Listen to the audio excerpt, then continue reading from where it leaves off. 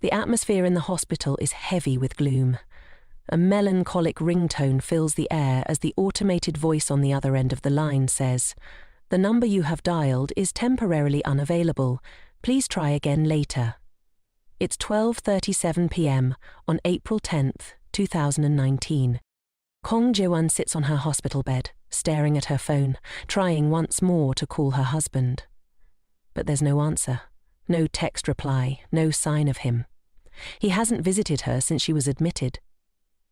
Jae-won, a young woman battling a terminal illness, is left to face her fate alone.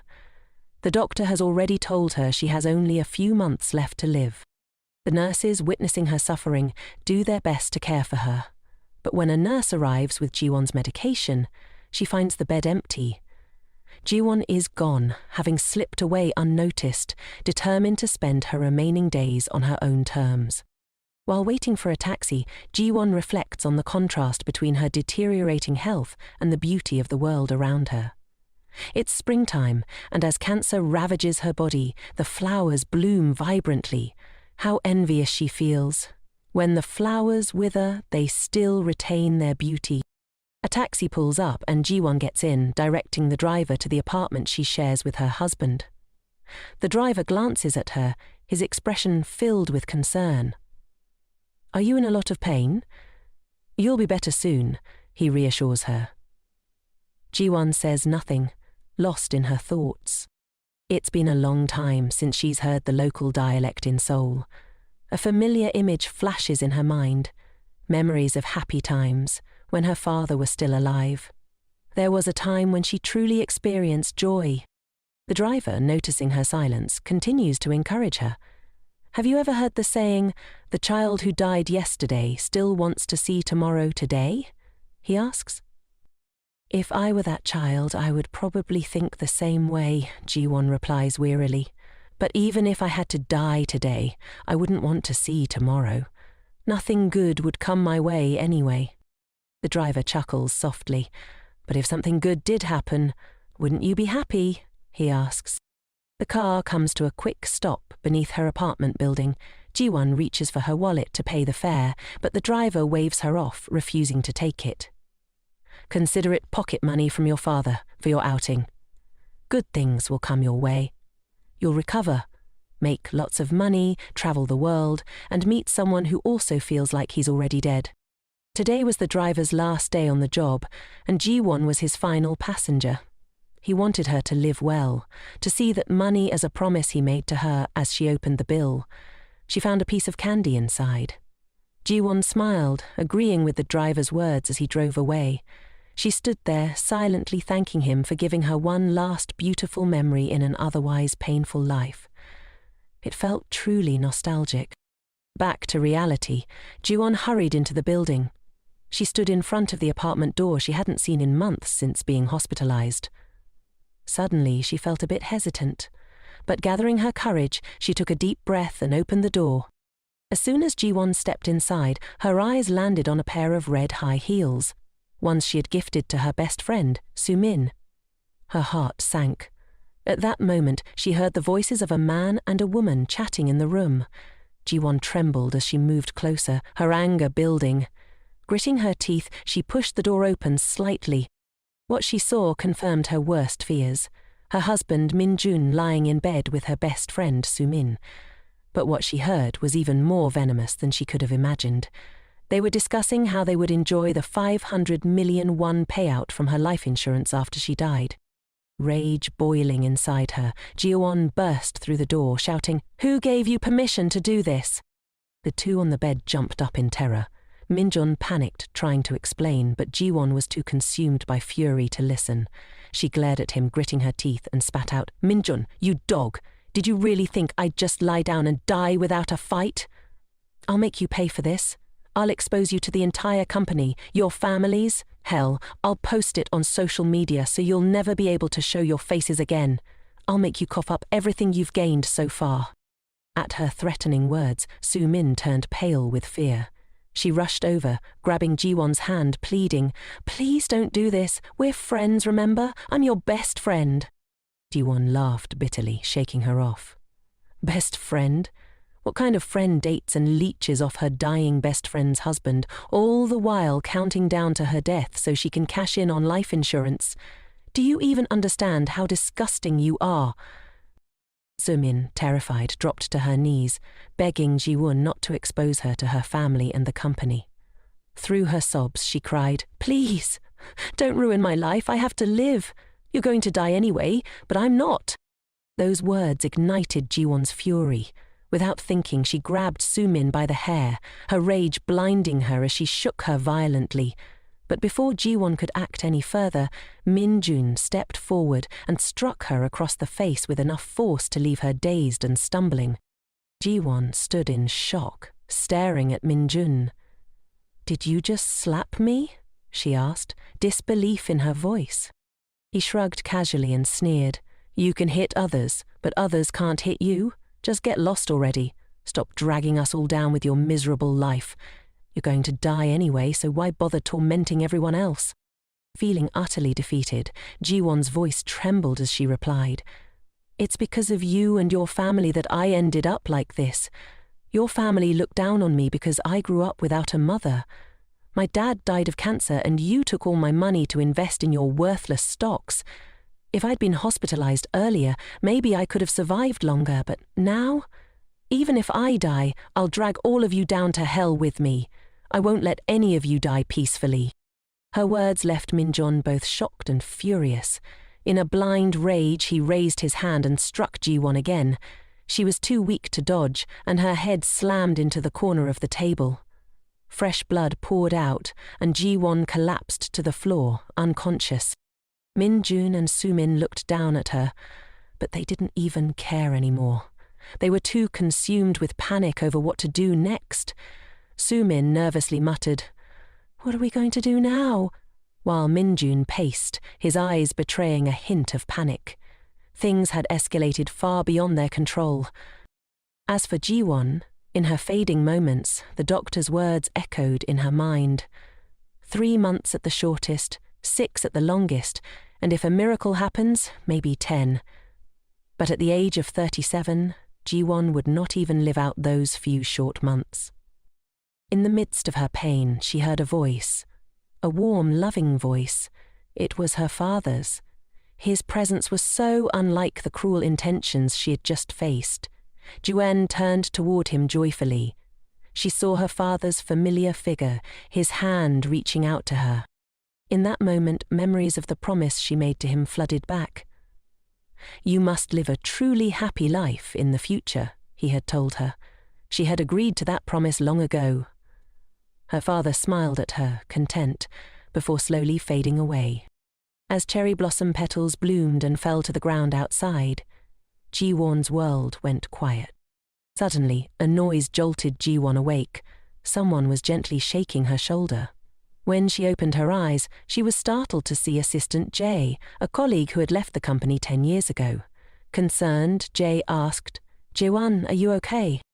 Jiwon, still dazed, tried to make sense of what was happening. She looked in the mirror and was shocked to see herself looking young and full of life. What on earth is going on? The last thing she remembered was being struck by Minjun, hitting her head on the table and dying. Now, here she was, alive. Confused and bewildered, she glanced at the phone on the table. It was vibrating. Jiwon picked it up and stared at the screen. The phone was familiar, the one she used years ago. The date displayed was April 10th, 2009. She quickly reached for her glasses and put them on to see clearly. Ending a painful marriage by being killed by my husband and best friend. Yet here I am, back in my life 10 years ago. What is happening? Am I dreaming? Is this some kind of replay of the life I always wished for before I died? Jiwon sat down in the chair, her mind racing. Why had she returned to 10 years ago? She was puzzled, her thoughts spinning wildly, when suddenly a familiar voice called out behind her. That voice made her heart race and her vision darken with anger. She turned around, and there he was, Minjun pretending to care. "What are you doing out here? You don't look too well. Should I buy you some medicine?" he asked, feigning concern. But looking at his face now, all Ji-won could think of was how he had once yelled at her in anger, how he had humiliated and betrayed her. Hatred surged through her body. She stood up abruptly, filled with fury, and began to walk away. Min-jung grabbed her hand, confused. "Why are you acting like this all of a sudden?" he asked.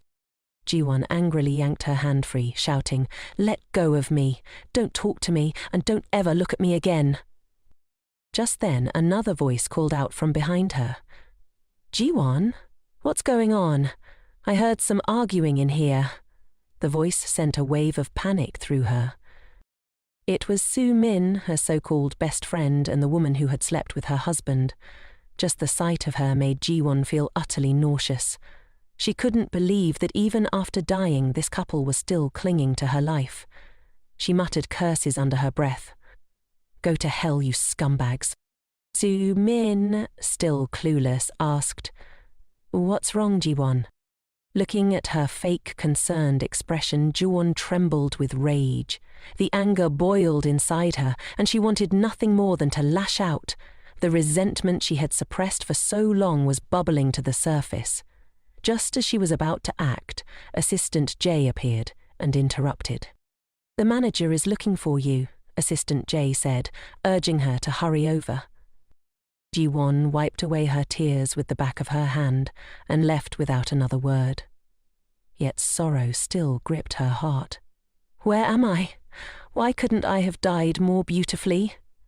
She felt lost, trapped in the memories of 10 years ago, where someone always stood alone in her mind. Someone distant yet familiar, always in shades of black and white. Ji-won walked into the office, her eyes landing on the nameplate on the desk. Jo Jin-hyuk, manager. Suddenly memories came flooding back. This was her stern superior from 10 years ago. The tall man, always dressed in a plain suit, never spoke unless absolutely necessary. As soon as she entered, his sharp voice greeted her. "Miss Kong Ji-won, this is the company. I expect you to clearly distinguish between personal matters and work." He handed her a stack of documents and added, "If there's nothing else, you should leave work early." Ji-won noticed a handkerchief placed on top of the documents. Jin-hyuk's tone softened ever so slightly as he spoke again. "Manage your personal emotions so they don't affect your colleagues." She quickly bowed her head in thanks and turned to leave, lost in her thoughts. As she walked, she accidentally tripped over a trash can. Before she could fall, a pair of hands reached out and caught her. "Are you okay?" came a concerned voice from behind her. The familiar voice of the department head echoed in her ears. This was the first time Ji-won had come face to face with the department head, standing so close to him. Ji-won replied that she was fine, pushed the department head away, and hurriedly ran off. Jin-hyuk just silently watched her, saying nothing. After tossing the documents onto her desk, Ji-won thought to herself that she had to get out of there. Perhaps reliving this hellish time was her punishment. But she absolutely couldn't just accept it like this. She left, leaving her colleagues in shock. In the elevator, Ji-won still couldn't believe she was back in this time, with even some things that weren't part of her past life's memories. What on earth does the universe want by bringing me back here, she wondered. The image of her earlier moment with the department head flashed in her mind. Lost in thought, she suddenly heard someone asking her something. It turned out the elevator doors had opened, and her colleagues were asking if she was getting off. She quickly apologized and stepped out. In her haste, she tripped over the elevator door. This time, no one was quick enough to catch her. She remembered that in her past life, she had also fallen in front of Jin-hyuk, and he hadn't caught her then either. Why is it like this today, she thought. At that moment, her colleagues worriedly asked if she was okay. Jae-won, feeling all mixed up, thanked them and ran out of the company as fast as she could. This time, she didn't trip at the door. She sprinted away from that suffocating place, and it wasn't until she was outside that she finally stopped to catch her breath. Ji-won gazed at the cherry blossoms blooming around her. It reminded her of the day she had left the hospital. Still a bit dazed, her phone suddenly rang. It was a call from that jerk Park Min-wan. Naturally, Ji-won coldly hung up on him. She snapped her phone shut and turned towards the bus stop. She still wondered if today was just a dream. But why was it 10 years ago, the very year I married that scumbag Park Min-hwan? This dream felt too strange. Just then, her phone buzzed again. This time it was from department head Jin Hyuk, not the other guy, so she answered. On the other end, he informed her that he had sent some additional documents and reminded her to check them when she got back to work. Her mood was sour, so she only gave casual replies. "Tomorrow at work," he added. Without thinking, she replied, "Tomorrow is Sunday." Realizing her mistake, she apologized and quickly hung up the phone, feeling embarrassed. Ji-won wondered if tomorrow would still come for her. Suddenly, she discovered something intriguing in her pocket. Astonished, she pulled it out to take a look. She was taken aback by what she saw. The cash and candy she had received from the driver who took her back to the apartment. Tears welled up in her eyes. It wasn't just some magic trick or illusion. It was her dad's final gift to her.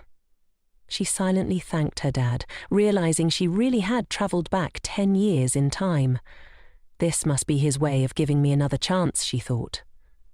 She bowed her head, silently promising to live a new life filled with joy and happiness. Maybe her dad was hoping for that too. Meanwhile, back at the company, Park Min-hwan was glued to his phone, frustrated. He had called Ji-won countless times, but she just wouldn't pick up. Why is she acting so different all of a sudden? He couldn't understand what was going on with her, and she had even left her bag behind. At that moment, Jo Soo-min, sitting across from him, curiously asked if he had managed to reach Ji-won. Min-hwan sighed and said it was no use. Ji-won was clearly upset about something. He planned to clock out soon and go find her, plus bring her bag back. Seeing his concern, Soo-min suggested they swing by Ji-won's favourite chicken joint after work to grab some takeout for her. "She'll totally love it," Soo-min said with a smile. Min-hwan happily agreed. Just then, the department head voiced his annoyance from the back. "Park Min-hwan, if you're still in the work zone, it's time to focus on the task at hand." His boss's words instantly had the two scrambling to apologize. Back at her seat, Soo-min pulled out her phone, scrolling through the messages she had sent to Ji-won, all unread. Her innocent face now twisted with resentment. Is she really ignoring all my messages? She wondered bitterly. Outside, it was a sun-soaked day full of bright vibes. Ji-won returned to her apartment, and as she entered her password, she suddenly realized it was still set to Park Min-hwan's birthday. "I need to change this right away," she thought. She quickly switched it up, then swung the door open and stepped inside. The familiar house appeared before her, but the first thing she saw were two framed photos of her with Min-han and Soo-min. Next to them was a plush duck bear, a friendship token that Soo-min had once gifted her, saying, "Whatever I like, you like too." Little did Ji-won know back then that Soo-min liked more than just plush toys. She liked her boyfriend too. Looking back, all the guys Ji-won had a crush on eventually confessed to Soo-min. But now she couldn't care less about any of that. For Ji-won, money was her priority. She tossed the photos and stuffed bear into the trash without a second thought. She then went into her room and dug out her savings book. Money. That's what I need now more than anything. She regretted not paying more attention to finances during her first run at life. I should have memorized some lottery numbers or stock trends. But now she had to deal with her debt and start making money. Suddenly she remembered how, back then, Park Min-hwan had a knack for making any stock he touched soar. I could use that to my advantage. This was a once-in-a-lifetime money-making opportunity. Just then, her phone buzzed. It was a message from Min-hwan saying he'd bring over fried chicken and chat for a bit. Ji-won was taken aback. Fried chicken? She had always found it nauseating whenever he mentioned fried chicken before, so why was he suddenly offering to buy it for her now?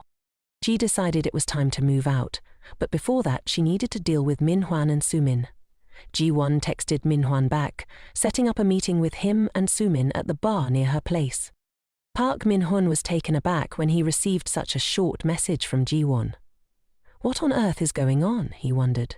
trying to figure out what had caused her to act this way. As he stared at his phone, his boss, Joe Jennyhook, reminded him to finish the report he had been assigned. Min-hwan reluctantly dropped his phone and handed the report over to his boss. However, his report was quickly torn apart, and he could only bow his head in apology. Veen Hook coldly reminded him to focus on his work. "The office isn't a place for you to do homework," he said, tossing the report onto the table. Min-hwan was furious, but he could only mutter under his breath, "Chonokut, that guy only got his position through connections." Across the table, Jo Soo-min winked and handed him a note inviting him out for drinks after work. Min-hwan thought to himself, Soo-min really knows how to brighten people's moods. She's just so adorable. He quickly wrote a note back to Soo-min, telling her that Ji-won had invited everyone for drinks near her place after work. Soo-min sweetly smiled in agreement, but inside she was silently fuming, cursing Ji-won for ignoring her messages. Min-hwan decided to go down and tidy up the car first. Ji-won's used to my messy car, but Soo-min's different. In that moment, he realized Ji-won didn't act like a typical girl at all. Meanwhile, Ji-won was standing in front of her wardrobe, unable to believe how she had dressed 10 years ago. How did I not see it? Everything she owned was just outdated button-up shirts. She hadn't even bothered with makeup and always tied her hair in a ponytail, wearing oversized glasses that completely hid her beauty. Since today would be the last party with her boyfriend and best friend, she couldn't afford to go out looking like this. Ji-won picked up her curling iron and plugged it in. Just then, her phone buzzed with a new message, but because it was resting on the edge of the table, the phone slipped and fell to the floor. Ji-won reached down to pick up the phone, but just as her hand was about to touch it, she froze. A memory from the past suddenly came rushing back. She remembered sitting at her vanity, turning on the curling iron when a message had come in. The phone had dropped, and as she bent down to pick it up, her hand got caught in the cord, causing the curling iron to fall and burn her wrist. This time, however, Ji-won was careful. She picked up the phone gently, and her wrist remained unharmed. It was as if she had learned from her past mistake. The realization hit her. Fate could be changed. On her phone was a message from Min-hwan, saying he was on his way and that he had a gift for her. A gift? Ji-won thought back, rummaging through her memories. That day, Min-hwan and Soo-min had brought beer and fried chicken. Back then, she hadn't realized how well those two clicked together. A plan started forming in Ji-won's mind. If they liked each other so much, then let Soo-min marry Park Min-hwan in my place. She arrived at the bar early to wait for the others. She hadn't even taken more than a few sips of her drink when she heard someone calling her name. It was Min-hwan and Soo-min, the lovey-dovey couple arriving together. Soo-min cheerfully suggested that she would treat everyone to drinks today. Min-hwan explained that Soo-min had come here out of concern for her. Soo-min asked Ji-won how she was doing, pretending to be concerned. Ji-won couldn't stand her fake worry, so she casually replied, "Just to get it over with." She ordered food and asked the other two if they wanted anything else. Min-hwan, noticing a dish on the menu, asked Soo-min if she could eat that one, suggesting they order something different. Soo-min just smiled and said, "I like everything Ji-won likes." Ji-won noticed the earrings Soo-min was wearing. Soo-min had given her a pair just like them, and Ji-won had worn them without realizing they didn't suit her at all. In front of Ji-won, Soo-min chatted with Min-hwan without a care in the world. Min-hwan remarked that he was surprised the two were such close friends, since they looked so different from each other. Soo-min grinned and said, "Ji-won had no friends growing up, so she always clung to me. Because she was petite, she could only wear clothes like this." Then Soo-min turned to Ji-won and, with a hint of jealousy, remarked that Ji-won was as big as a giant. Her words stung more and more, crossing the line. Soo-min placed her hand in Min-hwan's and explained that his hand was so big, almost like Ji-won's. Soo-min laughed and said she wanted to be like Ji-won, a beautiful giant standing in front of the demon Min-hwan. Ji-won calmly sipped her drink, unfazed. Then she spoke up, hinting that their portions were the same. She asked, "What were you doing while you were growing up like this?" Su-min, flustered by the question, quickly changed the subject and raised her glass with Min-hwan. The three of them toasted to their first time drinking together. Ji-won wasn't interested in clinking glasses with this couple.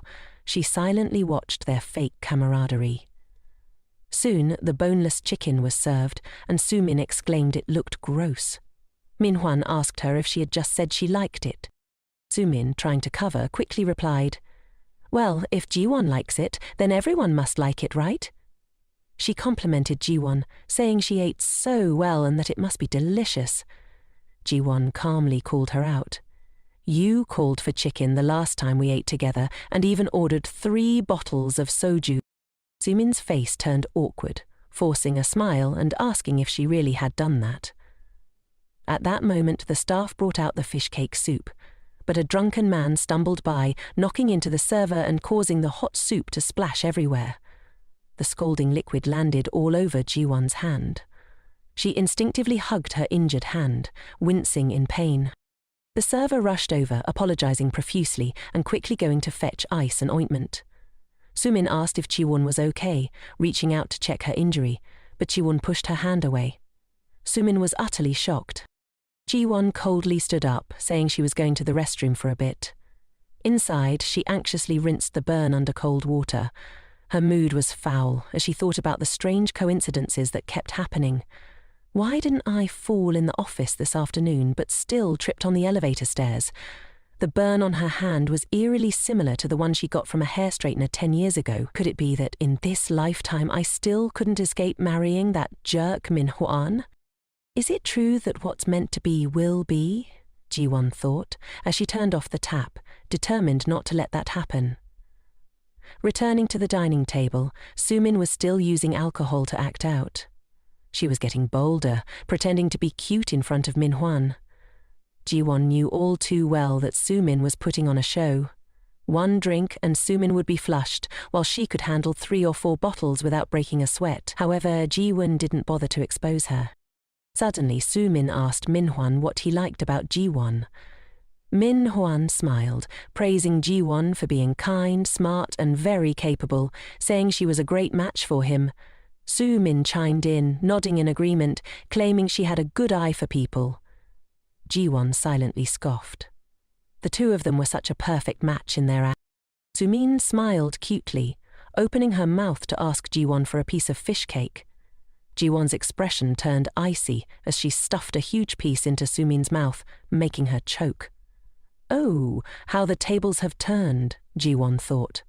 She activated her acting skills, asking if Su-min was okay. "I told you to eat slowly, you seem pretty tipsy. Let me call a taxi for you to head home." Su-min hurriedly explained she wasn't drunk at all, but Ji-won wasn't having it. Without hesitation, she forcibly pulled Su-min up and pushed her into a taxi. As soon as the door slammed shut, the car sped off. Ji-won felt a rush of liberation. She had been so cowardly in the past, she could have easily kicked Su-min out like this, but had lived like a fool letting her bully her. Min-hwan sat in the cafe, feeling regretful, as he realized how happy he had been when Su-min was around. Ji-won had never been that charming to him. Ji-won returned to her seat, and Min-hwan still asked about Su-min. He even complimented Su-min's cuteness in front of Ji-won. Ji-won didn't care. She told him to drink more, since tomorrow was the weekend anyway. While pouring the wine, she accidentally splashed it onto her own glasses. Giving Min-hwan a sly smile, she deliberately took off her glasses right in front of him. He was dazzled, praising Ji-won for looking stunning without her glass. He even suggested she should consider surgery. Ji-won smiled, weighing her options. "Should I wait for a raise or dive into buying stocks?" She casually asked Min-hwan if he could give her a little lesson on stocks. As soon as stocks were mentioned, Min-hwan perked up with excitement. When it came to stocks, he could talk endlessly, like a never-ending blockbuster. After finishing their meal, Min-hwan was driving Ji-won home. She thanked him for bringing her bag back to her. Little did she know he took the initiative to plant a sweet kiss on her forehead, wishing her a good night. Ji-won suppressed her disgust, urging him to hurry back. After stepping into the house, she slumped onto the sofa feeling utterly drained. The phone was playing a recording of Min-hwan talking about stocks. Ji-won flashed a satisfied smile. This compensation will be received in full, not a single penny short. The next morning, Ji-won texted Minhwan, telling him she was still feeling tired and would be staying home to rest, promising to reschedule their date for another time. Then she lost interest, clapping the phone shut and stashing it in her pocket. She strolled into the bookstore, hoping to grab some guidebooks on stocks. She stood there for quite a while, contemplating, but the books were packed with so much industry jargon that she couldn't wrap her head around any of it. Still on the hunt for more basic reads, she spotted a book that looked pretty straightforward, but when she reached up to grab it, it was just out of her grasp. What kind of book is stacked so high, Ji-won thought. I'm already over 1.7 meters tall and still can't reach it. How is anyone else supposed to grab it? Suddenly, a hand reached out, helping her grab the book. Ji-won turned around to thank the person, but to her surprise, it was none other than the department head, Jin-hook. He held the book in his hand and curiously asked her if she was planning to quit her job. Ji-won was taken aback by the question. She stammered, at a loss for words.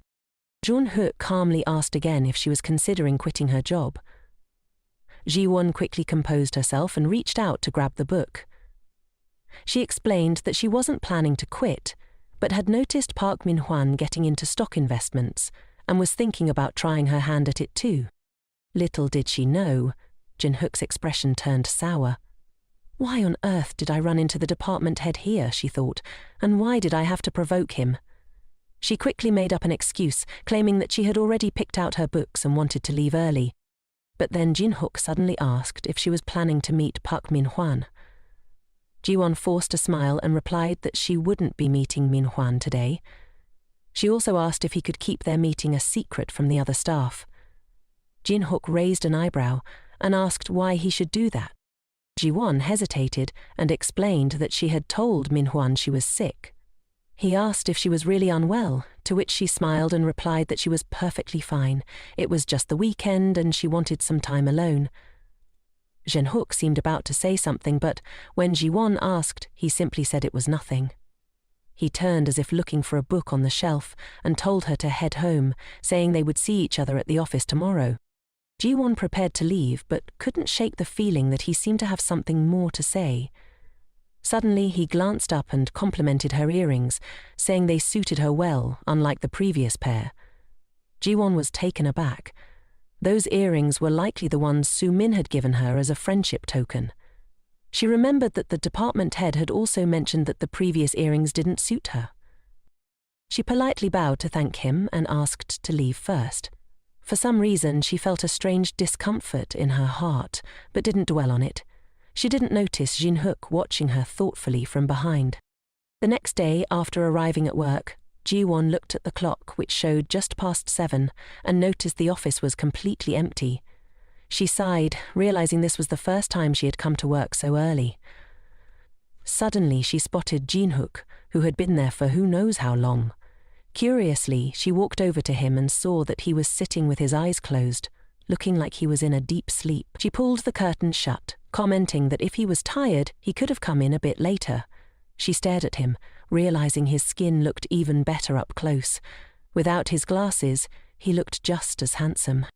Jin-hook suddenly opened his eyes, surprised to see Ji-won standing so close. He asked if she was really at work this early. Ji-won jumped a little, then laughed and replied that she was making up for leaving early last Friday. She quickly returned to her desk and fired up her computer. As she did, she recalled what Park Min-hwan had said about the pharmaceutical company, GA. Right now, the stock was priced at 8,001, and if she remembered correctly, this stock was about to pass its review. In a month, the price would skyrocket 6-fold. Now was the perfect time to cash in on some investments. So focused was she that she didn't notice Janook had sneakily crept up behind her. He said it was convenient to grab breakfast, so he got her coffee and a morning meal.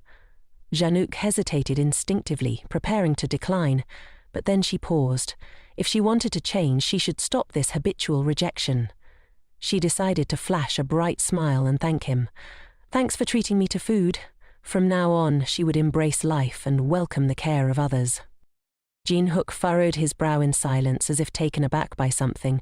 Then he turned and told her to keep working before walking away. Ji-won was left feeling bewildered. Did he just blow up? It's true they were getting closer, but she still couldn't quite grasp his character. She turned back to the computer, shaking off what had just happened. Forget about it. There was something far more important going on right now.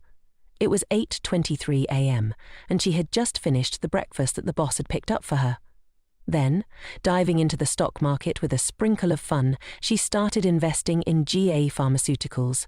She snatched up 2,500 shares, investing 20 million won like a true stock market superstar. Just then, Assistant Jane arrived at the company, ready to steal the spotlight. Department head Kim also showed up and chatted with the manager in the meeting room. Next up was the dynamic duo, the handsome guy and the green tea, who just so happened to bump into each other right outside the company gate. Soo-min casually asked why Ji-won had arrived so early, but she coldly replied that, at the office, she should call her assistant Kong. Soo-min shyly apologized to Ji-won.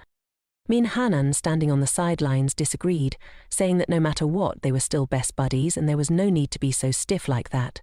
Ji-won didn't even look at him, remaining focused on her computer as she told him he should pay more attention while at the office. Min-hwan seemed oblivious to Ji-won's unusual behavior. He chuckled and inquired why she was sipping on an Americano today instead of her usual cappuccino. Ji-won kept a straight face, sipping her coffee. "This is a gift from my boss," she said, then added, 10 years ago, I was all about sweet treats like cappuccinos, while the boss was the only one who enjoyed the bitter notes of an Americano. No matter how bitter it gets, I still prefer sipping on an Americano." What did someone like Park Man-won even have to say about that? Ji-won stood up, pretending to stroll past Park Man-won's desk. He was currently in the peak phase of stock acquisition, and she wasn't about to let him rake in all the profits alone. Ji-won glanced at his computer screen and saw him selling shares of GA Pharmaceuticals. She was taken aback. Why on earth was he selling at this moment? Could it be that the future had changed? What on earth was his reasoning for selling those shares? They were supposed to skyrocket 5-fold in a month. What was going on? The only fate she wanted to change was her own. 10 years ago he had invested in GA Pharmaceuticals, and the profits had multiplied. But why had she just seen him sell a total of 3,500 shares? Why was this happening right after she bought those shares? Ji-won bit her lip, completely puzzled by Park Min-hwan's calculations. Suddenly, Min-hwan asked what was wrong, startling Ji-won. She forced a smile and said it was nothing, reminding him that the stock price of GA Pharmaceuticals was on the rise. Park Man-hwan shrugged it off, saying he had already made a bit of profit and sold everything. Just last weekend he had caught wind of some favourable news. There were whispers that M-Dub Technology would partner with ET Electronics, and he was sure it would explode soon.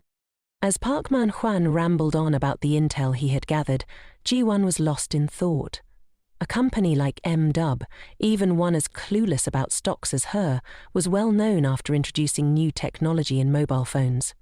The stock price had skyrocketed in no time, only for the CEO to flee abroad a month later, causing massive losses for investors. But why was he planning to invest in such a company now? After grabbing the documents, Park Man-hwan winked at her, saying he was sharing this news with her alone and that she shouldn't tell anyone. He left, leaving Ji-won deep in thought. If things that never happened in the past were to occur, it meant a different future would unfold. The futures of those involved would also shift. She rolled up her sleeve to check the time. If the events from the past were to unfold, could it be said that she had snatched away someone's luck? She had to find out, but how should she go about it? Min-hwan returned to his desk. Ji-won approached and asked if he wasn't going to have lunch. He replied that he was just about to go eat. She smiled and told him she was also planning to grab a bite, asking if he wanted to join her. Moments later, Ji-won, Park Man-hwan and Soo-min stood in front of the elevator. Soo-min cheerfully remarked that it seemed like this was the first time the three of them were having lunch together at the office. Park Man-hwan was surprised and asked why she was inviting them to lunch today. Didn't she usually avoid having others gossip about her love life at work? So they had never eaten together before. Just a moment ago she had been laughing and inviting him to join her, yet Ji-won remained pensive and silent. Noticing her silence, Soo-min asked if Ji-won had just bought that shirt, saying she had never seen her wear it before. She smirked and complimented her, saying the shirt looked great and really suited her. Ji-won merely smirked back, thanking her. In that moment, she was thinking that in just a little while, the white shirt she had just been complimented on would be drenched in soup, turning it into a filthy mess in the company cafeteria. The three of them stood in line to choose their meals. Soo-min cheerfully told the chefs that she loved kimchi soup and asked for a generous serving. The chef happily obliged, serving her a full bowl of kimchi soup, while she smiled and thanked him. Ji-won, standing next to her, coldly said she only needed a little soup. After getting their food, she and Soo-min went ahead to find a table to sit at. Soo-min, carrying a heaping plate of rice, pretended to look around for a table. Ji-won silently counted down the seconds, preparing for the moment when Soo-min would spill the soup all over her. She noticed Soo-min smiling mischievously. Then, Soo-min suddenly turned around, pretending to smile at Ji-won, intending to dump the entire bowl of soup all over her. Ji-won had anticipated this, so she swiftly dodged to the side. As everyone could see, Park Min-ju, standing behind, caught the full brunt of the food that Soo-min intended for Ji-won. He turned pale, speechless. Soo-min babbled apologies, confused about why he was standing there. She was in a panic, unsure of what to do. Park Min-hwan forced a smile and said it was fine. Thankfully, the soup wasn't too hot. But deep down, he was lamenting the loss of his shirt, worth over 1,000,000 won, trying not to lose his cool because it was Soo-min. On the flip side, Soo-min was asked if she got burned. She said she was fine, claiming she didn't see Ji-won, and that's why she turned back and accidentally spilled the soup all over him. Ji-won stood to the side, watching the two people checking on each other with a frosty expression. She told Soo-min to stop lingering around and hurry up to grab some tissues. Surprised, Soo-min pointed at herself and asked if she really had to go get them. Ji-won casually remarked, "You've spilled it all over him, so if it wasn't you, then who else could it be?" She then set the tray down on the table and turned around to go grab something. Ji-won turned to ask if Park Min-hwan was okay, pretending to lament that this was his favorite shirt, making sure Soo-min, who was walking ahead, could hear. "This is the very shirt I gifted him on our 1-year anniversary." Soo-min stormed off with a twisted expression, fuming as she grabbed a tissue. When she brought the tissue back, Park Min-hwan was nowhere to be found. Ji-won simply mentioned that he had gone to the restroom. "You should just chill and sit tight while I go wash my hands." As Ji-won was washing her hands, you could hear someone calling from the next room. Ji-won paused for a moment, then turned back to ask if the person calling her was indeed talking to her. The person inside confirmed, saying they wanted to ask her for a favor. Ji-won instantly understood what the person was craving. She quickly reassured them, saying she would be right there with it in a moment. The people inside buzzed with gratitude for her. Later, Ji-won brought some goodies to the girl inside the room, making sure to bring an extra shirt to avoid any awkward moments.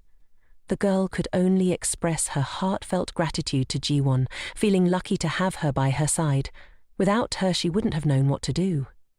When she opened the door and saw Ji-won, the girl genuinely brightened, showering her with endless thanks. The girl, whose phone had died and who hadn't eaten yet, explained that the place felt like a ghost town and she was worried about getting stuck, which was giving her serious anxiety. It turned out the girl was Hyeni, who had started working with Young-soo a month ago.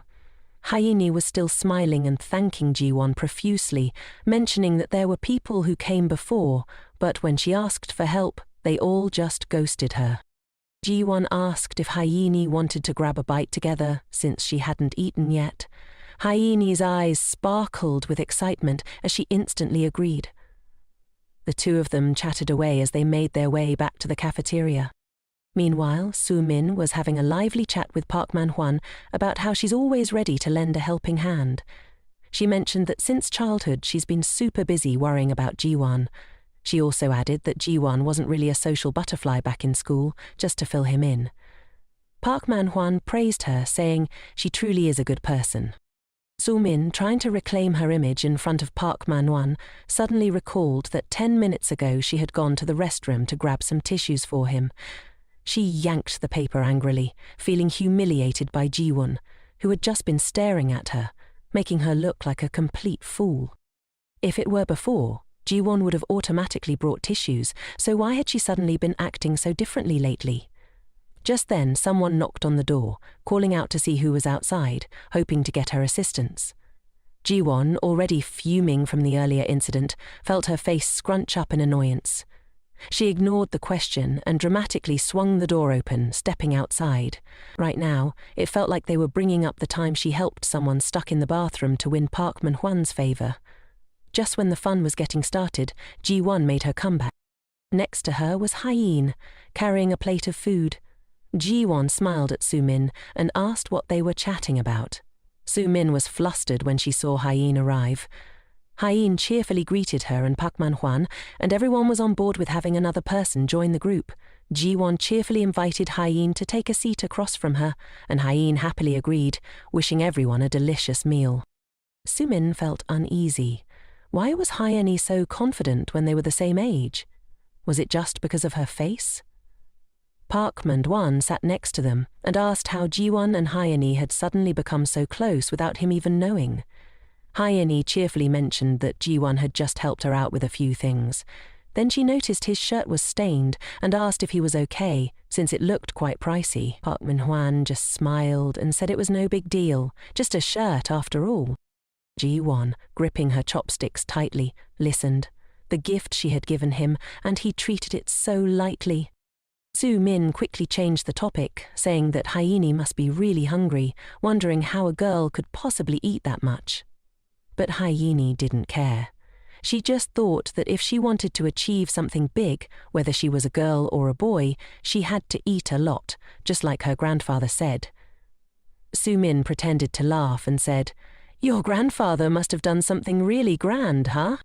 However, Hyeen seemed oblivious to the jab, munching away while sharing stories about her grandfather selling bean sprouts, tofu, and even kimchi soup. Soo-min looked down on her, realizing it was just selling side dishes. Ji-won on the side was surprised, wondering if Hyeen was genuinely kind or just clueless. After everyone finished eating, Park Man-won said he had to leave early, and Ji-won mentioned she would go grab some coffee, asking the two if they wanted anything. Hyeen immediately offered to go by herself. Ji-won declined, suggesting they could go together another time, saying she couldn't let a junior treat her since she was a senior. Soo-min then linked arms with Ji-won, asking her to get a hot cappuccino, acting all grateful. Ji-won swiftly shook her off and turned to Hyeen, asking what she wanted to drink. Hyeen smiled and said she wanted an iced Americano, promising to treat Ji-won next time. Ji-won smiled back and told them to go ahead. She would catch up later, then turned and walked away coldly. Soo-min awkwardly waved goodbye to Ji-won, then turned to Hyeen, pointing at the jacket she was wearing and asking if it belonged to Ji-won. "When did you get so close to Ji-won? You two have never even talked at the company, but here you are together at the cafeteria. It's quite surprising." Hyeen, pressing the elevator button, explained that she had just happened to get stuck in the restroom, and Ji-won helped her out. She even lent her a jacket, which was enough for Ji-won to be her savior. Soo-min was taken aback, realizing that the person stuck in the restroom earlier was Hyeen. She worried whether Hyeen recognized her voice from before. She covered her mouth and laughed, saying Ji-won just liked to meddle in other people's business. "She only does that for strangers," she warned Hyeen, not to trust Ji-won too much since she had known her for a long time. "I'm just looking out for you," she added. Hyeen, coldly remarking, said, "Actually, it's you who's meddling in other people's affairs. If you like to meddle so much, why didn't you speak up earlier and say you didn't want to help someone stuck?" Hyeen stepped into the elevator, completely ignoring Soo-min's stiff expression. She pressed the close button and casually asked, "Aren't you coming in?" And, just like that, she went up. Soo-min stood frozen in place, panic gripping her as she realized Hyeen had recognized her voice and all the lies she had spun. If those rumors spread throughout the company, what would she do? Suddenly, the voice of Manager Kim rang out from behind, asking Soo-min what she was doing standing there. She quickly hatched a plan to use him to get Hyeen out of the company before her secrets were exposed. Soo-min tossed her hair, smiling at the manager and complimenting his beautiful tie. He chuckled and said he would only wear that tie to work, praising her for making the company feel more vibrant. He rambled on about how the female employees in the office were quite dull, while Soo-min was not only beautiful but also feminine. Soo-min giggled, saying she had been feeling a bit tired lately, but his words were like a boost of energy for her. Hearing this, he became flustered, worried about what was bothering Soo-min, and assured her he would help her sort it out. Soo-min pretended everything was fine, deliberately trying to elicit his sympathy. She sidled closer to Manager Kim, whispering in his ear and asking if he would like to go out for drinks after work to chat with her. Meanwhile, Ji-won was ordering drinks at the cafe, and while waiting for her order, she suddenly remembered that the manager hadn't gone out for lunch, so she ordered some snacks for him as well. She thought about how the future had changed, with Park Man-won selling off all his most valuable shares, and how Jo Soo-min had spilled soup on his shirt instead of Ji-won's. It meant she could snatch away someone else's luck. Ji-won smiled softly, imagining that assumptions could become reality, and reality would inevitably become the norm. If one could foresee the future, would that create a better world than before? In this life, she was determined not to let anyone take away anything that belonged to her. After grabbing her coffee, Ji-won headed back to her office, surprised to find no one had left yet. She glanced over at Manager Kim's desk, taking soft steps closer to him. There he was, peacefully napping in his chair. Ji-won wondered if he used to sleep this much too. As she spoke, she placed the cereal cup she'd bought for him on the table, softly urging him to drink it. He had looked perfectly fine in the morning, but now he seemed really exhausted. Suddenly, a hand grabbed hers. It turned out to be Park Man-hwan, furious and glaring as he pulled her along with him. Ji-won was taken aback and yanked her hand away from him, shouting at him to let go. Then, a large hand grabbed Park Man-hwan's hand and yanked it away. It was none other than manager Jin-hook, who had woken up at some point and was now glaring at Park Man-hwan. Park Man-hwan stammered when he saw Ji-hook. Ji-won was also stunned to see him come to her aid. With a serious expression, Ji-hook asked Park Man-hwan what he was trying to do. After recovering from his shock, Park Man-hwan retorted that he wasn't doing anything. He just wanted to have a private chat with Ji-won. Ji-hook wasn't backing down, though. He stated that even though it was lunchtime, this place still belonged to the company, and if there were private matters to discuss, they could wait until after work. The two exchanged heated words, sparks flying in the air, while Ji-won just gazed in disbelief. Jin-hook then turned, grabbed the cup of water she'd left on the table, thanked her for the drink and walked away. Ji-won stood there, deep in thought, wondering why the manager had helped her. Maybe he was just annoyed that someone had disturbed him while he was sleeping. Suddenly she turned around and found Park Man-hwan gritting his teeth, glaring at her. He mumbled that they would talk after work. Ji-won shivered, feeling scared at his expression. It reminded her of the time he had yelled at her when she suggested a divorce. He had said her existence made his life miserable and that marrying her was just out of pity. How dare someone like her suggest a divorce? He had said it with a fierce demeanor, and thinking about it now made her tremble all over. Suddenly, someone placed a hand on her shoulder from behind. Thankfully, it was Assistant Jang. She smiled and asked Ji-won if they could talk for a moment. Assistant Jang brewed her a cup of peppermint tea to help her unwind, and kindly asked if something was bothering Ji-won. Earlier, she had noticed that Ji-won's face looked pale. Ji-won simply replied that it might be due to overworking herself. Assistant Jang chuckled, saying it was because Ji-won worked too hard. She suggested Ji-won take a break now and then, just like she had prioritized her own health after having her baby. Ji-won suddenly remembered that Assistant Jang had returned to work not long after her maternity leave, but soon resigned. Worried, she asked if Jang was doing okay these days. Jang replied that she was fine, though a bit anxious because team leader Kim wouldn't leave her alone. He used the excuse that he had to endure hardships while she was on leave, so now he treated her like a workhorse. She added that she was lucky to have talented colleagues like Ji-won, which allowed her to learn a lot. Then, playfully, she told Ji-won not to suffer in silence. Whenever she felt tired, she should just let Jang know because they were colleagues. At that moment, she brewed Ji-won another warm cup of tea. Ji-won held the cup tightly, bowing her head shyly as she thanked Jang, wondering why she hadn't realized 10 years ago what a wonderful colleague had been by her side all along. After finishing their tea, they headed back to the office and ran into Hyeen. She was still smiling and thanked Ji-won for buying her coffee. Assistant Jang also asked how Hyeen was doing with her internship. Hyeen cheerfully replied that everything was going great, with plenty of seniors offering help. Then she turned to ask about Assistant Jang's child, wondering if she had grown a lot by now. Assistant Jang happily showed them pictures of her daughter, and the three of them chatted animatedly, though Assistant Jang still felt sad about having to send her little one away while she was still so young. She knew she had to work hard to provide for her child. While the three of them were engrossed in looking at pictures of Jang's daughter, Soo-min and team leader Kim returned to the office. Ji-won and the others noticed them immediately, and the atmosphere shifted. People quickly scattered to their tasks. Even as Soo-min returned to her desk, she wondered what everyone had been huddling together about, laughing so much. Could they have been talking about her? She glanced at Ji-won, frowning, thinking to herself, no way, could she really be chatting and laughing with someone else like that? How could that even be possible? Before long, it was time to clock out. The manager stood up and said everyone had worked hard, so they should finish up their tasks and log off. People got up, tidied their things, and exchanged goodbyes, promising to see each other tomorrow. Ji-won anxiously left her desk, worried whether Park Min-hun was following her. Manager Hyuk quietly watched her retreating figure from behind.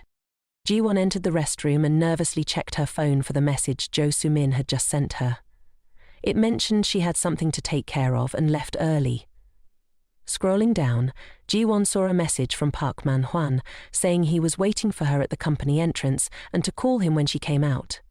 She had been in there for 20 minutes. He must have left by now, right? Ji-won tried to calm herself, telling herself not to be scared anymore. After all, she wasn't the gullible girl she used to be.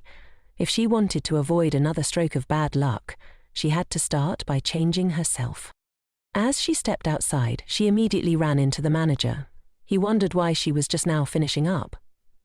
Ji-won was surprised he hadn't left yet either. He simply replied that he had some business in the management department, which was why he was still there. The conversation ended, and Ji-won pressed the elevator button. The doors opened, and the two of them stepped inside in silence.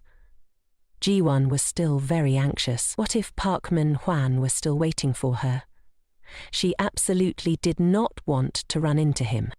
Meanwhile, Jun-hyuk suddenly spoke up, saying if it was convenient, he could give her a ride home since they were leaving at the same time. Once they reached the car, Jin-hyuk asked where she lived. Jin-won couldn't bring herself to look at him, replying that her place was in a quieter area, but he could just drop her off nearby. As Jin-won fumbled around, she noticed a designer lipstick by the car door. So, the manager had a girlfriend already. Actually, that wasn't too surprising. As the car approached the checkpoint to exit, Ji-won spotted Park Man-hwan still waiting at the door for her. He was leaning against a car, staring intently at his phone. As the school van rolled by, he suddenly looked up, his curiosity piqued. Ji-won, tense in the car, raised her hand to shield her face, fearing he might catch a glimpse of her. The car glided smoothly past him. Ji-won was taken aback, then glanced at Jun-hyuk, who noticed how she kept covering her face with her hands. She softly replied with a thank you, her heart whispering a sigh of relief. That was close, she thought, feeling like she had almost been caught in a drama. Later, Jun-hyuk escorted her all the way home, stepping up to open the door for her. Goodbye and see you tomorrow, superstar, he said. She shyly greeted him back before heading up to her room. Jun-hyuk stayed behind for a moment, watching her head to her room before getting into the car. He sat there quietly for a while, and when he saw her room light up, his phone rang. The call was from a girl, asking why he hadn't clocked out yet. She wondered what was going on, since he had been so distracted lately. He casually replied, "I can't make it today, so you'll have to handle things on your own." Without giving her a chance to react, he hung up. The car sat quietly, parked outside Ji-won's place. Meanwhile, Jo Soo-min was having a drink with the head of the team, Kim.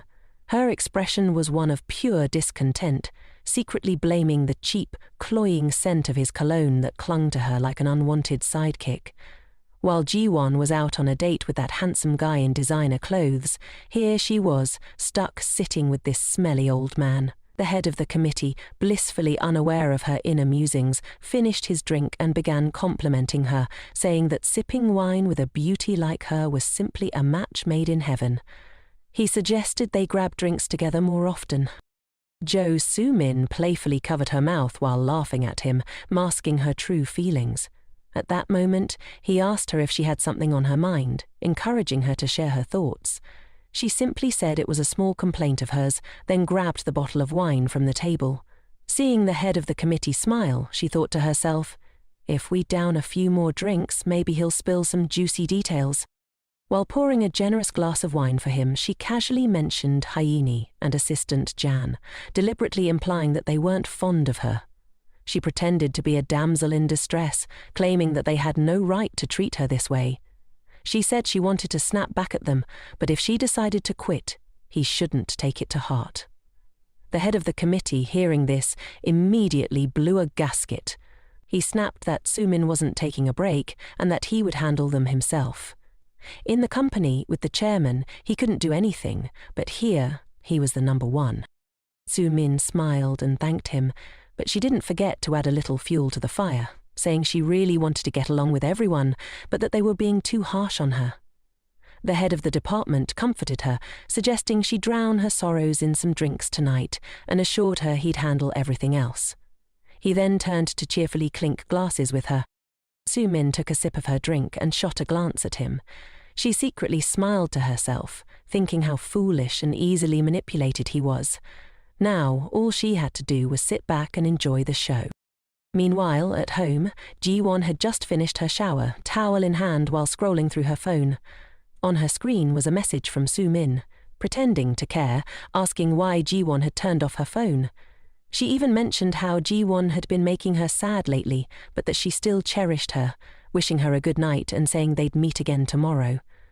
Then came the missed calls from Park Man-hwan, who was really starting to get on her nerves. Just as Ji-won was about to change her number, her phone rang again.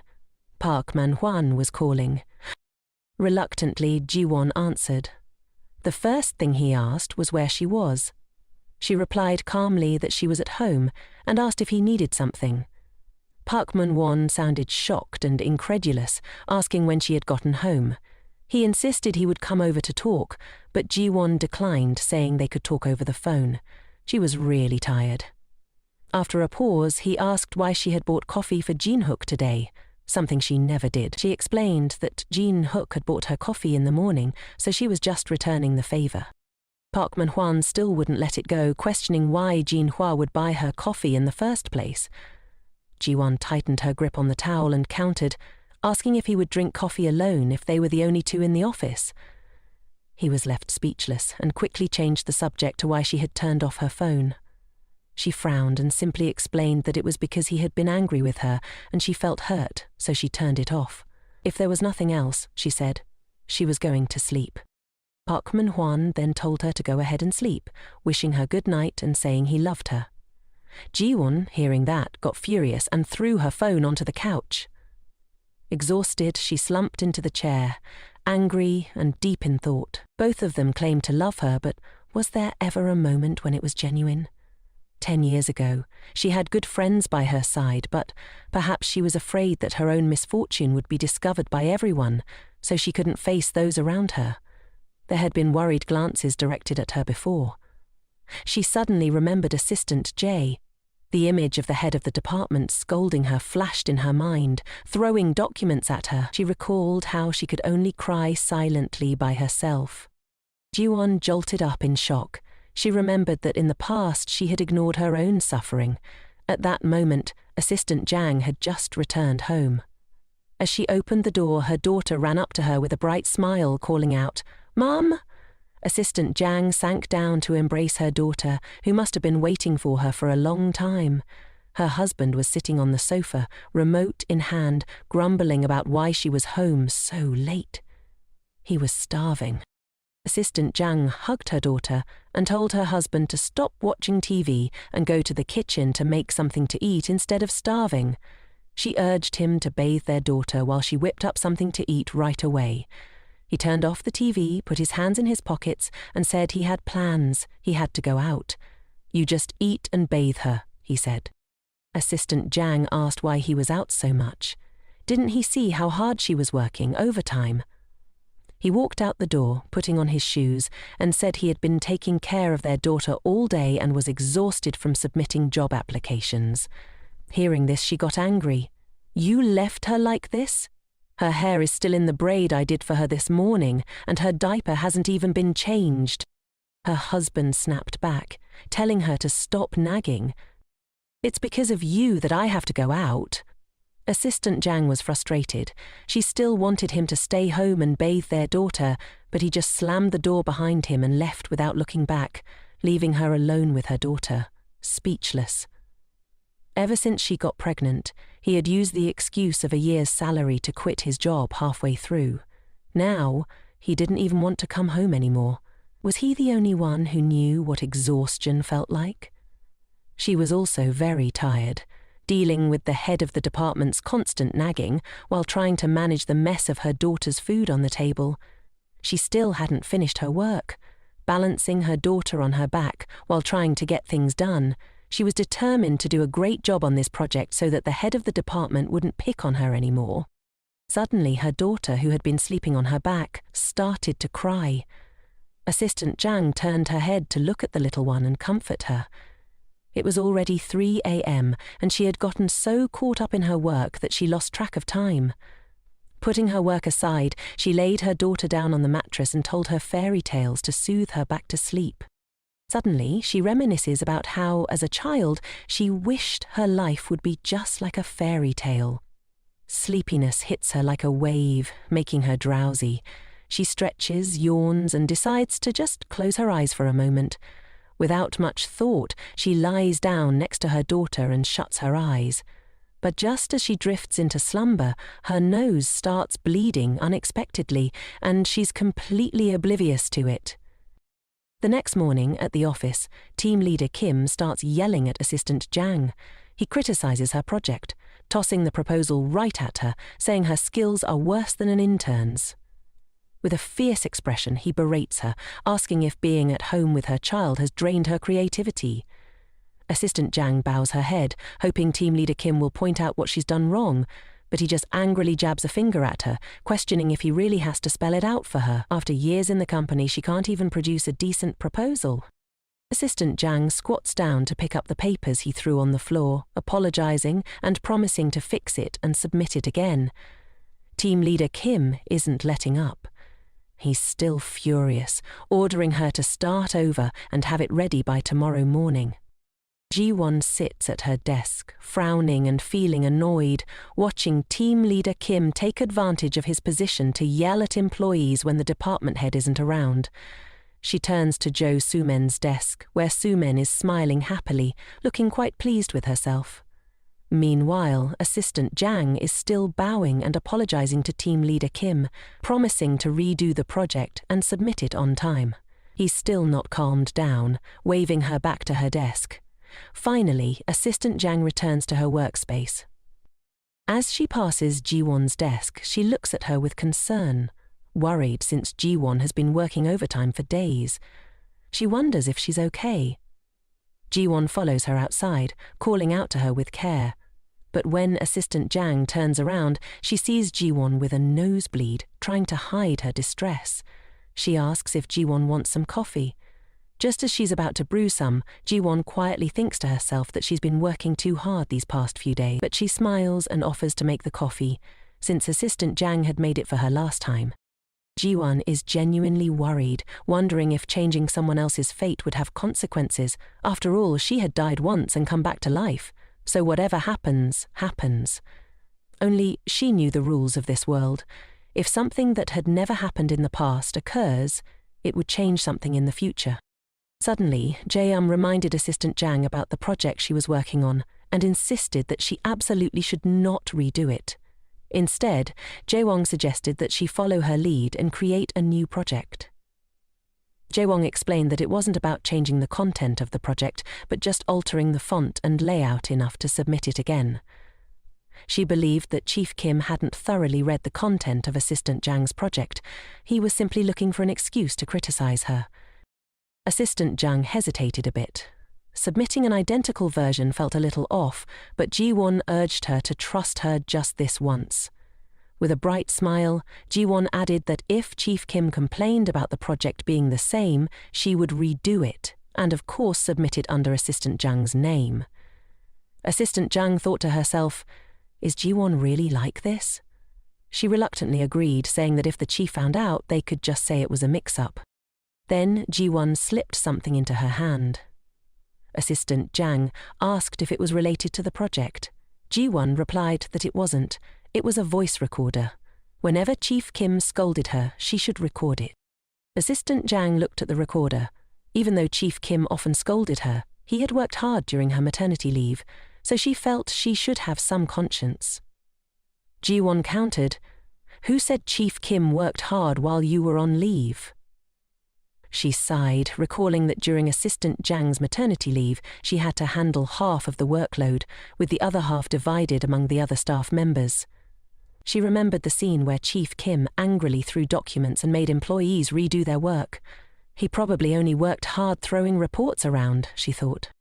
Ji-won reminded Assistant Jang to keep acting normal and to remember to record everything.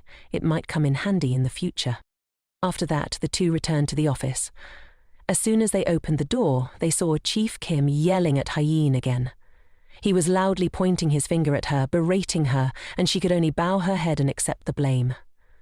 According to Ji-won's memories, Hye-in would soon be transferring to another department. And, of course, the reason was Chief Kim. He only waited for moments when the department head was absent to act like he owned the place. Ji-won stared at Chief Kim, frowning and thinking, "Just wait and see." The one who wrote the proposal was not Assistant Jang, but it would be him. The next day, still using the excuse that the project was worthless, Chief Kim threw the proposal at Assistant Jang, shouting at her to start over from scratch. The following day was no different.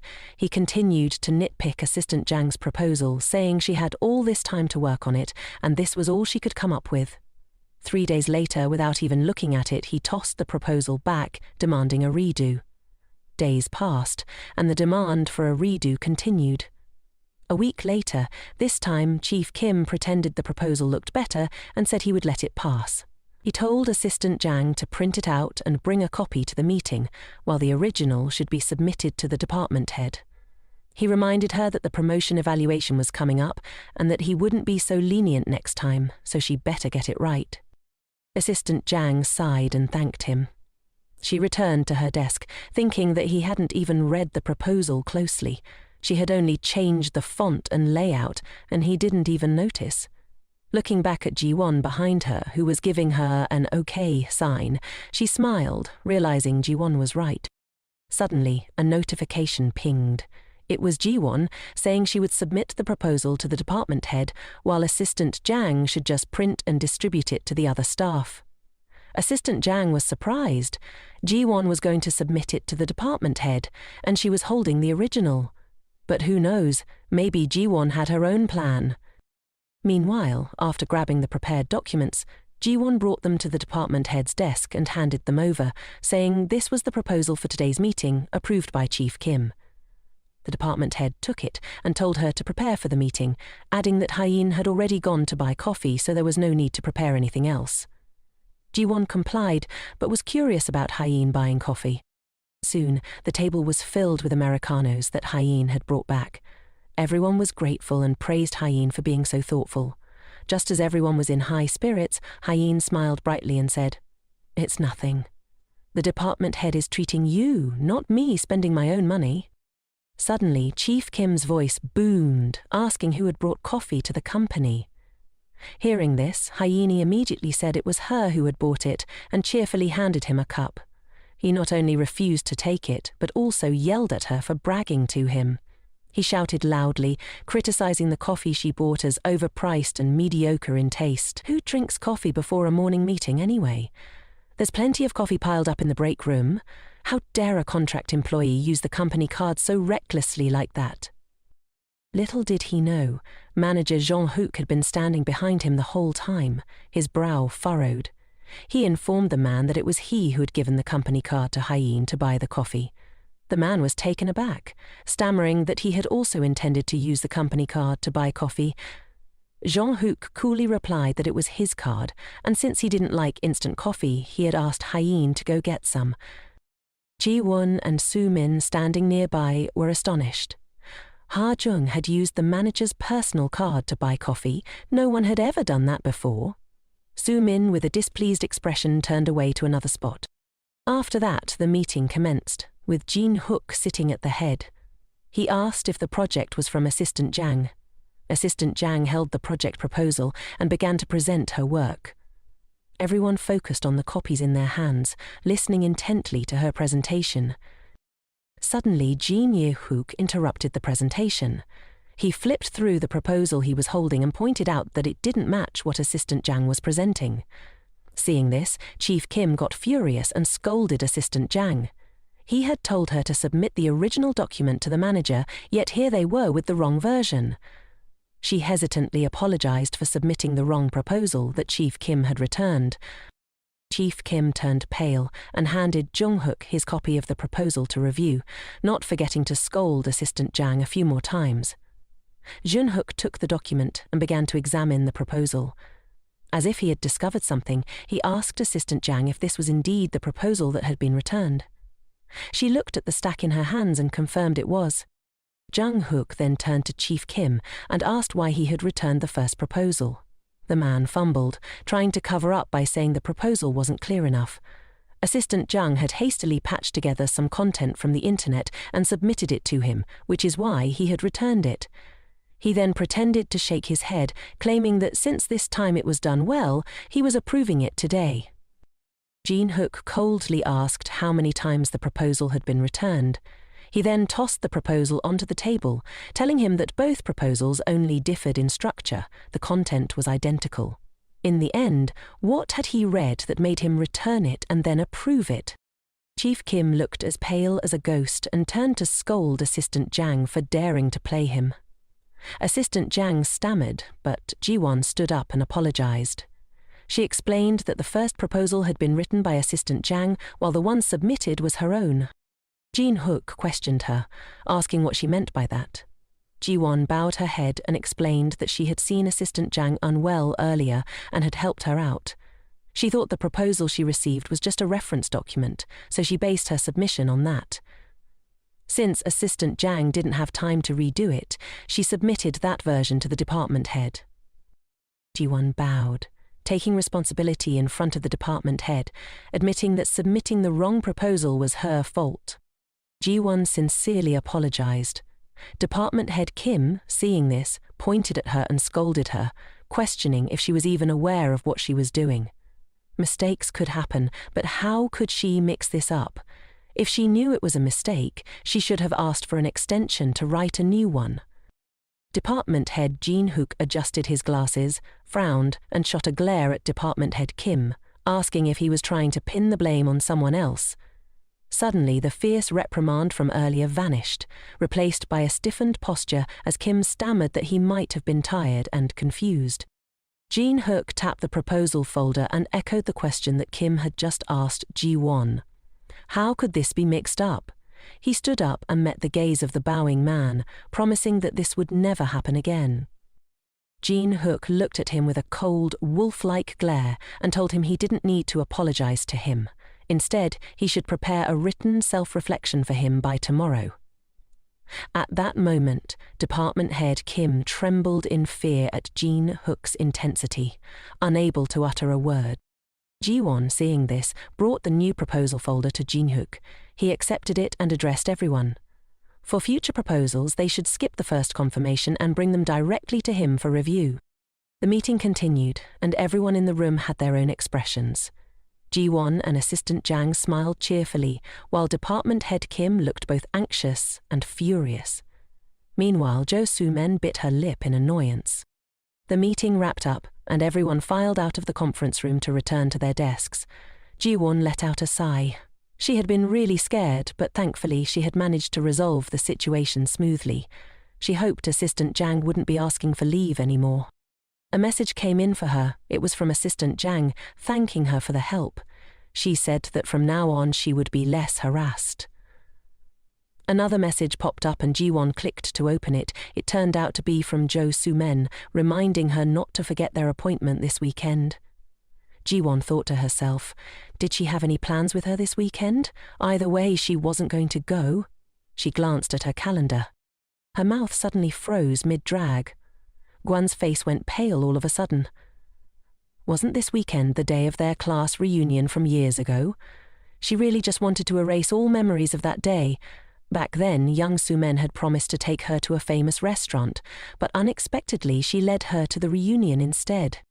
As soon as her old classmates saw her, they looked down on her and whispered about her, assuming she must have begged Jo Soo-min to take her along. No one there welcomed her. Ji-won stood frozen, unable to say a word while they continued to gossip. Jo Soo-min smiled, linked arms with Ji-won and introduced her as her best friend. So, of course, she was there. Ji-won, feeling shy, excused herself to the restroom, but in there they were still talking about her. They even thought Soo-min was too kind-hearted and had suffered a lot because of her, yet still took care of her. In their eyes, Soo-min was such a sweet girl, always having to put up with Ji-won. Ji-won sat in the restroom, feeling despondent and stunned by their words. They even thought she was a bad friend. While they were chatting, one friend suddenly remembered seeing Ji-won go into the restroom and hurried outside. Inside, Ji-won burst into tears, memories flooding back. She recalled locking herself in the restroom for 30 minutes, and when she finally came out, there was no one left, not even Soo-min. Lost in her thoughts, Ji-won... Suddenly, she heard someone call her name. Turning around in shock, Ji-won recognized it was Assistant Un-ho, Hae-in, Ji-won's assistant. Hae-in called her name, jolting her back to the present. Hae-in asked what was wrong and why she was so deep in thought in the restroom. Ji-won awkwardly replied that she was thinking about work. Hae-in joked that she was like a busy bee and advised her to relax her mind for a bit. Then Hae-in asked if Ji-won had any plans for Sunday, as she wanted to invite her to hang out at Gajosue. Ji-won remembered she had a date with Soo-in on Sunday, so she told Hae-in she was already booked for that evening. Hae-in felt a bit down upon hearing Ji-won's response, but then suggested rescheduling for the morning instead. Ji-won happily agreed, and both of them were excitedly looking forward to their Sunday morning date. Hae-in was thrilled and told Ji-won to hang tight because they were about to plan an epic adventure. But suddenly, Ji-won realized the lipstick Hae-in was wearing. It was the same lipstick she had spotted in manager Jin-hook's car. Ji-won's mind raced as she recalled a rumor circulating in the company. Hae-in and manager Jin-hook were dating. Perhaps the rumors were actually true. In Ji-won's eyes, manager Jin-hook was a cold, distant figure, while Hae-in was outgoing, vibrant and friendly. Ji-won wondered how two people with such contrasting personalities, like fire and water, could possibly be a couple. She speculated that perhaps Hae-in's lively and energetic nature was what led her to agree to date someone like Jin-hook. Meanwhile, Hae-in was buzzing with excitement about her Sunday date with Ji-won. The two of them exited the restroom together, and as they walked, Hae-in couldn't stop introducing Ji-won to the stations.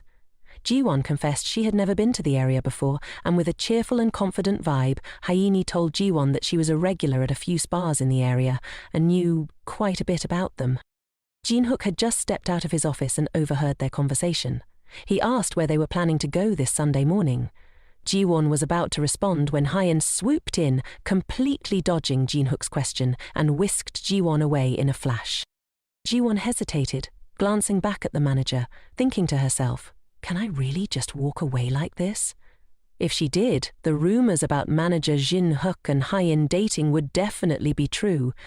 That's why Hae-in had been acting like that just now. Early Sunday morning, Ji-won got a call from the Seoul eye care shop. They informed her that her ordered contact lenses had arrived and invited her to come pick them up. This time, Ji-won decided to reinvent herself and show up to the class reunion looking completely different. It was Ji-won's first time trying contact lenses, and she wasn't sure if it would hurt. She squeezed her eyes shut, and wow! Putting in contact lenses for the first time was definitely no walk in the park. All set, Ji-won hopped into a ride to Geo City Station. At the shopping mall, Ji-won noticed that Hyeen had been waiting for her for quite a while. Hyeen was utterly amazed by Ji-won's stunning new look. Ji-won felt a bit embarrassed by Hyeen's exaggerated expression and told her that it was her first time wearing contact lenses. Hyeen was very excited because she thought Ji-won looked beautiful wearing them. Hyeen firmly believed that even Kim T looked better in contact lenses than in frames. Suddenly, Ji-won remembered something and changed the subject. She turned to Hyeen and casually said that she had seen manager Jong-hook wearing contact lenses, and he looked way more handsome. Hyeen was taken aback, her face lighting up as she realized Ji-won was casually bringing up the manager right in front of her.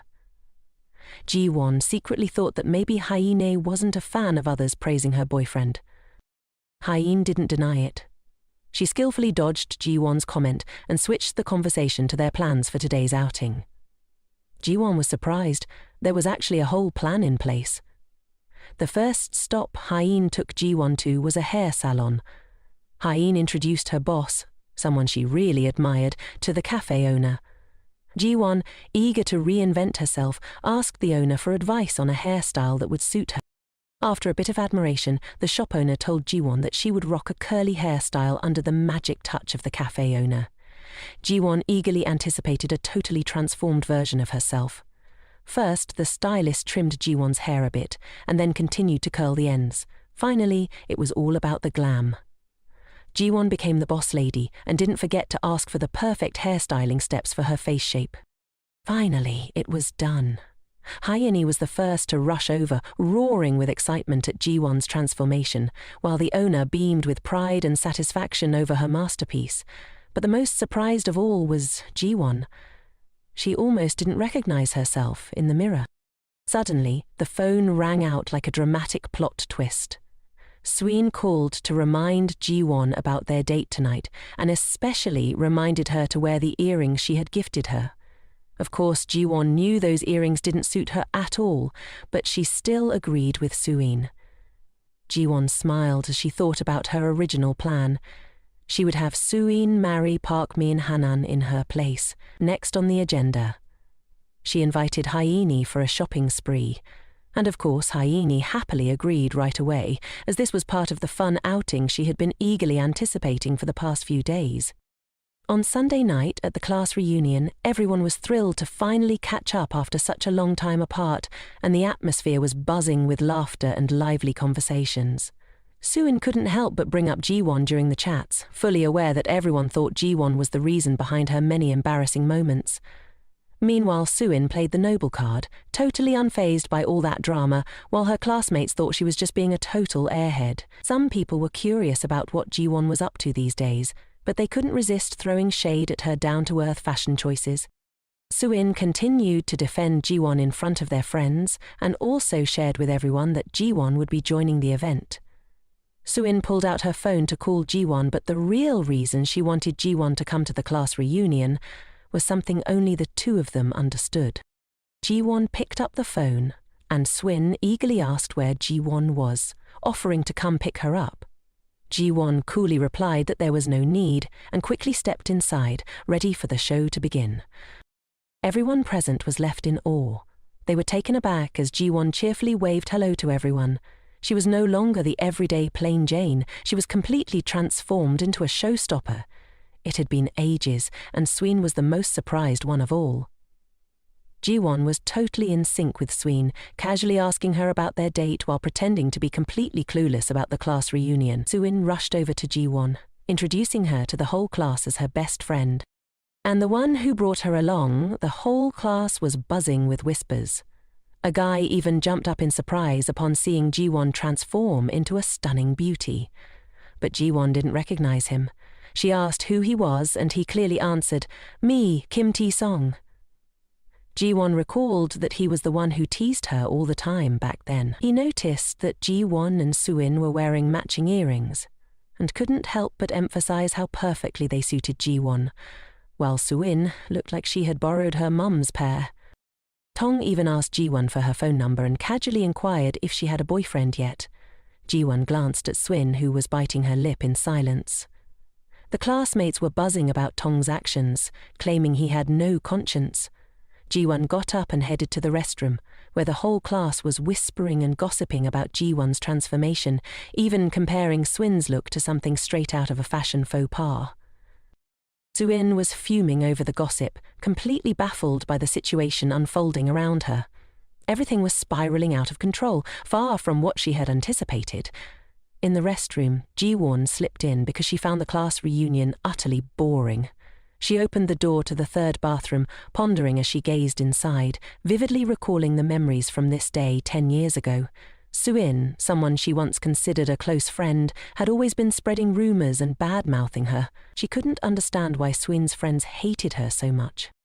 Remembering the story she had heard while sitting in the bathroom 10 years ago, she finally understood the real reason behind Swin's actions.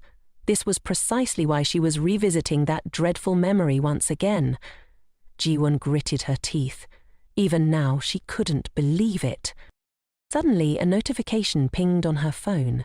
It was her manager, Jean Huck, texting to ask what she was up to.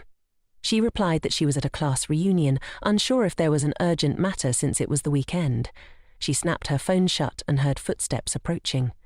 Still the same gossip about her.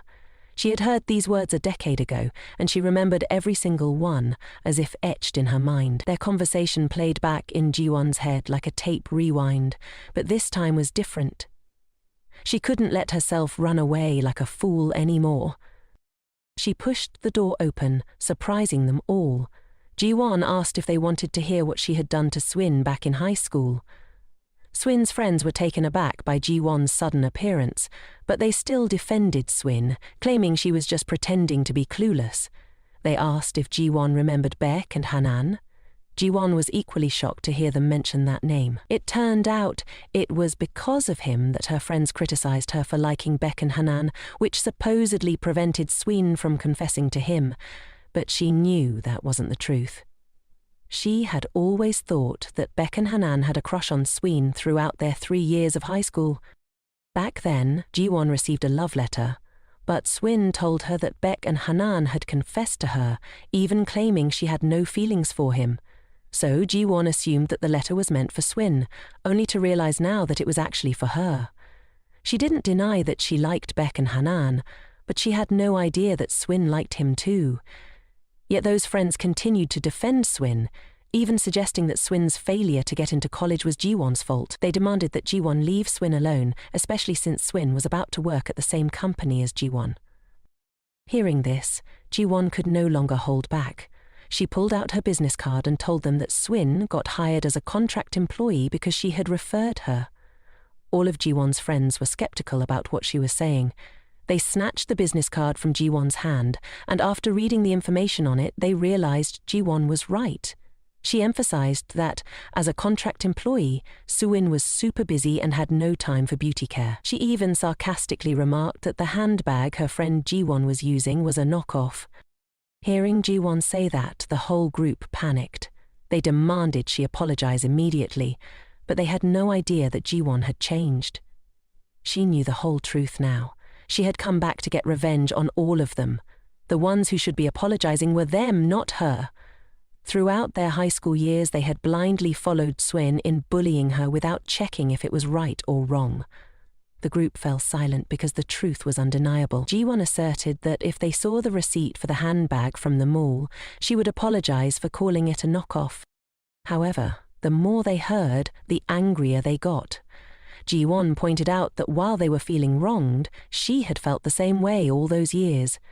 Ji-won told them that if they didn't believe her, they could go ask Swin. Then she turned and walked away with a fierce attitude, hoping she would never have to cross paths with them again. As she quickly exited the restroom, Ji-won couldn't shake off her disappointment in someone she once considered a close friend. It turned out Soo-in had always been slandering her. Remembering her high school days, Ji-won was sure that her isolation was also due to Sween, and today she finally understood the reason. The sound of Sween calling her snapped her out of her thoughts. Sween asked what she was doing standing there, and Ji-won gave a half-hearted answer. Sween was curious about what Ji-won and her friends had been talking about. Ji-won didn't beat around the bush. She recalled Park and Hwan, the most admired student council president in school, always surrounded by a dazzling aura. Ji-won was no exception. She had a crush on Park and Hwan. He was always gentle with her, making her feel warm and cherished, but he had responded to her confession with disdain. Not long after, he confessed to Sein. Well, that was all in the past now. Ji-won encouraged herself, thinking back. She realized she hadn't seen Park and Hwan at the class reunion, which she thought was for the best. Outside, Park and Hwan had just gotten out of the car and were calling a classmate to let them know he had arrived. Meanwhile, Ji-won was still reminiscing about the past with Park and Hwan, wondering if he was even more handsome than before. Park and Hwan was totally taken aback when his buddy announced that Ji-won was also coming and was looking absolutely stunning. He insisted that when Park and Hwan saw Ji-won, he'd be completely blown away because she was no longer that girl from back in the day who wore glasses. But in Ji-won's eyes, she had always been the beautiful girl. He never expected that they were just separated by a glass door. Ji-won, feeling down, was getting ready to leave. She tried to pep herself up and shake off the gloom, but the tears just kept flowing. The door swung open, and she dashed past Park and Hwan as he walked in. Wait a sec. Park and Hwan, while on the phone, suddenly had a light bulb moment. He realized that the girl who had just zipped past him was none other than Ji-won. Hey, Ji-won. Ji-won turned around and recognized Park and Hwan, her first love during her younger years. Park and Hwan happily gazed at Ji-won, instantly recognizing her. Finally, after searching for her for so long, he had found her. But as for Ji-won, upon seeing Park and Hwan, the part of her memory she least wanted to recall came rushing back. She turned and ran, wondering why on earth she had to bump into him at this very moment. But how could Park and Hwan let Ji-won walk away like that? He hurriedly chased after her, shouting loudly, "You're here to meet Ji-won. You just need to pause for a moment and chat with me inside the cafe." Sumin's friends were eagerly waiting for Ji-won to return and were furious when they heard Ji-won's words. They wanted to get the real scoop from Sumin. On Park and Hwan's side, he once again suggested having a quick chat with Ji-won, just for a moment. Ji-won stood still. Suddenly, a car screeched to a halt right in front of her. The person stepping out of the car was manager Jin-hook. Hearing his voice left Ji-won in shock, wondering what the department head was doing here. Park and Hwan shouted, insisting he wanted to talk to Ji-won. Ji-won frowned and tightly shut her eyes, unsure of what to do next. Clearly, in the past, Park and Hwan was the one who walked away first. He had said there was nothing left to discuss, so now, what did he even want to talk about with her? With that thought, Ji-won turned away, leaving Park and Hwan standing there. She hopped into the boss's car for her grand exit. She was done with this place. But Park and Hwan still wouldn't give up, shouting loudly that Ji-won absolutely had to check the messages on that forum. Ji-won suddenly recalled the forum. Since graduation, she hadn't logged in there anymore. Jin-hook drove off into the sunset, and Ji-won glanced in the mirror, noticing Park and Hwan still standing there. She wondered why she had said that to him. As for Jin-hook, he remained silent, stealing glances at Ji-won as they drove. Meanwhile, in the restroom, the conversation between Sumin and her friends was still going strong. They were asking Sumin if it was true that she was a contract employee, and if Ji-won had introduced her to the job, as she had claimed. Hearing this, Sumin turned pale, wanting to dodge the question, but her friends weren't letting her off the hook. They were furious for being played. Sumin explained that she had confused it with another company and hadn't meant to say that. As she spoke, she silently blamed Ji-won, thinking that everything happening was because of her. At that moment, her friends began to realize that everything Ji-won had said was true, including the fact that she couldn't confess to Park and Hwan because Ji-won hadn't either. Sumin turned pale again, thinking Ji-won had lost her mind for bringing that up. Back then, they were all just kids, and she had forgotten about that incident. One friend angrily pushed Sumin, accusing her of deceiving them to gain their sympathy all this time. Sumin shoved the girl away, shouting that she wasn't lying. Nevertheless, Sumin tried to explain that she had hidden the company details because she was worried Ji-won would get scolded by everyone. However, Sumin's friends no longer believed her. They realized that it was Sumin's lies that had caused Ji-won to be scolded. In a last-ditch effort, Sumin turned the tables, accusing them of being the ones who had picked on Ji-won. She never wanted that. Why were they now turning against her? Feeling utterly disappointed in her friends, they had nothing left to say to Sumin. They left, hoping that Sumin would cut off contact with them in the future. As the restroom door closed, Sumin felt as if she had lost everything. She trembled and sank to the floor. She didn't want this. She didn't want things to turn out this way. In the past, it was Ji-won who had been looked down upon and mocked, and Sumin still couldn't accept what had happened today. Previously, Sumin had always let everyone misunderstand Ji-won, while portraying herself as the noble one in everyone's eyes. She was the obedient and gentle one. Only by doing so could she receive love and affection from others. But now Ji-won had completely shattered that facade. Sumin sat trembling in the bathroom, lost in thought for what felt like an eternity. By the time she calmed down, she had no idea how long she had been sitting there. Slowly she got to her feet, her legs numb from sitting for so long. She had no clue how to face everyone outside. She thought that if she just cried softly and spouted some nonsensical excuses, everyone would let it slide. But when she stepped into the dining room, the sight before her sent her into a panic. The room that had been bustling just moments ago was now completely empty. Meanwhile, Ji-won was sitting in the car with manager Jin-hook when her phone rang. Jin-hook glanced at Ji-won, noticing that after everything that had happened today, she was so exhausted that she had dozed off. He didn't want to wake her, but the phone rang again. In the past, the bullying had been absolutely outrageous. They even took pleasure in throwing trash at her. During those times, Sumin was always the one to step in and protect her. Back then, Ji-won believed that Sumin truly considered her a good friend, which is why she didn't want her to be hated by everyone else. Ji-won had once thought that everyone despised her, but everything changed when Park and Ho showed up. He came and sat next to her. Park and Ho insisted that sitting next to her would help him see the board better, so starting tomorrow he would sit there. With that, he flashed her a warm smile. Ji-won's feelings for him began to blossom from that day on. From then on, whenever Ji-won was bullied by her classmates, Park and Ho was the one who stood up for her. Ji-won couldn't understand why Park and Ho treated her so kindly.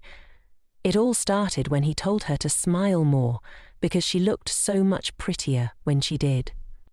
After that, her classmates stopped throwing trash at her through the window. Her heart began to race every time she arrived at school, fueled by the positive encouragement from her friend, Sumin, and the fluttering of her heart. Ji-won wrote a love letter to Park and Ho, and it was Sumin who helped her slip that letter into In-ho's personal locker. But Ji-won completely forgot how she looked and the situation at that moment. That's why there was that conversation between her and In-ho. At the time, In-ho had said he had nothing more to say to her and turned to walk away, watching her letter crumple in his hand. That moment shattered her completely, and she sank to the floor, sobbing uncontrollably. Ji-won increasingly affirmed that aside from Sumin, who cherished her, everyone else despised her. She was the girl who received no love and was neglected. At that moment, she had no idea that everything happening to her was intentionally caused by Sumin, the person she considered her only friend. Sumin had always been plotting behind her back. Memories of the past still made Ji-won cry unconsciously, and the painful past jolted her awake. It was then that Ji-won realized she had dozed off in Jin-hook's car. Looking at the jacket draped over her, she remembered she had fallen asleep in the manager's vehicle.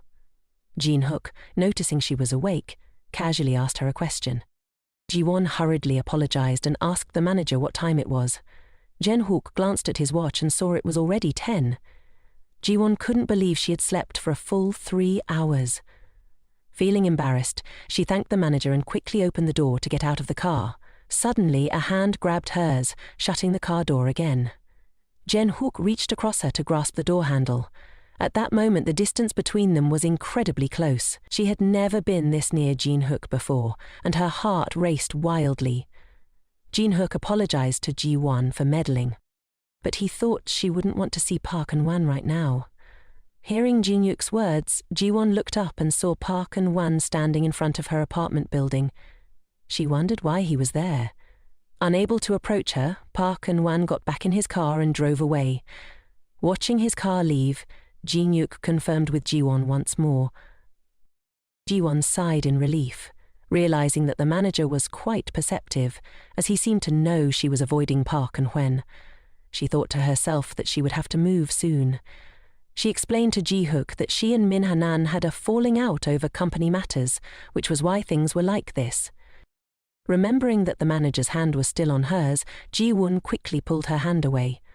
Both of them felt awkward and shy as they looked at each other. The distance felt too close, and Ji-won hurriedly apologized. The manager calmly asked Ji-won if she loved Park and Hanan. Ji-won candidly admitted to Jin-hook that the truth was indeed so, as he was her boyfriend. However, she also told him that she felt uncomfortable answering such personal questions. As soon as she finished speaking, Ji-won suddenly felt flustered, thinking she had sounded too cold. Jin-hook apologized for making her uncomfortable, his words tinged with a hint of sulkiness. Ji-won bid farewell to Jin-hook, wanting to leave since it was getting late, but still wanting to express her gratitude. "Manager, thank you for all the help you've given me so far," she said, reminding him to drive safely. Jin-hook remained silent, not saying a word. Ji-won feared he was upset, so she thought to compliment him. She told Jin-hook that he looked much more handsome without his glasses. Hearing this, the corners of Jin-hook's mouth curled into a smile. He put on his glasses, not forgetting to tell Ji-won that she didn't look good in that outfit today. With that, he drove away. Ji-won didn't think much of it. She figured the manager was just like that.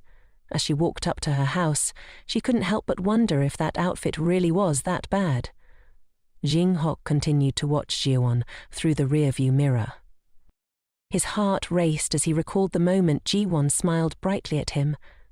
But he was puzzled as to why she had cried in the car earlier. Was it really because of some loser? Jin-hook had once accidentally overheard a conversation between Uncle Min-hoon and Soo-min. At that time, Uncle Min-hoon had praised Soo-min for being prettier and cuter than Ji-won. Jin-hook was furious, unable to understand why Ji-won would love someone like that. Did she really love him just because he was her boyfriend? Jin-hook dismissed that as a lie and drove straight home. On arriving home, Ji-won picked up her phone and saw a ton of missed calls from Soo-min. She felt sad and didn't even feel like calling back. She recalled Uncle Min-hoon's and Jin-hook's words from earlier and opened her blog to see why Uncle Min-hoon had been upset with her. What could a friendless person like her find interesting on a blog anyway? To her surprise, Ji-won found several messages, all from Uncle Min-hoon. He really wanted to get in touch with her and had even left his phone number for her to reach out. All these messages had been sent to her over time, and she had no idea. Even though he hadn't received a reply from her, he kept messaging. Ji-won didn't understand why he would do that. He even mentioned that he kept using that phone because of her. Suddenly, the phone on the table vibrated. It was a strange number calling. Ji-won answered, and it was Ji-won, a friend of Soo-min, calling. She was calling using the number on the business card Ji-won had given her. Ji-won asked what the call was about, wondering if they wanted to argue with her over the phone. But no, she called to apologize to Ji-won because of everything that had happened. They realized that because of them, Ji-won had to endure a lot of hardships. They had only listened to Soo-min and thought poorly of her, and they hoped she would forgive them. Ji-won's eyes welled up with tears as she heard those words. She candidly replied that even if she accepted their apology, she didn't have the courage to meet them again. However, she still thanked them for reaching out first, and she promised to try to be stronger. The 3 classmates thanked her for forgiving them. By the way, while talking, they reminded Jiwon that Andor wanted to get in touch with her. Jiwon had no idea that Andor was sitting with them at that moment. The next morning at the office, as Jiwon walked through the door, she ran into Hyen. Hyen asked, "Who picked out the shirt for you? It suits you perfectly." She also complimented the department head for looking really cool without his glasses, saying they looked like a couple straight out of a movie. Ji-hook felt embarrassed and asked Hyen to keep it down and focus on work. Just as Haini sat down at her desk, she saw Park Min-hwan and Soo-min approaching. Both of them were surprised when they looked at Ji-won. Min-hwan couldn't believe his eyes and instinctively smiled at Ji-won's transformation. She looked just like a famous actress. Soo-min, however, felt annoyed when she saw Min. Min-hwan rushed over to Ji-won, asking what had happened and why her style had changed so much. Soo-min looked at Ji-won without answering, only asking him if he thought it didn't suit her. When Min-hwan said it suited her very well, Soo-min angrily turned and walked away. Min-juan leaned closer to Ji-won, telling her that although she looked beautiful, she shouldn't dress like that at the office anymore. He was worried someone might be watching her.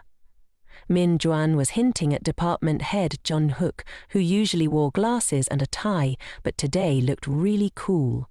He thought Jun-hook was trying to charm Ji-won. Min-juan then turned to ask Ji-won out after work like usual. Ji-won declined, saying she already had plans after work. Later, Ji-won went to a nearby cafe. As she pushed the door open, she saw Uncle Min-ho had already arrived. He was waiting for her. Ji-won sat down across from Min-ho and hesitantly asked him why he had been sending her messages on the blog for years. Min-ho honestly replied that he had been in unrequited love with Ji-won throughout their 3 years in high school. Ji-won was taken aback, unable to believe what she was hearing. Min-ho knew that his misunderstanding had ruined everything, and he apologized for hurting Ji-won. Seeing Ji-won silent, Min-ho realized she had a boyfriend, and he wanted to meet her not to make things difficult, but simply to be friends again, occasionally checking in on each other's health, grabbing coffee, sharing meals, and chatting. If they were friends, that would be perfectly normal, right? Ji-won smiled and agreed with him. After rekindling their friendship, Ji-won learned the truth from that year. It turned out that Soo-min had intercepted the love letter Ji-won wrote, and Park Min-hwan had deeply liked her. Ji-won couldn't bring herself to tell him that in fact she had also liked him a lot. If that venomous Soo-min hadn't done what she did, maybe Ji-won would have been married to Park Min-hwan, the one she liked. She wondered if she would have been happy, or if he would have held her and cried for her. Suddenly, someone called her name. She felt tears welling up as she realized it was manager Jin-hook. Why did he always show up when she was feeling down? Curiously, she asked why he was there at this hour. The manager politely apologized for not informing her beforehand. He mentioned he had seen Park Min-hwan come by for a while before leaving. The manager reminded her to be careful. That's when Ji-won called out, "Manager, Jo Minan is my boyfriend and has nothing to do with you, so please don't wait outside my apartment because of this." The manager hesitated for a moment before replying, "Ji-won, the person you fear and want to avoid is also called your boyfriend. You see him every day. Don't you know why you endure and tolerate Soo-min's jealousy?" Ji-won directly asked the manager what he really wanted to say. The manager turned away and said, "I hope you won't cry alone anymore. I can't bear to see that." Ji-won felt annoyed and asked, "Are you this concerned about another girl? Does Hyen know?" The manager froze and asked, "What?" Ji-won angrily stated, "I know the two of you are in a relationship."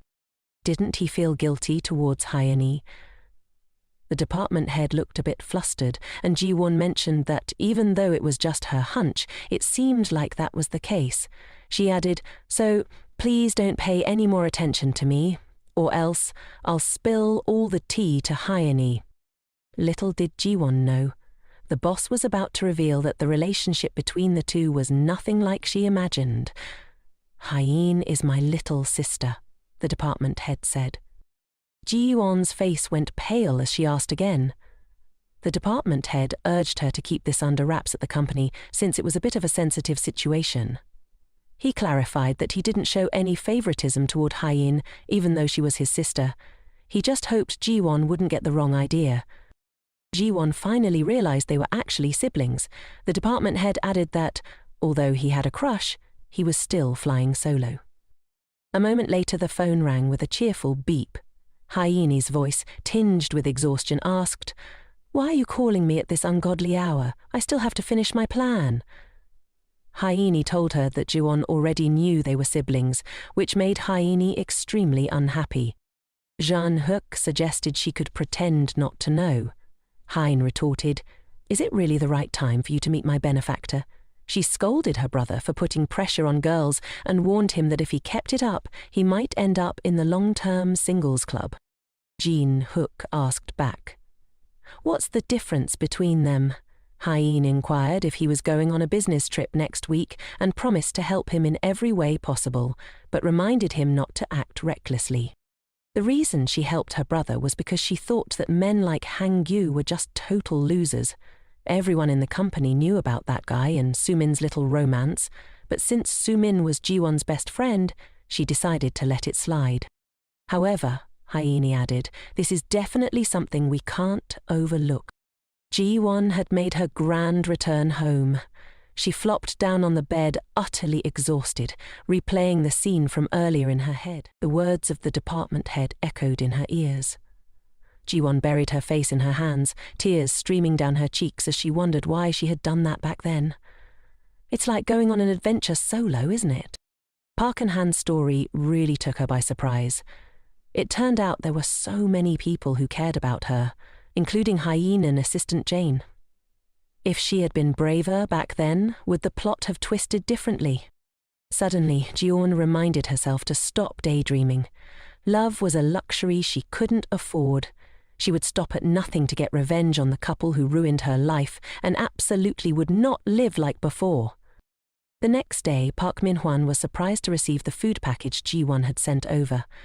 She smiled beautifully, thinking he hadn't had breakfast, so she bought him an egg sandwich, unsure if he'd like it. Min-hwan joyfully moved closer to her. Of course he liked it. He wasn't angry at all, and kindly asked if she had gotten home late yesterday. Jiwon smiled apologetically, saying she was so tired that she just went to sleep as soon as she got home. Min-hwan thought to himself that she had been distant for a while, but now she seemed back to normal. However, since she was so beautiful, he let it slide. He suggested that if she was going to be late in the future, she should just call him to pick her up. At that moment, Su-min chimed in, asking Jiwon if she had a date today, since she was all dressed up and made up for work. Yesterday she had dressed elegantly, thinking Jiwon was meeting her boyfriend, but when she saw him looking lost, she decided to approach Jiwon. "Hey Jiwon, who are you all dressed up to meet?"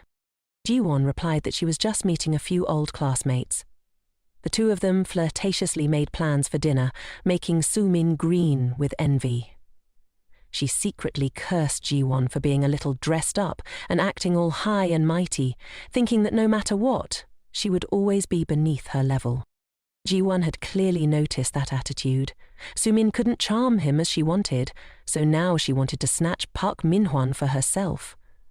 Her nature was to take whatever she wanted, and Jiwon knew this well. So, she decided to use that trait to her advantage. Su-min was now completely in her grasp, with no way to escape. Just then, Haine appeared and apologized for being late due to traffic on the bus. Cheerfully, she wished Jiwon a good morning. Jiwon smiled back at Hyeini. It was only now that she realized, upon closer inspection, that Ji-hook and Hyeini looked quite similar. Just then, Ji-hook glanced over, and Jiwon blushed, quickly turning away. His comment about not having a girlfriend but liking someone yesterday was full of implications. A little later, Jean-hook announced in the meeting that Assistant Jane's proposal had been selected for the new product project, set to launch in the summer. Everyone should prepare for overtime, and once the design department finished the prototype, they should start field surveys. Team leader Kim felt extremely annoyed. Assistant Jane thought to herself that although this was good news, working overtime meant no one would be able to take care of her child. Jean-hook also announced that he would be absent soon due to a business trip, and Assistant Jane would be in charge of his work. Assistant Jane nodded, thinking that if she did well this time she would get promoted soon, but she would probably be much busier. Her child was surely waiting for her to come home first and foremost. She would strive to provide her child with a fulfilling life. She could not let this project slip away. At that moment, she unexpectedly received a message from Jiwon, who had a favor to ask of her. Assistant Jane was taken aback when Jiwon expressed her desire to join the team, but why was Soo-min involved too? She knew the two had a great relationship, but this project was crucial. She understood Jiwon's intentions to promote Soo-min to a full-time position, but she feared that Soo-min still had many shortcomings. Jiwon replied, "It's not that I'm convinced, but I believe Manager Kim will try to sabotage the project." Assistant Jane, confused, asked how that related to Soo-min. Jiwon responded that it seemed Manager Kim had feelings for Soo-min. Assistant Jane was utterly shocked. That old man, 40 years old, with a 20-year-old girl? Jiwon nodded. That's why his head is balding like that. Assistant Jane concluded. So, Jaewon, you're saying that if Soo-min joins the team, Manager Kim will recklessly sabotage the project? Jiwon nodded. If we want to succeed this time, we need Jo Soo-min. A little while later, Assistant Jane stood before everyone, presenting herself as the team leader for this project. This project would be a collaboration between the marketing and development departments, and they would work hard to launch it by summer. Jiwon also introduced herself as the assistant who would take on the overall support role. Another person introduced himself as Leong-suk, the head of the second team in the development department. Their department had crafted prototypes within a limited time frame, totaling 3 types for field testing. Assistant Jane was pleased, thanked them, and praised the beautiful designs, suggesting they could go into testing right away. Jiwon thought to herself, "Thank goodness the prototypes are visually appealing." The issue was Jo Soo-min, who was worried about Manager Kim. They had included her in the team, and Jiwon was concerned that Soo-min might tarnish Assistant Jane's reputation soon. Soo-min was directly assigned by Assistant Jane to conduct surveys at the supermarket, but she immediately requested a different task as she wasn't good at interacting with people. Assistant Jane refused, stating that this was an important job and, who knows, Soo-min's bright smile might leave a good impression on others. With no other choice, Soo-min reluctantly agreed. She was also afraid that Hyeni would snatch the opportunity to become a full-time employee from her. And besides, working with Assistant Jane meant collaborating with Park Min-hwan, so she had to go along with it. However, Soo-min felt that inviting customers to try and evaluate the new product was humiliating for her. Soo-min was furious. "How could Assistant Jane assign me this task? You thought I would just obediently do this?" She pulled out her phone to play games, ignoring the customers who came to try it out. She answered their questions half-heartedly, thinking that just because it was a free sample, she didn't need to put in much effort. People would still come to try it, and there would be plenty of social media buzz. A couple also stopped by the counter where Soo-min was sitting. The wife asked her if the dishes contained any nuts. Soo-min still didn't take her eyes off her phone and said, "No." The wife introduced the new product to her husband and handed him a bite. Just as he took a bite, the husband suddenly felt uncomfortable. The food box he was holding fell to the ground as his body broke out in red spots. The wife panicked and shouted, "Hyun's allergic to nuts!" Meanwhile, Soo-min was still glued to her phone, unable to look up, annoyed that they were making noise and interrupting her record-breaking fish cake game. Seeing Soo-min's attitude, the woman couldn't hold back anymore. She yelled, demanding to know why Soo-min said the dishes didn't contain nuts, and how she planned to take responsibility for this. Soo-min folded her phone and indifferently asked, "What do you want me to do now?" She claimed it wasn't her fault, saying the couple ate recklessly just because it was free food. This made the couple furious. They demanded to see the manager and added that if they were in pain, they should hurry to the hospital. Just then, Dr. Manhwan witnessed the scene. He rushed over and asked Soo-min what had happened. The couple recounted the incident to Dr. Manhwan. Manhwan bowed his head in apology, saying he would take them to the hospital immediately. He turned to Soo-min and told her he would take them to the hospital first and that she should follow behind. Sumin felt scared, secretly blaming Assistant Jane for making her do this to humiliate her.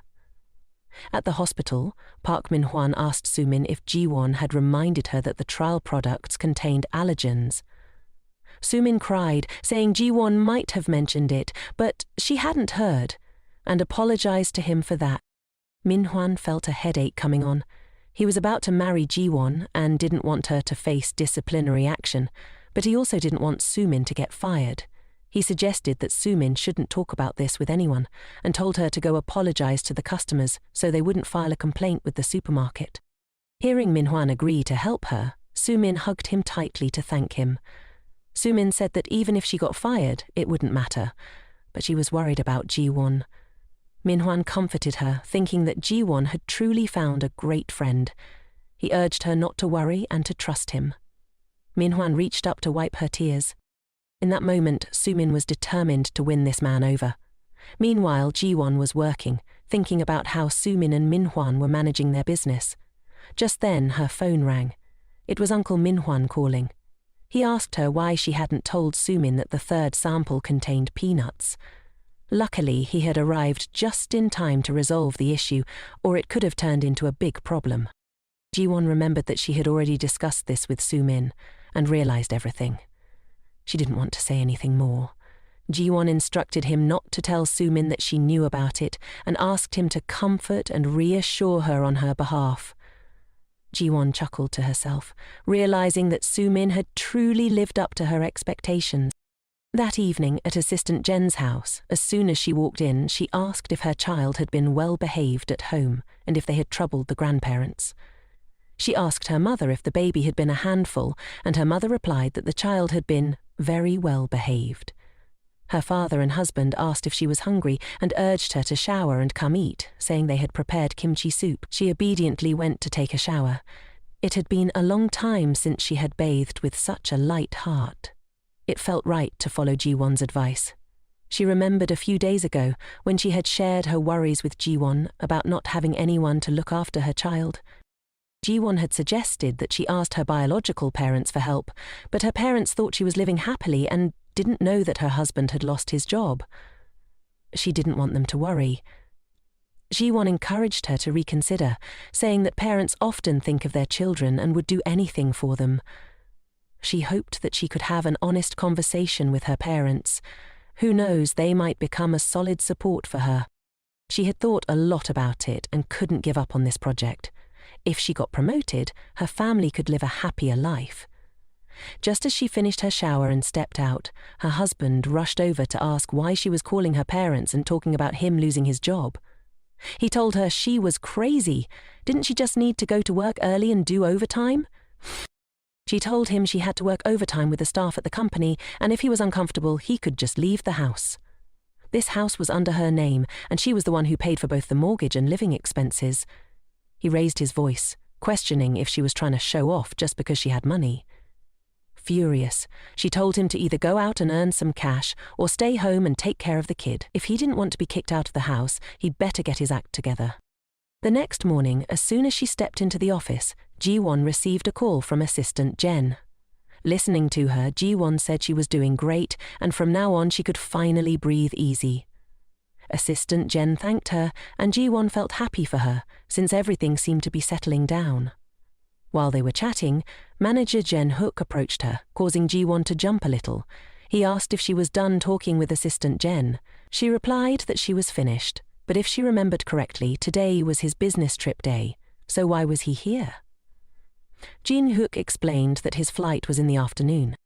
He mentioned he had a few things to discuss with her, so he stopped by the office for a bit before heading out. Ji-won was puzzled as to why he would come all this way to talk when he had a trip coming up. The two of them headed to a cafe on the first floor, and as she followed him inside, she muttered to herself that she should have just kept talking to Assistant Jane. Jung Hook asked Ji-won what she wanted to drink, and she shyly replied that she'd like an Americano. When the cashier mentioned a free sandwich, Ji-won recognized the voice as very familiar. She looked up, over Jung Hook's shoulder, and realized it was Park Man-han. Jung Hook pulled out his card to pay, and Man-han greeted Ji-won with a bright smile, surprised to see her there. Ji-won was taken aback. Jeong-hyu was equally surprised, not expecting Ji-won to know him, and shot Man-han a not-so-friendly look. Man-han recognized him as the guy who picked Ji-won up at the class reunion and asked if he was Ji-won's boss. Ji-won felt confused when Jin-hook asked Man-han if he was the one who yelled at her to check the block. Man-han admitted it, saying he was running a cafe here and suggested they meet up more often in the future. Ji-won awkwardly agreed. When their drinks arrived, she wondered why, out of all the cafes, it had to be this one. Jin-hook asked if they were classmates. He pointed out that Man-han hadn't mentioned he was opening a cafe here. She told him she didn't know why either, but she was aware it was because of his unrequited feelings for her. She asked Jin-hook if there was something he wanted to tell her. Jin-hook sipped his coffee and mentioned that while he was on a business trip, Manager Kim would take over managing the work. He informed her that Assistant Jane's project wouldn't go through Manager Kim, but would report directly to the hubs. Ji-won asked if he knew about the poor relationship between the two of them. He told her that was a personal matter for both of them, and as a superior, it wasn't appropriate for him to interfere, but if the man was fair in his dealings, things would be different. Ji-won inquired if, in a situation like the last time, Manager Kim could face disciplinary action. She smiled and thanked the manager for his concern. Such a hint was indeed not a waste of time. Over tea, she reminded him to be careful on his business trip. When work hours began, she headed to the office. Suddenly, Jae-won stopped in her tracks. She spotted Manager Kim chatting with Hye-in. He was laughing and talking with her. Jae-won sat down and pondered why it had to be today. She was sure he was up to something. A moment later, Hye-in rushed up to her, visibly upset. Hye-in explained that something had upset her, and Ji-won stood up, offering to make her a coffee.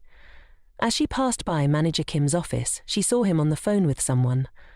After handing the coffee to Hye-in, Ji-won asked what had happened. Hye-in revealed that Manager Kim wanted her to give him the plan she had written earlier. Ji-won was taken aback when Hye-in mentioned that he said he would let her join the project team and become a full-time employee if she put his name as the author. This morning, Hye-in had been confused when the manager called her in. He said he usually held her in high regard and always wanted her to become a full-time employee. He asked if she remembered the plan she submitted when she first joined the company, and of course, she did. Back then, he had criticized her plan harshly. Thinking of this, Hye-in decided to act as if she had never heard the earlier proposals. Manager Kim told her to reconsider, asking if behaving this way would really help her become a full-time employee. Hye-in angrily turned back and asked if he was trying to threaten her. He calmly replied that she should think carefully if she didn't want to be fired. Hye-in couldn't stand the thought of her brilliant idea being snatched away by someone else, even if it meant risking her job. Ji-won sees Hye-in's project as a gold mine, and now the head of the department is scheming to steal it. Hye-in asks Ji-won if she knows which religion ranks second among the most followed and believed in. The answer is Islam, boasting over 1.3 billion followers. Yet they don't indulge in fast food. Ji-won suggests that targeting the Muslim community could be a savvy strategy for gaining a foothold. Ji-won encourages Hye-in to hand over the plan to the head of the department, confident that he won't be able to pull it off. Hye-in questions why Ji-won is so sure about that. Ji-won explains that there will be risks involved, but she wants them to follow his orders for now. Later, she'll find a way to reclaim the idea for Hye-in, but not just yet. Hye-in agrees and hands over the plan to the head of the department, who immediately submits it to the CEO. The CEO is highly impressed with the proposal. It's been ages since he's seen such a creative project. He mentions that if the project gets the green light, they'll need to send someone to Arabia for market research. The head of the department instantly thinks of Hye-in and plans to find a way to send her there, telling the CEO that their team is also working on another project about salads. The CEO is persuaded and decides to prioritize the head of the department's project first. He secretly rejoices, seeing this as a once-in-a-lifetime chance to regain power. Only then will Soo-min trust and lean on him. She'll date and marry him. Meanwhile, Ji-won heads upstairs to the rooftop, bringing the documents to meet the head of the department. Just as Ji-won predicted, Assistant Jen's project has been temporarily shelved and pushed back behind the head of the department's project. Ji-won tells Assistant Jen to wait by the seaside for the enemy's body to surface. She remarks that for that to happen, someone needs to toss that body into the sea, and she's ready to be the one to do it. The head of the department is standing outside, smoking, waiting for her. He asks her what's up, and she presents the stack of documents in front of him. Ji-won says this is the report she has reorganized, and it will be beneficial for the project he's working on. This is the first step in Ji-won's plan to send him to the depths of the sea. The head of the department receives the report and skims through it. He asks her if she did it all by herself. Ji-won tells him that this industry has great potential and many businesses are targeting it, so they need to act faster than the competition. She suggests starting with advertising on social media and clearly analyze this in her report. The head of the department, Kim, is pleased. He thought that department head Ji-hook wouldn't be able to refuse. He cheerfully asks Ji-won if she wants to join the project team. She replies that, as long as he remembers her when he gets promoted, she's in. In the following days, everything unfolded just as she had planned. When the project information was made public, the company's stock price soared. The director praised him for achieving great success, and once the project wrapped up successfully, he would definitely get promoted. The head of the department, Kim, was over the moon. Shortly after, news about the company's branch opening in Arabia was splashed across several newspapers. That morning, at Unkei Company, the head of the department, Kim, was walking and singing, greeting every employee he encountered. The employees were whispering among themselves, puzzled by his sudden change in demeanor. His phone buzzed with a message from Sue Men, who said she had overslept and hadn't had breakfast. Head of the department, Kim, offered to buy her some food, and Sue Men thanked him, adding that she wanted some strawberry milk too. Head of the department, Kim, beamed, finding Sue Men really adorable. Suddenly, he received a call from Secretary Han, who informed him that the director wanted to see him. He happily rushed to meet the director, feeling like everything was going his way. At the door, he knocked and waited eagerly, then joyfully stepped inside, completely unaware of the storm brewing. The director was furious and threw a stack of reports at his head. He demanded to know if Kim knew what was going on and how he planned to take responsibility for the mess. Looking at the newspaper reporting on the kidnapping of South Koreans by Islamic extremists, he realized the company's stock had plummeted.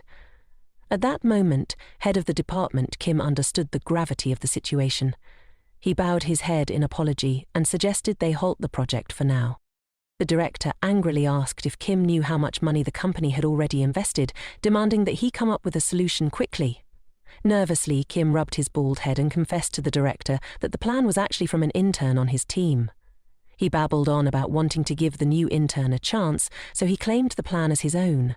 He suggested publishing an apology saying it was the mistake of a 26-year-old intern, which might calm the public outcry. Hearing this, the director seemed to recall something and asked what the intern's name was that team leader Kim mentioned. He told the director that her name was Hyene.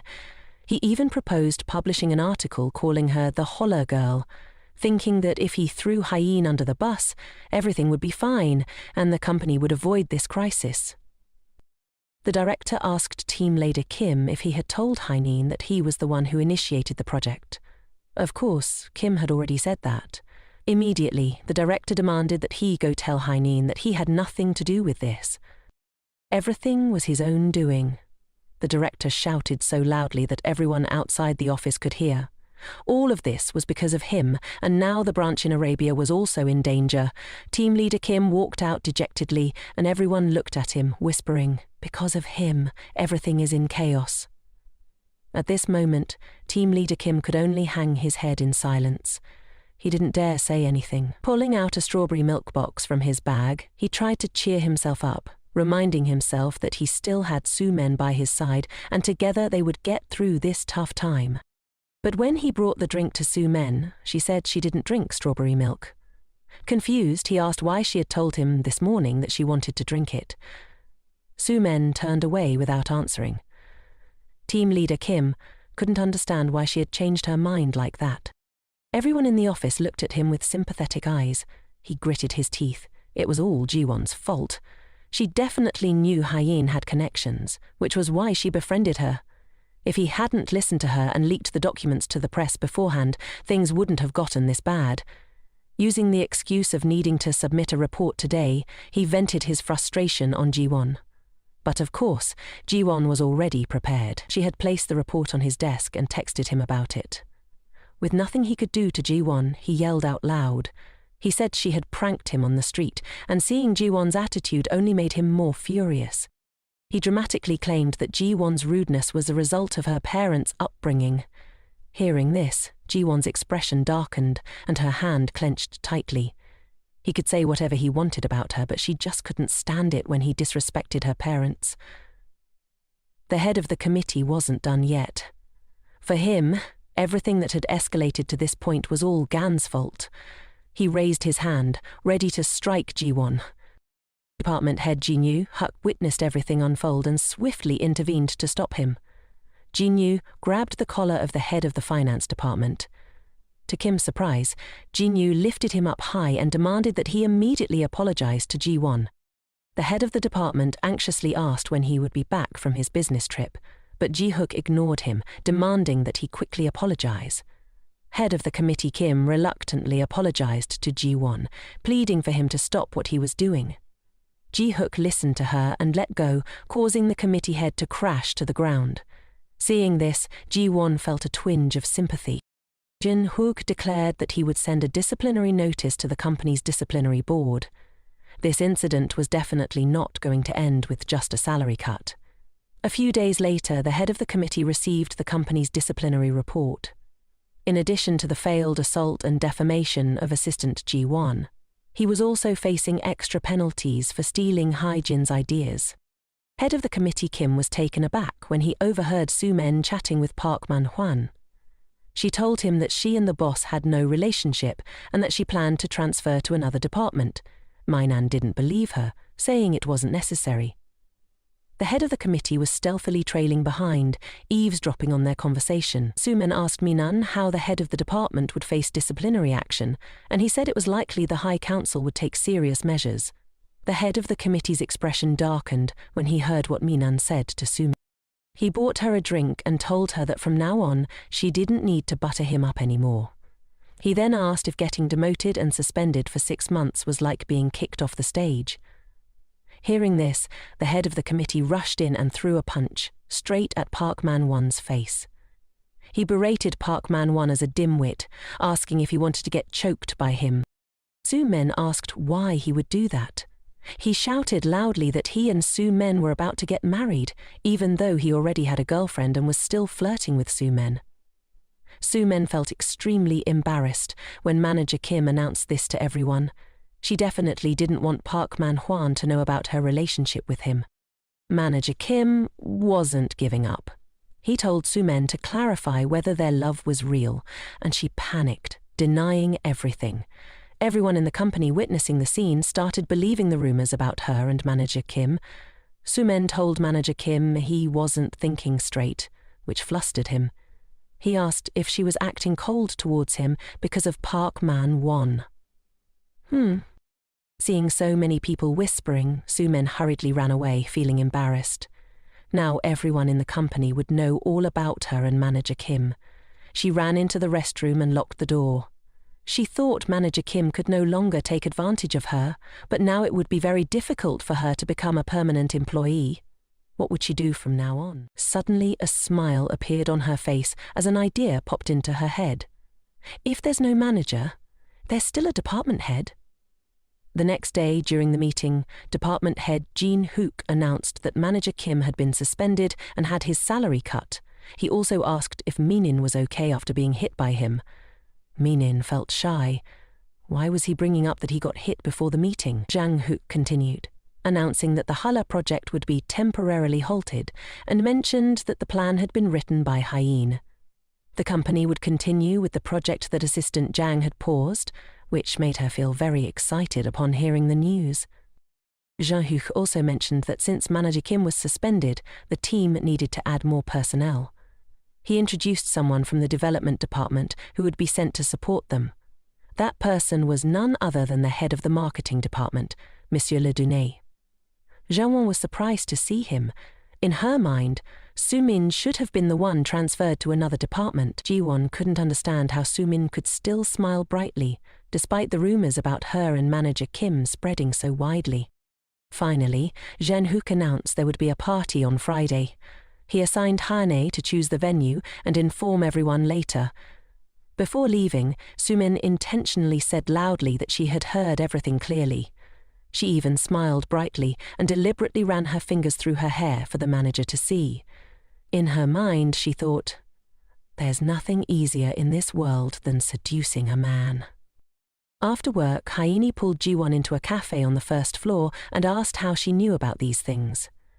Ji-won said she assigned the Hala project to Manager Kim because she knew there would be issues. Ji-won denied it, taking a sip of her coffee.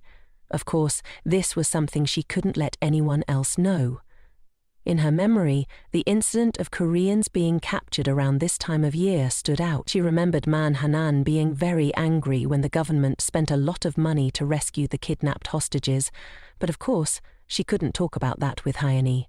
She made up an excuse about the tense situation with the Taliban, so she guessed that hearing this, Hyani admired her even more. While they were chatting, In-won brought free pastries to the two of them. He asked Ji-won if this was the first time he met her colleague. Ji-won introduced them so they could greet each other.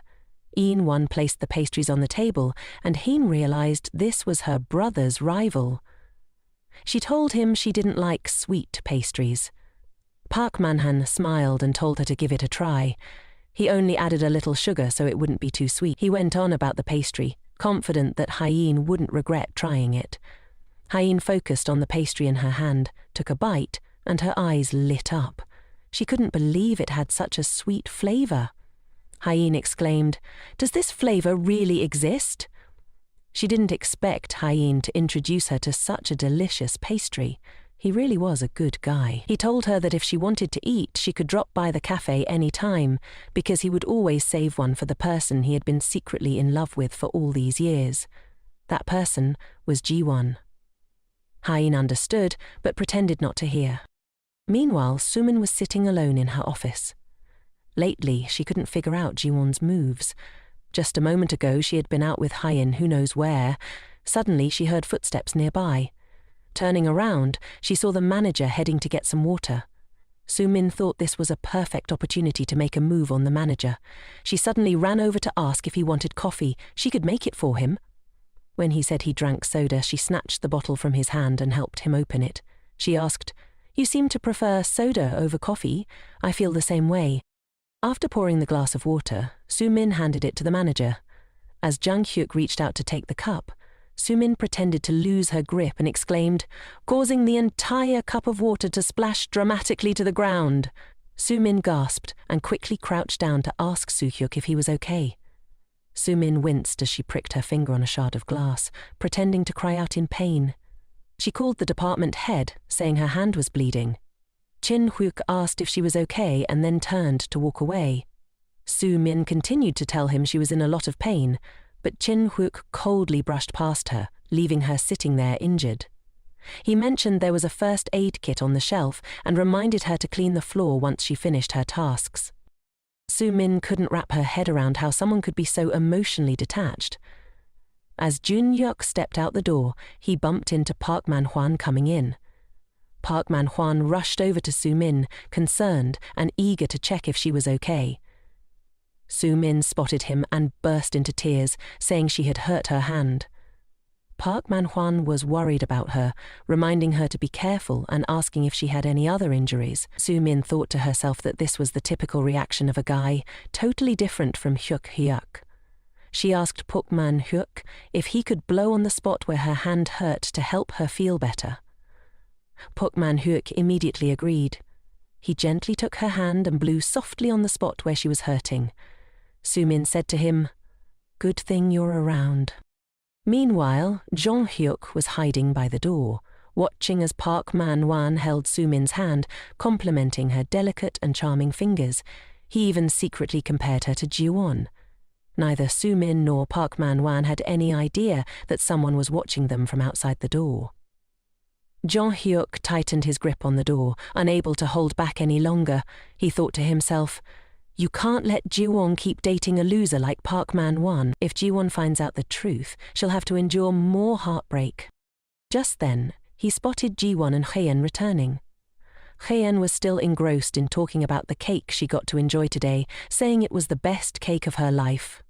Ji-won spotted the manager and walked over to greet him. Jin-hyuk asked Hyeon if she often visited the Balo Cafe, and Hyeon felt a little flustered. She remembered her uncle warning her to steer clear of the cafe owner and encouraged the relationship between her and Hyeon instead. However, thinking about that delicious baked pastry, she reluctantly apologized to her brother. In that moment, she decided to stay out of sight so the two of them could handle things on their own, which might be more effective. Hyeni made an excuse to head to the development department and slipped away. Ji-won also asked the department head for permission to leave early. Jang-hyuk immediately called her back. He pulled her gently and stood in front of her, asking where she thought she was going. Ji-won told him she was going to the break room to get a water bottle, and Jang-hyuk offered to help her. She awkwardly declined, not wanting to run into Park Man-hwan right now. She needed a reason to keep her distance from him. Jin-hyuk quickly invited her to dinner with him that evening, explaining that he had something important to discuss with her. Ji-won agreed, saying she was free tonight, but asked if what he wanted to discuss was work. Hearing Jong-hyuk mention it was about Assistant Kim, she agreed. He then informed her that the break room was having plumbing issues and suggested she go to the room across the hall instead. Watching Ji-won leave, Jong-hyuk let out a sigh of relief. He didn't want her to witness anything that would hurt her. That evening, Jin-hyuk took Ji-won to dinner at the E1 hotel. Ji-won asked him what the issue was regarding Assistant Kim and why he was taking her to a 5-star hotel for dinner. Jin-hyuk explained that she had worked hard due to the incident, so he wanted to thank her. He then asked if she still intended to see Park Man-hwan, mentioning that she might find it uncomfortable, but it was a very important question for him. Ji-won replied that she had made it clear before that she didn't want to discuss her personal life, so she had no reason to answer his question. She added that she and Park Man-hwan were dating just fine and hoped he would stop.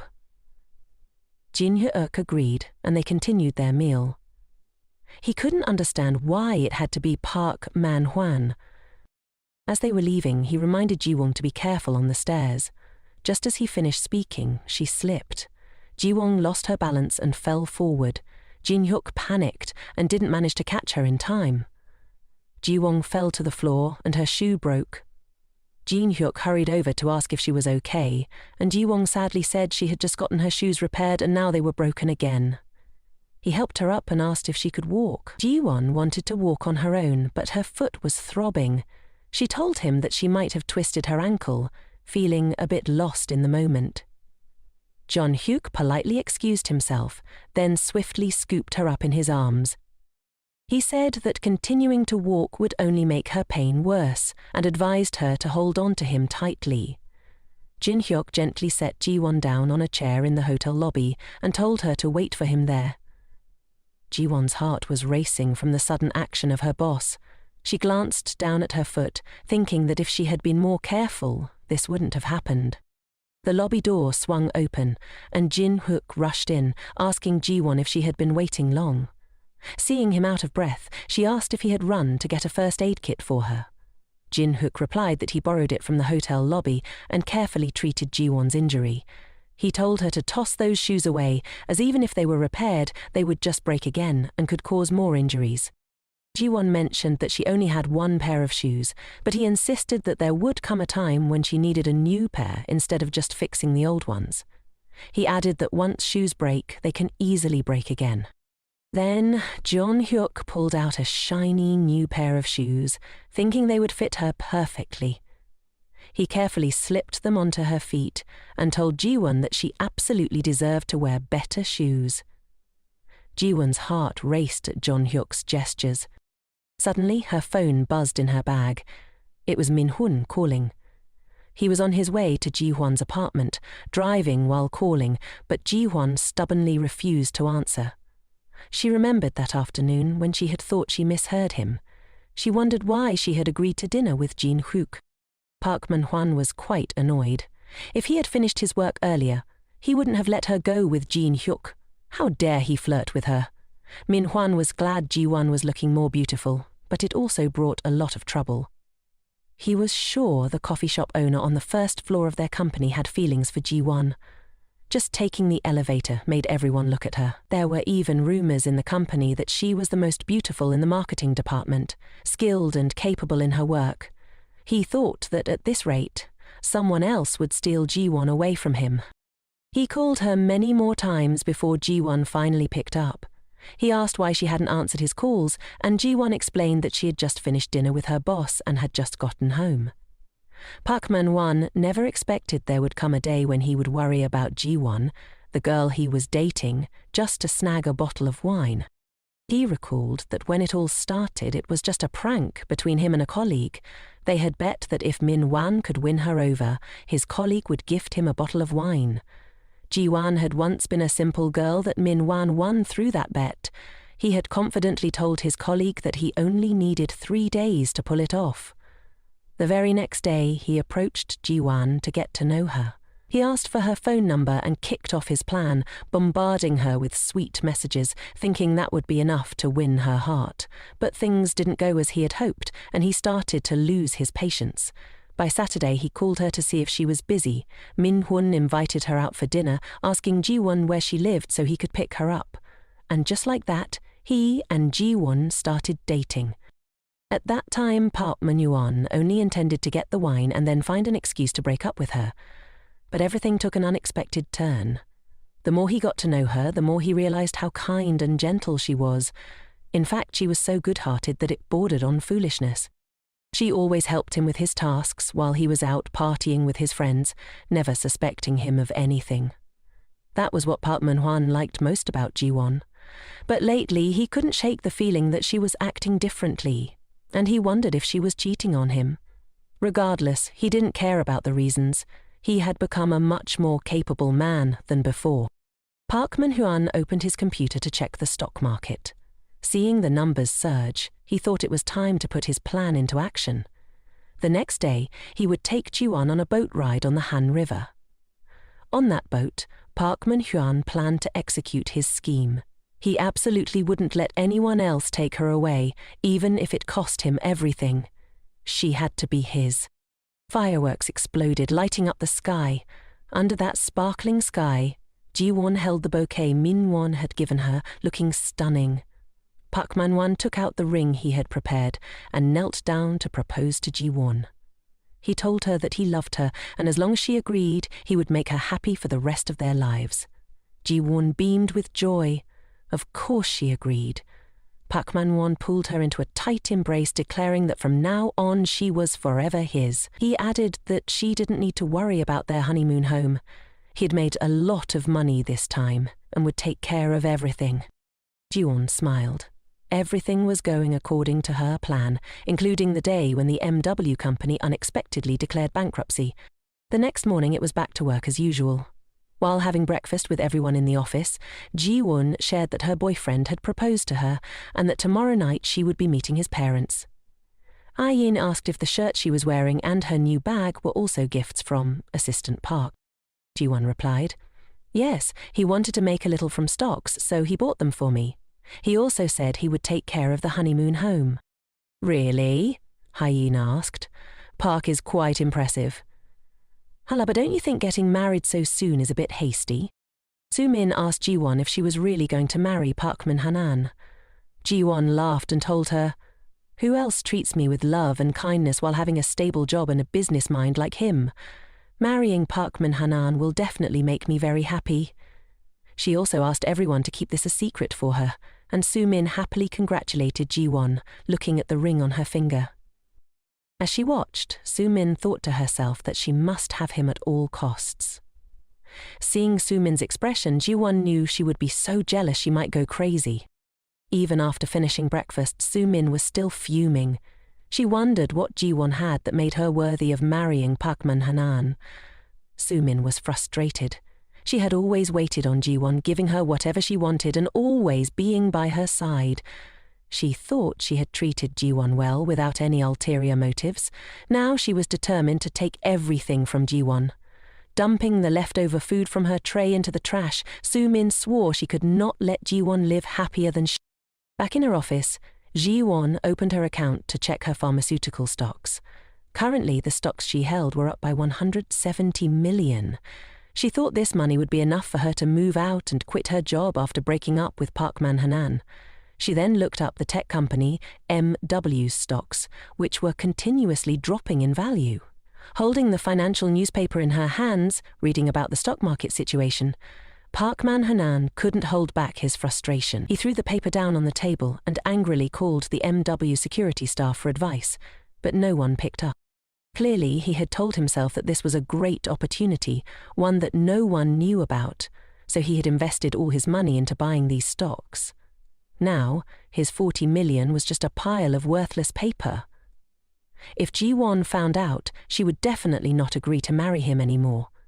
He decided to hide this from Ji-won, planning to make profits from other stocks instead. For now, he would call his parents to borrow money. He regretted buying her that expensive designer bag. He wished he had just bought her a knockoff instead. Ji-won came looking for him and said that everyone was waiting for him to go celebrate Assistant James' project. Park Man-won said he had forgotten and casually tossed the newspaper he had just read into the trash, fearing she would see it. He told her to ride in his car, and Ji-won agreed, even suggesting that Soo-min join them, which Park Man-won naturally accepted. Ji-won glanced back at the newspaper Park Man-won had thrown away, secretly smiling, knowing this would happen even before he did. Today, their office was going out for a barbecue, a place chosen by Hyeen. Hyeen told everyone to focus on eating, while she would take care of grilling the meat. Everyone praised her grilling skills, saying they were truly amazing. Soo-min told Hyeen that she thought she was more suited for a part-time job at the barbecue place than being an office worker. Hyeen wasn't having it.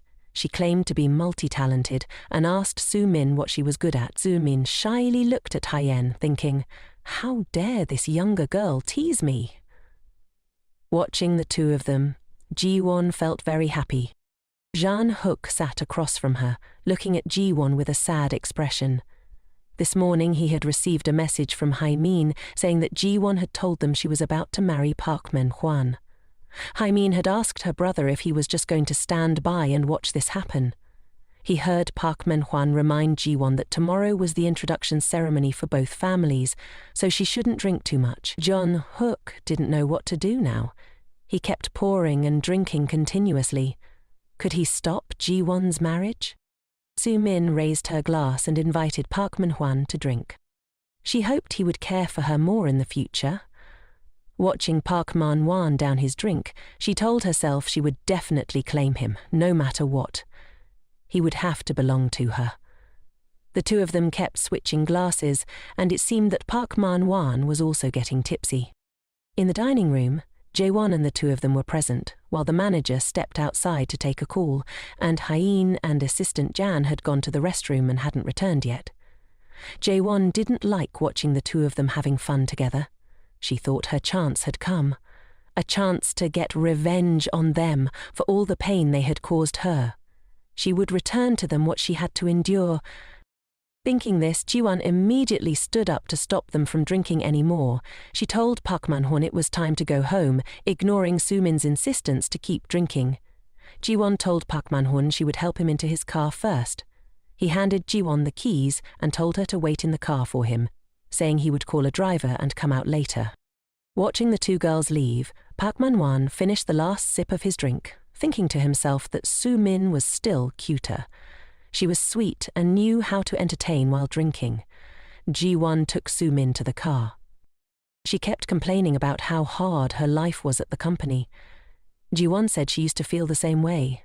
She mentioned that it was thanks to Park Man-hwan's help that she got through it. Hearing Ji-won say that Park Man-hwan was so perfect made Soo-min want to marry him. Ji-won searched for her phone, and just then Park Man-hwan came out and asked why she hadn't gotten into the car yet.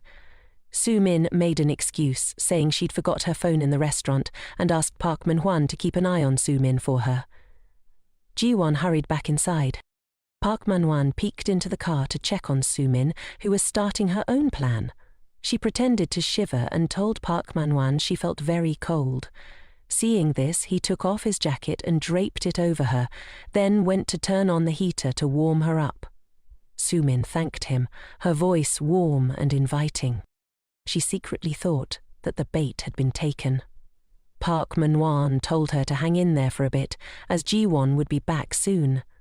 But little did he know, this was a dinner table Ji-won had set up for the two of them, so how could she possibly return at this moment? Su-min raised her hand to cover Park Man-hwan's mouth and told him not to mention Ji-won right now. It was just her and him here. Park Man-hwan looked at Su-min's expression, his heart racing wildly. Indeed, he had found himself liking her much more than Ji-won for a while now. Yet he had always restrained himself from crossing the line. Looking at Su-min's sweet face, combined with her playful demeanor, made him truly lose his. Su-min pulled Park Man-hwan closer to her. Su-min suggested that he could take her inside the house. With her proposal and charming antics, Park Man-hwan could no longer hold back. He jumped into the car, wrapped his arms around Su-min and kissed her. Just like that, they had truly lived up to Ji-won's expectations.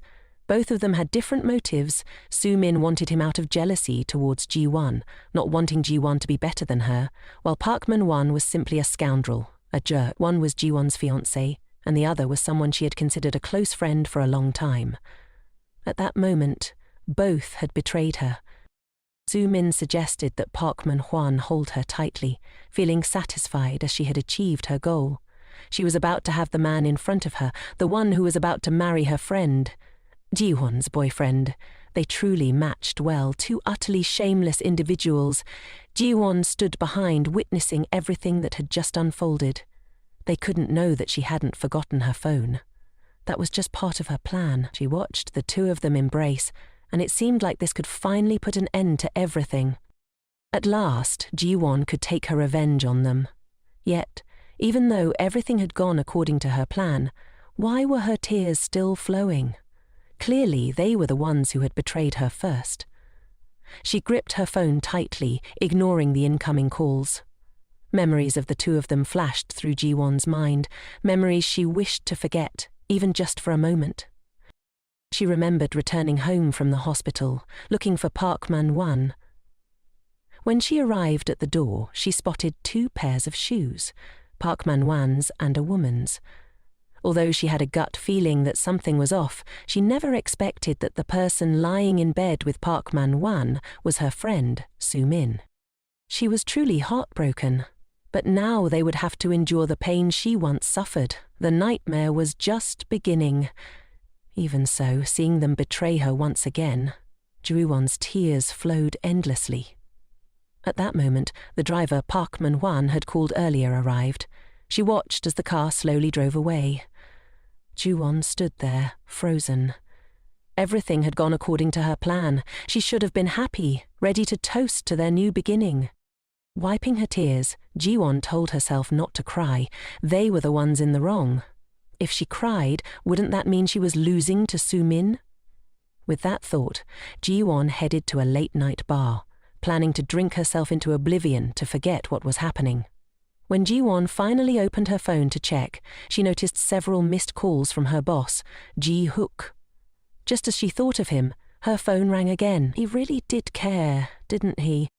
This time, Ji-won answered, and Ji-hook asked where she was and why she had left without telling anyone.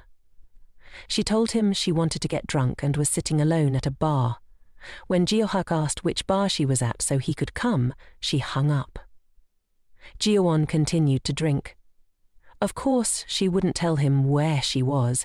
If she did, he would definitely come, and right now, she just wanted to be alone. She thought if she had made different choices in life, maybe those two would have changed. But even now, living again, Park Man-hwan and Su-min were still the same. They still chose to betray her. And she, despite having died at their hands, still clung to hope like a fool. Suddenly, a hand snatched the bottle of alcohol from her grasp. Jin-hook had arrived. He told her to stop drinking, saying it was enough. Ji-won was surprised. He really was something. She asked how he had found her. When Jin-hook inquired where Park Man-hwan and Soo-min were and why she was sitting there alone, she told him they had left and that those two were very close, so he should just pretend he didn't know anything. Jin-hook sensed something in her words, as if he had uncovered the relationship between Park Man-hwan and Soo-min. He offered to stay with her while she drank and promised to take her home later. Ji-won, exhausted, told him not to worry. She was tired of love and dating. Ignoring her, Jin-hook sat down beside her and asked if she wasn't going to date him, how did she plan to take advantage of him? Ji-won didn't understand what Jin-hook was talking about. He suggested she should date him if she didn't want to look more haggard. Ji-won panicked, wondering if she really looked that bad. Despite her emotional turmoil, Jin-hook's presence had a soothing effect. Ji-won's mood lifted slightly. She didn't hate him at all. Setting her glass down on the table, she asked him to turn to face the door for a moment. Jin-hook agreed without hesitation. Jin-won leaned against his back, thinking that just leaning for a moment would be fine. In that moment, his back felt as sturdy as a tree trunk, offering a sense of comfort. They sat there for a long time without speaking, but that was all Jin-won needed right now. Being next to Jin-hook made her feel oddly comforted. The next morning, at the Happy Inn, the bright sunlight streamed through the window. Park Man-hwan woke up with a terrible headache. He opened his eyes, trying to remember what had happened as he sat up, feeling a sense of unease. Suddenly, Park Man-hwan realized he had completely lost his mind. He glanced over at Soo-min, still asleep, then looked around the messy room. Panic set in. If this got out, the employees at the company and Ji-won would cut ties with him for good. Just then, Soo-min woke up, still acting cute, as if nothing was wrong. Park Man-hwan, feeling awkward, told her they had both gotten drunk the night before, so it would be best to pretend nothing happened. Soo-min, confused, asked how they could just ignore the fact that they had slept together. She pouted, clearly aware that he knew about her feelings for him. Did he really not have any feelings for her at all? Park Man-hwan was flustered. He tried to explain that it wasn't like that, but he had to meet his future in-laws today. Tears welled up in Soo-min's eyes as she promised not to interfere in his relationship with Ji-won or tell anyone about what had happened. However, she added that he would still have to continue seeing her in secret. Park Man-hwan felt cornered.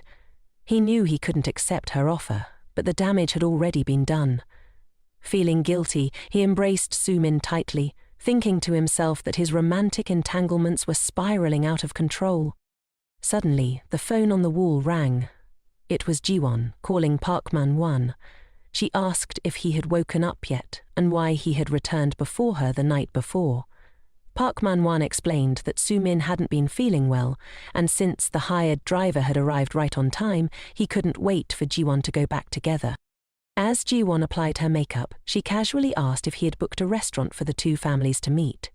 Park Man-hwan told her he had reserved a spot at the traditional Lu-hung restaurant at 5 p.m. on the first floor. Ji-won said she would meet him after finishing her makeup. Hearing the conversation with her boyfriend, the makeup artist complimented Ji-won and promised to make her look stunning for the occasion. Ji-won insisted on a bold, unforgettable look that would leave a lasting impression. Surprised, the artist asked if she wasn't meeting her boyfriend today and why she wanted such a dramatic style. Ji-won recalled her life with her late mother-in-law before she passed away. She remembered the harsh words.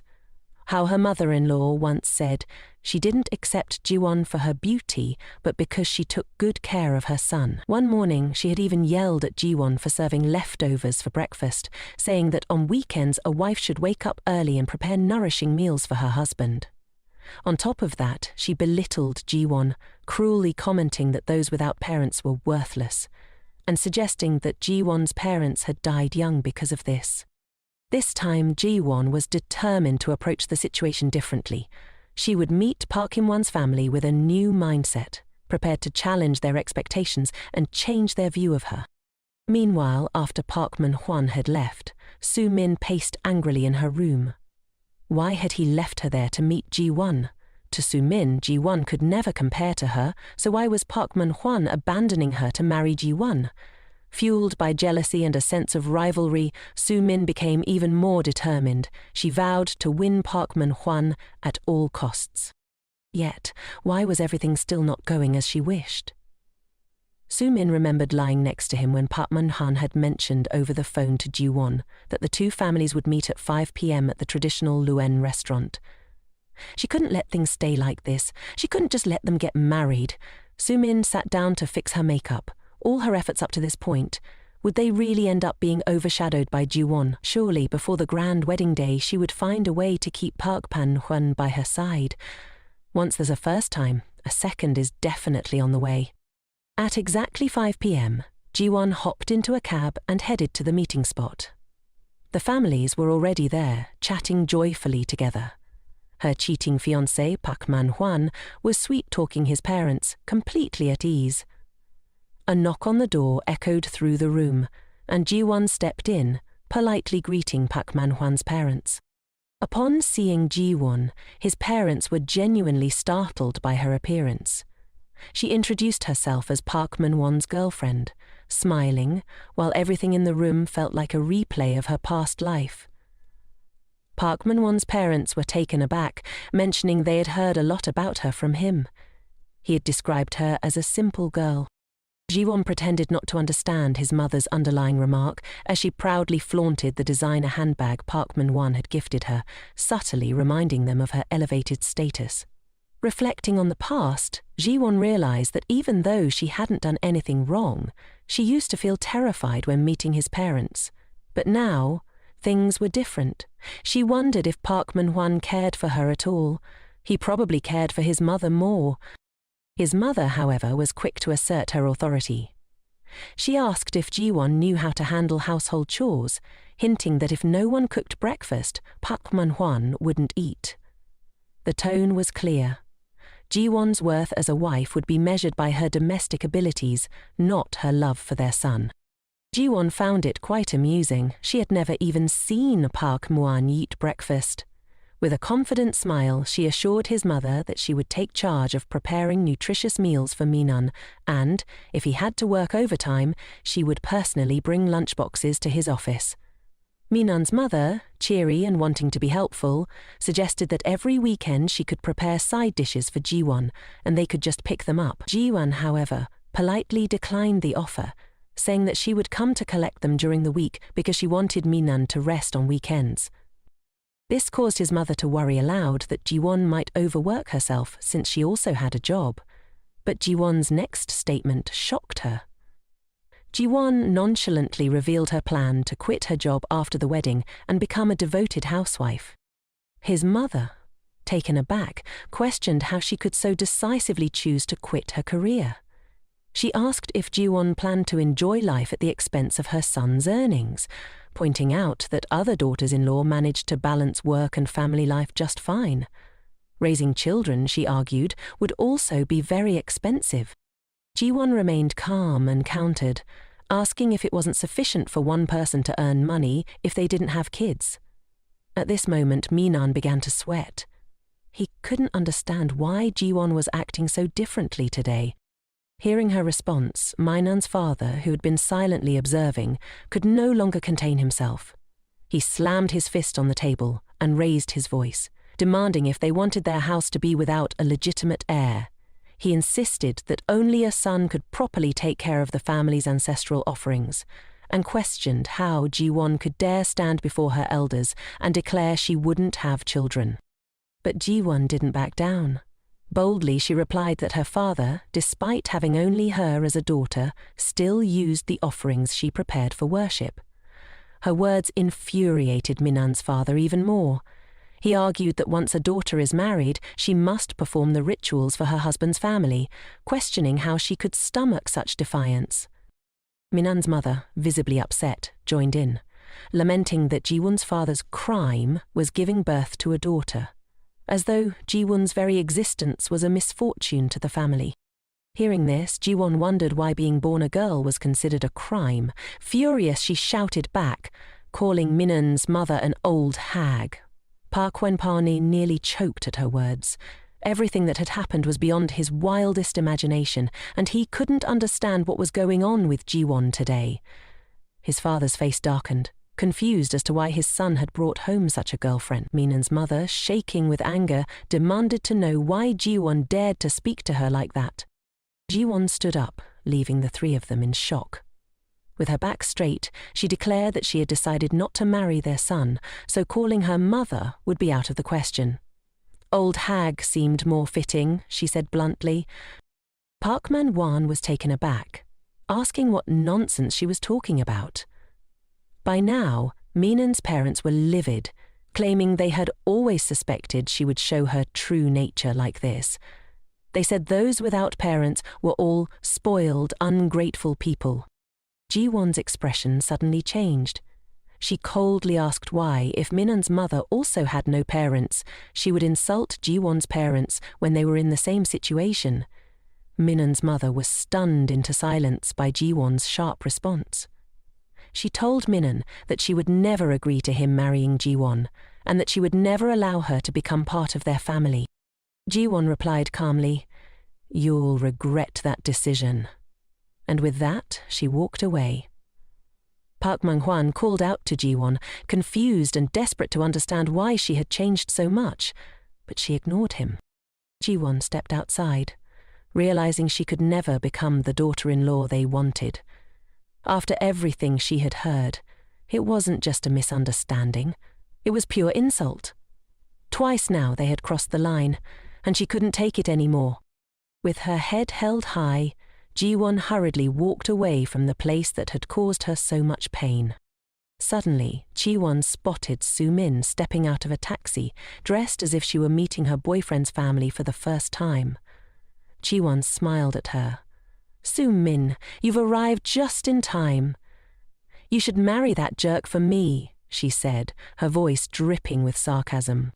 Meanwhile, in the dining room, Park Man-hwan's mother was still fuming, unable to believe her son had brought such a disrespectful girl into their home. She demanded that he end things with Jiwon immediately, insisting that she would never approve of the marriage. Just then, Sumin stepped through the door, feigning surprise. "Oh, what a coincidence to run into you here," she exclaimed brightly. Sumin greeted Park Man-hwan's mother with enthusiasm, introducing herself as his junior at the company, all while tossing in a few compliments about him. Park Man-hwan's mother, softening, confirmed proudly that he took after her. Park Man-hwan, still shaken by Jiwon's outburst, asked Sumin about her prior appointment. Sumin smoothly explained that her parents had urgent matters and couldn't make it, and then slyly mentioned her love for cooking, loud enough for his mother to hear. At the sound of this, Park Man-hwan's mother smiled, clearly pleased. She invited Sumin to dine with them, and naturally Sumin accepted. This was exactly what she had hoped for. She casually asked if it was appropriate, and Park Man-hwan's mother, now completely won over, had already forgotten about Jiwon's outburst. She even remarked how meeting such a straightforward girl like Sumin was a blessing for their family. As Sumin took her place at the dining table, she secretly rejoiced. Jiwon's debut had been a complete disaster, and now Sumin was happily dining with the Minan family. It seemed her plan had been the right choice all along. Jiwon, on the other hand, was on her way home, reflecting on the disastrous events of the afternoon. Just then, her phone buzzed with a message from Park Man-hwan. He asked where she had gone, why she hadn't answered his calls, and expressed his desire to marry her smoothly, wondering if she intended to let things continue this way.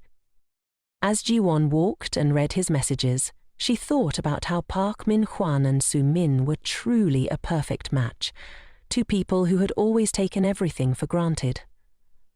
Thinking about how Sumin had coveted everything she had for the past 10 years, Jiwon decided it was finally time to give her what she wanted. She smiled to herself, ready to let them have it all. The next morning, Jiwon arrived at the office as if nothing had happened. She didn't expect things to go smoothly, but with just a small nudge, everything was already falling into place. Park Man-hwan and Sumin were sneaking out during work hours to flirt. Ji-won knew her task now was to bring this twisted fate to its conclusion before she could embrace her new, brighter life. She had already finished writing her resignation letter, planning to wrap up her affairs and leave this place behind. As Ji-won was about to submit her letter, assistants Jae and Haine invited her to grab some coffee. Ji-won agreed to go with them, feeling a bit lighter after her decision. On their way out, Haine turned to invite department head Jun-hook to join them. Although he couldn't go, he handed Haine his card and told them to consider it his treat. Before they left, Jin-hook added, "There's still plenty of time, Ji-won. Order something nice to eat." Ji-won thanked him, feeling a strange reluctance to leave, thinking maybe she should wait until the company's new product was completed before moving on. Meanwhile, Park Man-won and Soo-min were sneaking around in a nearby motel. As they prepared to leave, Park Man-won told her to pretend they were out meeting a client for the next hour. Soo-min disagreed, reminding him that he had promised to spend the entire day with her. Park Man-won explained that he had too much to prepare for the upcoming wedding. Soo-min, confused, asked if the wedding wasn't called off. Park Man-won reassured her, saying it was just a minor disagreement between his mother and Ji-won and that everything would smooth over soon. Frustrated, Soo-min asked if he planned to break up with her. Park Moon brushed it off, saying their relationship was just a casual fling and nothing serious enough to require a breakup. He kissed her forehead, said goodbye and left, leaving her in shock. Soo-min gritted her teeth, furious that even when things were falling apart, he still wanted to be with Ji-won instead of her. Determined not to let all her efforts go to waste, Soo-min picked up her phone, plotting her next move. Meanwhile, Ji-won received a call from a high school friend, who informed her that Soo-min had been asking around for Kim's number. Ji-won thanked her friend for the heads up, knowing something was brewing. Ji-won suddenly remembered how Soo-min had previously bothered her and wondered why she would be asking for Kim Tae's number now. It surely couldn't be for anything good. She needed to prepare for what was to come. So, Ji-won submitted the report her manager had assigned her and considered whether she should ask him for help again. She couldn't understand why she thought she could trust the man in front of her. Jung-hook, noticing her hesitation, asked if she needed his help with anything. She, somewhat impulsively, asked if she could take advantage of him just one more time. Jung-hook folded the report, looked at her intently, and told her she could take advantage of him as many times as she wanted. In fact, he was quite happy about it. On her way home that evening, Ji-won suddenly heard someone call out to her. As soon as Kim finished speaking, she knew he would come looking for her. He said that as soon as he saw her, he rushed over immediately. Ji-won told him she hadn't contacted him at all. Meanwhile, Park Man-won was sitting in his car across the street, watching them closely. He wondered who this guy was. He had prepared flowers and gifts for her, but when he called, she didn't pick up. How could she dare to meet someone else behind his back? Just then, Soo-min approached and knocked on his car door. She smiled and asked why he was there before getting in the car. Soo-min told him that she was a high school classmate of Ji-won's and intentionally mentioned that since their class reunion, they had been inseparable. She warned Park Man-won not to think Ji-won was only into him, as she was deliberately trying to rile him up. Park Man-won grew heated and insisted that Ji-won only loved him. Soo-min, ignoring his attitude, kept rambling on about how Ji-won's mother had cheated and abandoned her father. She suggested Ji-won would end up just like her mother. Park Man-won was shocked to hear this, not knowing about Ji-won's mother leaving for another man. Soo-min claimed she hadn't mentioned it before because Ji-won was her best friend. But she couldn't stand how Ji-won was treating him. She comforted him and suggested they move to another place, saying that if they stayed there any longer, he would definitely see some unpleasant things. Ji-won watched Park Man-won's car drive away, knowing this was all Soo-min's doing. She told Tong that she hadn't contacted him at all. Tong immediately showed Ji-won the messages. Ji-won opened her phone and saw someone had impersonated her to message him. Kim Tong was stunned and furious. He couldn't let anyone manipulate him like that. He asked Ji-won if she thought she was so valuable that someone would go this far. He grabbed her hand, intending to drag her away to confront the culprit. He demanded she be quiet and follow him, but Ji-won insisted he let go of her hand, saying it had nothing to do with her at all. Suddenly, a hand grabbed Kim Tong's from behind, and he was confused about who was doing this. Jin Hook declared he was Ji-won's boyfriend and asked what Kim Tong thought he was doing with her. Jin Hook then asked Ji-won if she was okay. At that moment, Kim Tong realized what was happening and demanded Ji-won let go of him. Furious, Ji-won swung his fist straight into Kim Tong's face. The guy fell to the ground in pain. Without a word, Ji-won took Ji-won away.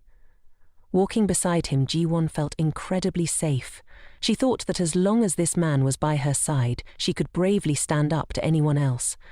Why hadn't she noticed him before? Ji-won got into the car and Jin Hook drove off. She thanked him for everything that had happened today. Jin Hook smiled and told her she was just exercising her right to take advantage of him, as this was exactly what he had requested. He stopped the car and said they had arrived, leaving Ji-won surprised. Why was he bringing her to a hotel? He explained that she should rest there for the night and he would take her home in the morning. Jin Hook mentioned that the guy from earlier knew her home address, so it would be dangerous for her to go back. Ji-won shook her head in refusal, saying she could go up by herself, but Jin Hook disagreed. He asked, what kind of boyfriend would drop his girlfriend off at a hotel and leave her to fend for herself? Ji-won nervously replied, well, if he brought his girlfriend to a hotel and just left, that would be pretty strange too. She clamped her mouth shut, not understanding what on earth she was talking about. Jin Hook told her that he would also be sleeping there tonight. Jin Hook led Ji-won to the front desk to check in. Jin Hook asked, aren't you supposed to drop me off and leave? He repeated her earlier words with a grin. Panicking, Ji-won blurted out that she was just speaking nonsense. Jin Hook told the receptionist to get him 2 adjacent rooms. Ji-won jumped and asked why 2 rooms. Jin Hook suggested they could book just 1 room, but Ji-won felt embarrassed and admitted that 2 rooms were probably better. She didn't think he would actually stay. Jin Hook watched Ji-won step into her room, and once she was settled, he walked away. He turned to meet up with his crew, pulled out his phone and set up a meeting in the lobby. They informed him everything was taken care of, and from now on no one would dare come near her again. Jin Hook told them not to call him boss but director, as they weren't part of the mafia. Meanwhile, Park Man-han had already driven off. Jin Hook quickly guessed that Soo-min was behind all of this. She had impersonated Ji-won and messaged that guy. Perhaps Ji-won had known about it all along, which is why she suggested Jin Hook pretend to be her boyfriend. He looked at his watch. It was already 9 p.m. He wondered what Ji-won was doing at that moment. Suddenly he jumped up. He remembered she hadn't eaten anything. How could he have forgotten? He immediately went to her room and knocked on the door, regretting that he hadn't taken her out for dinner before bringing her to the hotel. Ji-won had just finished showering and, hearing the knock, rushed to open the door. She asked if he needed something. He calmly inquired if she had eaten dinner and if she wanted something to eat. He then asked what she usually liked. Ji-won thought of pork soup sprinkled with sesame, with green onions and pickled radish. It sounded delicious. Just then, a butterfly landed on her head. Ji-won panicked and screamed, startling Ji-won. She pointed to her head, explaining that she was terrified of insects. He offered to catch it for her and warned her to be careful. In the panic, Ji-won stumbled. She grabbed Jin Hook's tie to steady herself but lost her balance, falling backward and accidentally hitting the light switch.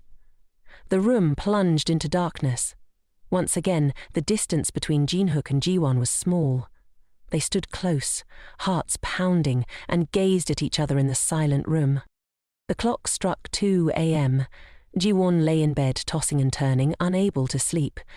She kept thinking about that moment with Jin Hook, feeling embarrassed and pulling the blanket over her head. If only things were different. If only Park Man-han hadn't caused her so much trouble.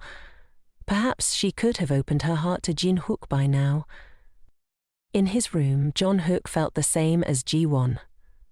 The memory of them falling into each other's arms haunted him. He couldn't sleep. Her image flashing through his mind, making it impossible to forget. 2 people in separate rooms, yet their feelings were eerily similar. They longed for each other, their hearts racing. Who knows how long the night dragged on? Ji-won, now exhausted, yawned repeatedly as morning approached. Jin-hook called her, inviting her to breakfast. How was he not tired? He went to fetch some food and brought it back to Ji-won. Sitting down, he casually remarked, "A boyfriend should fetch food for his girlfriend, right?" Ji-won panicked, quickly clarifying that what he did yesterday was just a favor. Jin-hook grinned, reminding her that she'd asked him to pretend to be her boyfriend, but never mentioned how long that act should last. Flustered, she stammered, and he smiled, wishing her a good meal. As he smiled, she blurted out, "You look just like a puppy when you smile." Jin-hook's face went pale. What was she talking about? Ji-won hastily explained that she meant a Labrador retriever, a big, cute dog. She rambled on about how Labradors are adorable, smart and obedient. Mid-sentence, she clamped her hands over her mouth, embarrassed by her own words.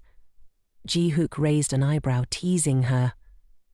"So, you think I'm cute?" Changing the topic, he asked if she had chosen an apartment yet. Ji-won mentioned that she'd be moving into the one Hyene recommended, the same one Hyene had lived in previously. After breakfast, Hyene took Ji-won to see the apartment. Ji-won thought it was perfect and apologized for troubling Hyene over the weekend. The apartment had great security, CCTV monitoring, and faced south with low management fees, just as Hyene had described. It was within Ji-won's budget, and she could move in right away. Overjoyed, she asked if they could sign the contract immediately. On the way to the real estate office, Ji-won asked Hyene to keep her move a secret from everyone at the company. Curious, she also asked how Hyene had found such a great place. Hyene explained that she had studied at a university nearby, which led to another surprise. Ji-won had graduated from the same university as Hyene's brother. Ji-won was taken aback. She had never met him or even seen him on campus. Later that evening, at Ji-won's old apartment, Park Man-hwan arrived, fuming. He rang the doorbell repeatedly, but no one answered. It seemed Ji-won wasn't home. Furious, he realized she was ignoring his calls, and now, even after showing up at her place, she was nowhere to be found. Suddenly, he heard a man's voice asking who it was. Park Man-hwan angrily shouted, demanding to know if Ji-won was inside the apartment and who the man was. He began banging on the door, yelling for the person inside to come out. The door swung open and a man stepped out, frowning. "Who the hell are you, and why are you making such a racket at my door in the middle of the night?" Park Man-hwan quickly bowed, realizing he must have the wrong apartment. Apologetically, he asked if the man knew where the girl who used to live there had moved to. With a sneer, the man replied, "Chasing after her like that won't make her run away any less." He scoffed, "I don't know anything," before slamming the door shut. Park Man-hwan stood there, shaken and furious that Ji-won had moved without telling him. Recalling that night, he regretted not chasing after her to confront her rude behavior. But then Soo-min had shown up, and everything had gone wrong. Frustrated, he pulled out his phone to call Ji-won, but couldn't get through. He left her a message, asking when she moved and saying he'd forgive everything, even her disrespect toward his mother. Meanwhile, Ji-won listened to his voicemail and guessed he must have come looking for her. She thought to herself how lucky she was to have moved earlier than planned. Suddenly, she felt hungry. She hadn't eaten anything the night before, and even during breakfast with Jin-wook that morning, she barely touched her food. With the hectic move, she had forgotten all about dinner. Just then, a message from Jung-hook popped up. He asked if her move went smoothly and if she wanted him to bring over some pork soup. Before she could even reply, the doorbell rang. Ji-won opened the door and was surprised to see Jin-hook standing there, holding a container of pork soup. "I thought you might like this," he said with a warm smile. Ji-won thanked him and invited him inside. Suddenly she heard a soft meow at Jeon-mook's feet. Looking down, she saw an adorable little furball. Thinking it was a stray cat, she crouched down to pet it, only to find it snuggling up to her. "That's my pet," Jin-hook explained. "His name is Pei." Ji-won's face lit up in delight as the cat purred happily in her lap. But then a thought crossed her mind. Wait, Does this mean you live here too? Jin-hook nodded, smiling. I'm your neighbor. Ji-won was taken aback. How could this be? She glanced at the open door of the apartment across from hers in disbelief. Suddenly, Ji-won had a realization. Jin-hook looked a bit flustered and quickly apologized for not giving her a heads up about living nearby. Ji-won had moved here to avoid bothering Park Man-han and his meddling, but the thought of Ji-hook living in the same apartment complex had never crossed her mind. She felt confused. How could the head of her department be her neighbor? Jin-hook explained that Hyen had previously lived in this apartment, and since he didn't feel comfortable with her living alone outside, he decided to move in. He held out the bag of food towards Ji-won, urging her to eat before it got cold. Ji-won thanked him and then asked if he had already eaten dinner. Jin-hook replied that he had, and he was just about to take Pei, his cat, back to his room. Ji-won, still petting the cat, gave it a gentle scratch on the head. She found Pei incredibly cute. Jin-hook offered, if you like, you can play with Pei for a while. Thrilled, Ji-won eagerly invited him to stay for a bit. Jin-hook followed her inside with his cat, realizing just how much joy having a pet could bring into her home. Meaning seemed to return to his life. Ji-won sat down at the dining table, looking at the steaming dishes in front of her. She asked, did they really deliver the whole pot and bowls too? Jin-hook felt a bit guilty as he explained, this is the trendy new style of food delivery. The dishes are from a very famous restaurant. Ji-won began eating, savoring the delicious food. Jin-hook anxiously asked, is it good? She smiled, saying, it's really tasty. It reminds me of my hometown. My dad and I used to enjoy flavors like this in Busan. Jin-hook sighed in relief, glad she liked it. He recalled how earlier he had called his little brother, carefully instructing him to bring over the pork soup. The effort seemed worth it, seeing Ji-won happily devour the meal. As he was getting ready to leave, Jin-hook said, whenever you want to see Pei, just come over to my place to hang out. Ji-won was overjoyed and promised, I'll visit often. Jin-hook was taken aback, surprised that she agreed so quickly. He hugged his cat, returning to his apartment, and fed Pei while praising the cat. You're so clever, he said, petting its head. You already know I like her, don't you? You must like Ji-won too, right? Of course Pei liked Ji-won, Jin-hook thought. After all, she was his lifesaver.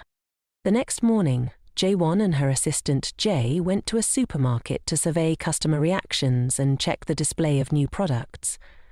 Assistant Jae seemed nervous, mentioning that the project had caused some trouble for her parents. Jae-won reassured her, saying, after this, you might get promoted and can repay them. As they entered the supermarket, they were both shocked to find that all the products from their company were missing, not just the new ones, everything. Finding this strange, they decided to ask the supermarket staff directly. However, when they introduced themselves as representatives of UNC, the staff became very cold. How do you dare show your faces here after what happened? The manager snapped. Shocked by this response, Jae-won and assistant Jae rushed back to the office. This was no small matter. How could Park Man-han and Soo-min have let this happen? As soon as they got back, Assistant Jae immediately called Soo-min in to ask what was going on. She confronted her. Are you still sane? You caused trouble and just ran away without addressing it. Soo-min stammered. What are you talking about? Assistant Jae reminded her of the incident where Soo-min gave a food sample containing peanuts to a customer with a peanut allergy and didn't even apologize or report it. Soo-min tried to explain, but Assistant Jae cut her off, saying, during the market survey for the new product, you caused a major issue and didn't even report it. Soo-min panicked, trying to shift the blame onto Ji-won. She sobbed uncontrollably, claiming her actions were driven by concern for Ji-won. Soo-min admitted she hadn't reported the allergic reaction because Ji-won didn't give her a heads up. I had no idea, Soo-min cried, looking at Ji-won. I was afraid she'd get into trouble. Jin-hook turned to Ji-won and asked, is what Soo-min saying true? Ji-won felt the weight of doubt and the disdainful glances from everyone in the room. Meanwhile, Soo-min was being comforted and surrounded by sympathy. but Ji-won had grown used to this. It no longer hurt her as much. She simply replied, "I don't really remember." At that moment, Soo-min continued playing the role of the supportive friend, telling Hook, if the company decides to impose any penalties, it should only be on me. Jin-hook asked Ji-won to really think about it. "Are you sure you don't remember clearly?" Ji-won bowed her head. "It's been a while, so I don't recall all the details," she admitted. "Maybe we should check the CCTV footage from that day." Upon hearing that, Soo-min's face turned pale. Suddenly, Ji-won felt a sharp pang of guilt. If that was the case, wouldn't everyone know the blame squarely fell on her? Trying to stay composed, Ji-won handed out a USB to everyone, explaining that it contained the CCTV footage from the day in question. Since the project was so important, she had made sure to keep a copy of the footage on her. "Everyone, take a look," Ji-won said. "I've already given Soo-min a detailed heads-up on the key points we needed to focus on. I stressed to her just how important this was." Soo-min, now feeling the pressure, apologized to the group, claiming, "I'm sorry. It must be because my memory's just so bad that I forgot." Jong-hook frowned and asked, "But why didn't both Soo-min and Park Mang-wan report the incident to the company?" Feeling cornered, Soo-min thought fast. She needed to escape this situation. "Well, Park-man-wan advised me to keep it under wraps," she said, eyes darting around. "He told me that as long as we both stayed quiet, no one would ever find out." Park Man-hwan was taken aback. "What are you talking about?" he asked, fury building inside him. He could hardly believe Soo-min was throwing him under the bus like this. He clenched his fists, wanting to lash out, but instead he bowed his head and apologized to the team. "Since Soo-min was a new recruit, I decided to handle the situation myself," he explained, struggling to keep his voice steady. Jun-hook, growing increasingly frustrated, ordered Soo-min and Park Man-hwan to each write up their individual reports and submit them. Finally, in a desperate attempt to save herself, Soo-min tried to shift all the blame onto Park Man-hwan. "You don't know how hard I work to clean up your mess," Park Man-hwan snapped at her. "And this is how you repay me, stabbing me in the back?" Soo-min shrugged and coldly replied, "Well, you're just an assistant. All you had to do was write the report. If anything went wrong, I'd lose my chance to become a full-time employee." Park Man-hwan shot back, "After all this, forget about signing a contract. You'll be lucky to keep any position at all." Despite his anger, he assured her, "Don't worry, you won't face any reprimands or punishment. It's not necessary." With that, he walked away, leaving Soo-min alone in her thoughts. She seethed inwardly, thinking, "If I'm going down, I'll take everyone with me." She pulled out her phone and called the customer who had suffered the allergic reaction. Feigning concern, she asked, "How's your health? Have you recovered? The company wants to send a gift to make up for the mistake." Soo-min wasn't about to let the situation spiral out of control. After making the call, she casually focused on her beauty routine, convinced that she had handled everything perfectly. Suddenly, her phone rang. She quickly answered, asking, "Did you receive the gift the company sent?" On the other end, the customer was furious. "You sent me a peanut salad after I almost died from eating peanuts? Are you out of your mind?" Soo-min replied nonchalantly, "I thought you'd like free food. Maybe you should try harder to adapt." The man, now absolutely livid, demanded, "Where are you? I want to talk to you in person." Soo-min shrugged. "If you want to find me, just come to the company headquarters." The next morning, in the lobby of the company building, Ji-won ran into Assistant Jang and Hye-in. Hye-in asked, "Have you seen Soo-min at work today?" Suddenly, they heard a man's voice shouting loudly, demanding to know who the marketing assistant Jang was because he wanted to see her.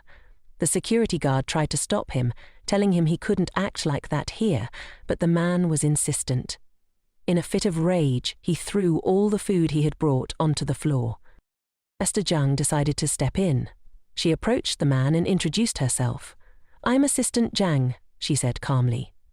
When she looked at the package, she saw that her name was on it.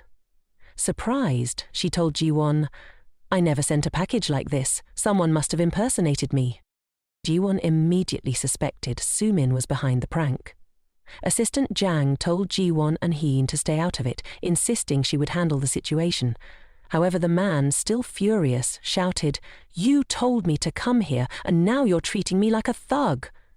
He raised his hand as if he was about to strike Assistant Jang. Jiwon, stunned, suddenly recalled a similar moment in her past when Park Man-hanan had tried to do the same to her. With a second chance at life, she couldn't just stand by and let this happen again. She rushed forward and stood in front of Assistant Jang, urging the man to calm down. "Who are you?" the man demanded.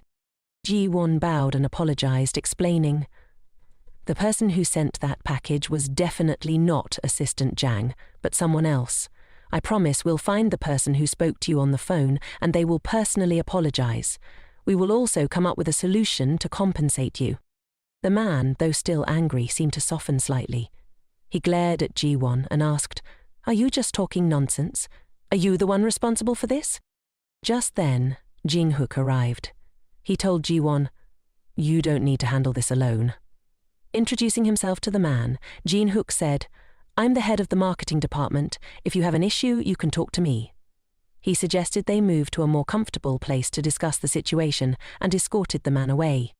Before leaving, Jin-hook told Ji-won, "Get in touch with Sumin. We need to address this." Ji-won hesitated.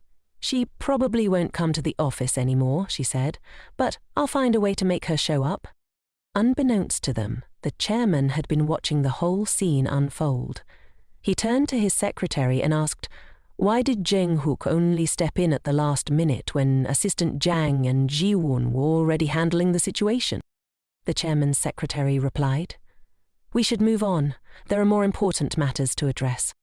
Meanwhile, Su-min was at a beauty salon getting pampered and thinking everything was going according to her plan. Her phone buzzed on the table, notifying her of a text from her mother asking if she had been fired. The company had been making a fuss at home. Su-min recalled the person she called Mother, who had spent her life just yelling at her. The thought of that person sent shivers down her spine. She stood up, planning to go get her hair washed, determined to live a leisurely life and be a beautiful lady for everyone to see. Suddenly, her father called. It was Inno. She answered, asking what he wanted. Inno said he wanted to meet her to talk about Ji-won and Minnon. Su-min agreed to meet him in the evening, and they arranged to meet at a bar. When Su-min arrived and pushed the door open, she was startled to find Ji-won waiting for her instead of Inho. Ji-won casually remarked that she finally got to meet her. "If it weren't for Inho's phone call, I wouldn't have shown up to meet anyone," she said. Su-min, clearly exhausted from work, complained that she was only familiar with Ji-won, yet Ji-won was always too busy with others, completely ignoring her. Ji-won didn't want to hear this again and told Su-min to stop saying such things. "Now is not the time to be so relaxed," she said sternly. Ji-won handed Su-min her termination notice, explaining that the reason was for taking leave without permission and being absent without notice. She also added that the paperwork would soon be in her hands. "Did you send a product containing peanuts to the customer?" Ji-won asked. Su-min shook her head repeatedly, denying it. "There's no reason for me to do that," she said.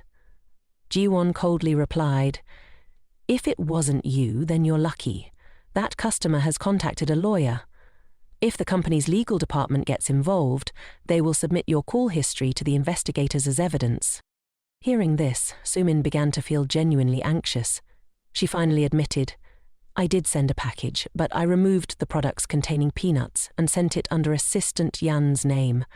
But due to a mistake, I accidentally sent the wrong items, and the customer has been terrifyingly persistent in calling. I was so scared that I acted that way." Ji-won held Su-min's hand tightly, apologizing. "If I had cared about you more, perhaps this wouldn't have happened. I want us to resolve this together." She suggested that the next day, Su-min should accompany her to the hospital to apologize to the customer. "If it was just a mistake, I'll help you," Ji-won added. The next morning, Su-min went with Ji-won to the hospital where the customer was being treated. Ji-won held Su-min's hand tightly and insisted, "You need to kneel and beg the customer for forgiveness." Su-min asked Ji-won what she was doing.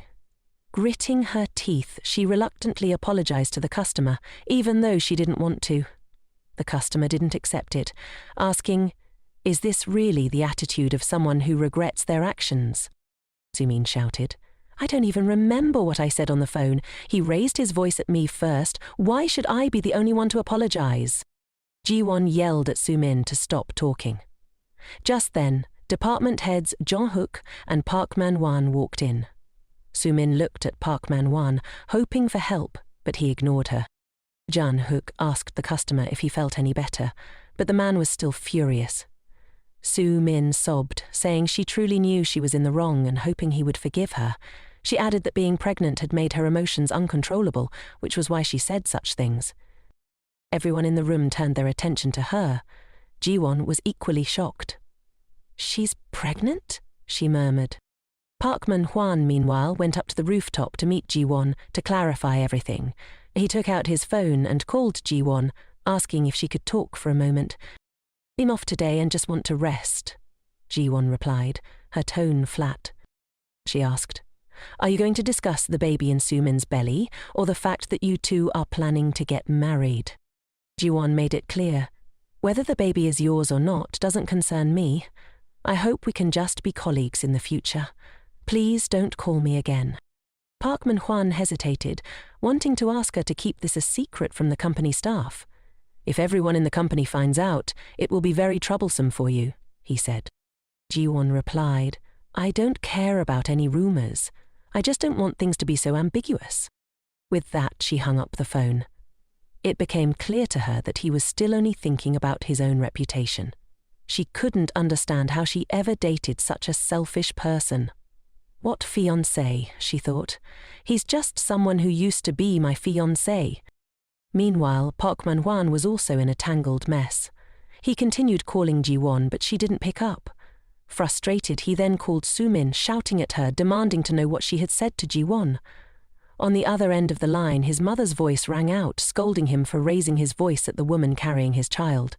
She told him to hurry home and prepare for their wedding. She also instructed Sumin to stay with them while she was pregnant, so they couldn't leave her alone. Sumin was secretly thrilled. Of course, she couldn't let Park Man-hwan abandon her now. Earlier at the hospital, Ji-won had pulled Sumin into the stairwell and asked how she could use the excuse of being pregnant to justify everything she had done. She questioned who the father of the baby in Sumin's belly was.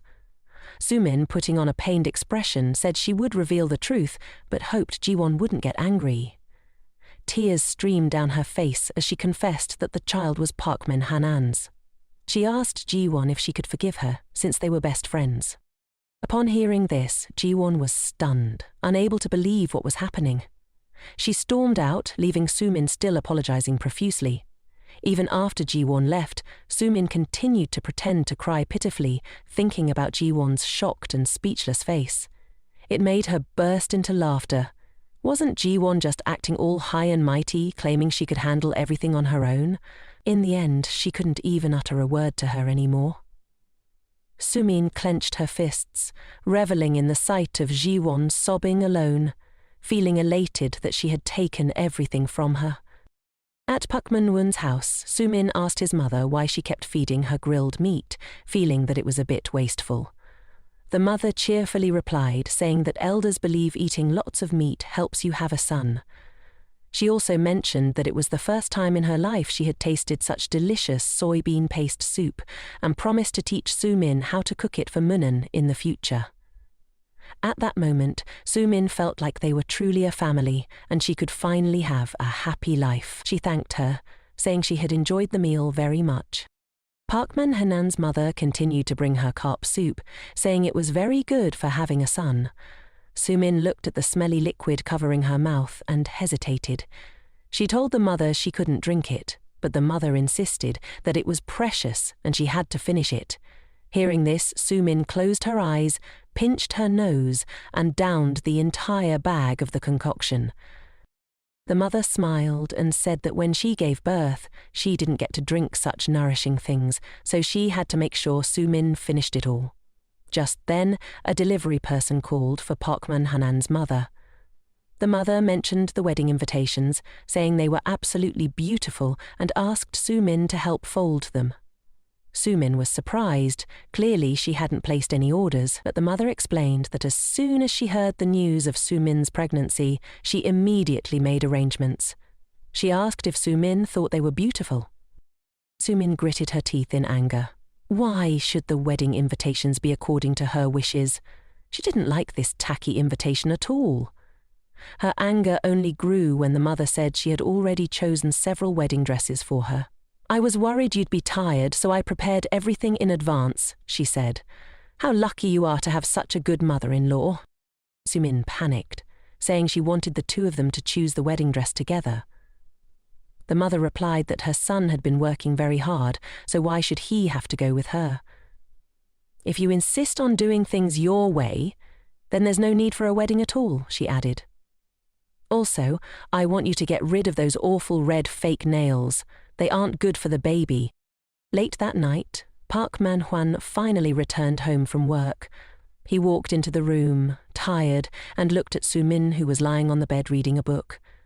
Sumin asked if he was still mad at her. Park Man-hwan couldn't understand. After all, she was quite capable. He wondered what she had said to make his father give her money to buy a house. Park Man-hwan then came up with a plan. He would use that money to fix the mess from the recent failed vote. Thinking this way, he said that since everything had happened unexpectedly, he didn't know how to handle it. Sumin asked him who he liked more, her or Ji-won. He immediately replied that of course he liked his wife the most. Sumin felt satisfied. She was about to become the owner of this house. Meanwhile, Gwan was returning home from work when she saw Jin-hook stepping out of the elevator as she opened the door. She asked him where he had just come from, and Jin-hook replied that he had just taken Bang to the hospital. Gwan panicked and asked if it was because of the food she brought him the other day. Jin-hook told her to calm down, explaining that he had only taken Bang for a routine health check. He added that Bang was already 7 years old and needed to be checked up every year. Ji-won suggested that she could hug Bang before he took him home. She thought to herself that despite Jin-hook looking so cold on the outside, he was surprisingly affectionate with his pet. Jin-hook gave Ji-won the password to his house, telling her that whenever he wasn't home, she could just enter the code and play with Bang. Ji-won, curious, asked if the code 227 was his birthday. Jin-hook shyly confirmed that it was. Later that evening, Ji-won had Bang lying next to her. She mentioned that she once had a cat, but it had decided to go on its own adventure. My little cat was so cute and tiny, she thought. Someone must have whisked it away. Ji-won then pulled out her phone to check a message from Sumin, who asked if she was free after work tomorrow to hand over the wedding invitation. Ji-won reminisced about the time she handed out her and Park Man-hwan's wedding invitations at the party. She remembered how everyone had congratulated her, making her so shy she couldn't utter a word. Looking back, it felt like a wedding with not a single soul offering genuine congratulations. Ji-won texted Sumin to invite her to dinner, promising to reserve an extra table at the restaurant under her name. Sumin immediately agreed, adding that she would be eating a lot because of the little one in her belly. Ji-won found it hilarious that Sumin kept mentioning the baby bump. What Sumin didn't know, though, was that Park-mon was infertile. The next day, Sumin arrived at the restaurant where Ji-won had made the reservation. She felt quite annoyed because her mother-in-law wouldn't let her wear a short dress or anything flashy, but she still felt confident that her beauty could pull off anything. She stepped into the restaurant, telling the server that her friend, Ji-won, had made the reservation. The server led her to the room, and Sumin thought to herself that when Ji-won saw her wedding invitation, she would definitely be shocked. However, when Sumin opened the door, she was surprised to find not just Ji-won, but a whole crowd of people waiting for her. Park Man-won was stunned to see her, as was Jin-hook. Ha-in looked equally astonished and asked how she knew they were having a party there. Sumin turned to Ji-won and asked what was going on. At that moment, Ji-won stood up and gently tapped Sumin on the shoulder. Ji-won addressed the group, announcing that although Sumin's departure hadn't been exactly a fairy tale ending, she had some exciting news to share with everyone. Sumin sat down next to Park Man-hwan, feeling a mix of confusion and anticipation. She felt really embarrassed, and Park Man-hwan signaled for her to grab the key to the bathroom and head home first. He didn't want her around spouting off nonsense, and Sumin fumed at his attitude. It was clear he was embarrassed about marrying her. Deciding not to dwell on it, Suman stood up and apologized to everyone for her sudden resignation. She announced that she and Park Man-juan were getting married. Everyone in the room was shocked and angry. They couldn't believe their ears and asked who Sumin was marrying. Sumin pulled out the wedding invitation from her bag to show everyone, reiterating that she was marrying Park Man-won. At that moment, everyone in the room was stunned, staring at the wedding invitation. Hyena angrily questioned whether what Sumin just said was true. Ji-won, the calmest person in the room, congratulated Sumin. She said that the two of them really made a beautiful couple. Except for Hai-Nyi, everyone else chimed in to congratulate Sumin, who excitedly thanked them all. She declared that she and Park Man-han would live happily ever after. Park Man-hwan, who had been silent until now, couldn't let Sumin ramble on any longer. He stood up, bid farewell to everyone, and pulled her away. Before leaving, Sumin insisted that Ji-won must catch the bouquet at her wedding, and Ji-won cheerfully accepted the invitation, saying she would definitely attend. Sumin thought Ji-won would be heartbroken, but seeing her calm expression, she couldn't understand why she seemed so unfazed. On the way home, Park Man-won asked Sumin why she came and why she was so determined to embarrass him. Sumin explained that it was all Ji-won's fault. The one embarrassing him wasn't her, but Ji-won. Park Man-won angrily retorted that if she mentioned Ji-won's name in front of him again, there would be no wedding. Sumin then showed Park Man-won Ji-won's message, saying that if Ji-won hadn't told her, she wouldn't have known where the company party was. Park Man-hwan asked Sumin if Ji-won called her without mentioning it was a company party. He angrily stated that it was all Sumin's fault because Ji-won was someone who couldn't live without him, so it must be very painful for her to see Park Man-hwan like this. Sumin didn't understand and started to feel like something was off. She began to worry that if things continued like this and they got married, her life could spiral back into the hell it once was when she was younger. Sumin had always been forced to witness her mother yelling at her constantly, questioning why she was even born. She sadly admitted to herself that she knew she was wrong and promised not to speak of such things again. Sumin leaned back in her chair, exhausted, and asked Park Man-hwan to take her home to rest. She had tried every possible way to escape that house, and now she was determined never to return. She was absolutely going to live a happy life. At the company party, Ji-won still tried to sit and eat with everyone for a little while longer. She stood up and asked to leave early, bidding goodbye to everyone as she headed out. Hye-in was still fuming, even though she didn't know the full story. This situation was truly beyond words, and she felt incredibly angry on Ji-won's behalf. Clearly, Park Man-won and her friend were supposed to be getting married, yet not long after their breakup, he was marrying her best friend. Ji-won reminded Hye-in that this was a personal matter for her and that they shouldn't gossip about it too much. She then stood up to follow Ji-won, wanting to ensure she made it home safely. Ji-won couldn't let her go home alone. At that moment, Ji-won felt very guilty. She had always made Ji-hook take her home, and though she had once felt a bit shy about it, now he felt so familiar to her. Ji-hook told her that he would bring Bang over to her house to sleep, ensuring she wasn't alone. Later, Ji-won joked with Ji-hook, asking if he was bringing Bang over to comfort her because he was worried she'd be sad. Ji-hook replied that it wasn't exactly that, but because Bang really liked her. Ji-won then looked at the wedding invitation Sumin had given her and realized she needed a plan for that day. She couldn't let them get married peacefully after everything they had done to her. Thinking about this, Ji-won turned to Jin-hook and suggested that she wanted to take advantage of him one more time. Jin-hook didn't understand what she meant, but as long as she needed him, he would always be willing to follow her lead. Before they knew it, the day of Park Man-won and Sumin's wedding had arrived. His mother was still overly concerned about Sumin and the baby in her belly. Everything had to go according to her wishes.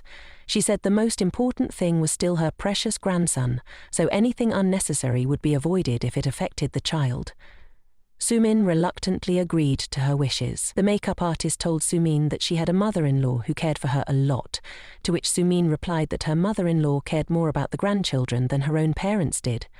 She had to live happily and not feel jealous of anyone else, so her mother could no longer call her a worthless child. Looking at herself in the mirror, Sumin felt nothing pleased her. The conservative wedding dress and the heavy layer of makeup didn't seem to suit her at all. The wedding photographer walked in and asked why none of her friends had arrived yet. Sumin brushed it off. No matter what, she had to look her best. She was determined to live happily today. She was the star of the show and had truly won over. Outside the gate, Park Man-hwan was busy welcoming esteemed guests. The wedding organizer walked over and asked him why Sumin was alone in the waiting room and when her friends would arrive. Park Man-hwan replied that she didn't have any friends, so it was pointless to ask. At that moment, everyone was focused on the couple making their entrance. They wondered if the girl was a friend of the bride, since she looked stunning and had come with her boyfriend. Many people showed regret when they saw her arriving with her boyfriend. That was Ji-won, linking arms with Jin-hook, slowly walking up to Park Man-hwan. Park Man-hwan was surprised to see them. He had thought Ji-won wouldn't attend their wedding. Ji-won told him she came to congratulate the couple and that she had come with department head, John Hook. Ji-won looked just like the main character today. Park Man-hwan blushed, even though he didn't want to admit it.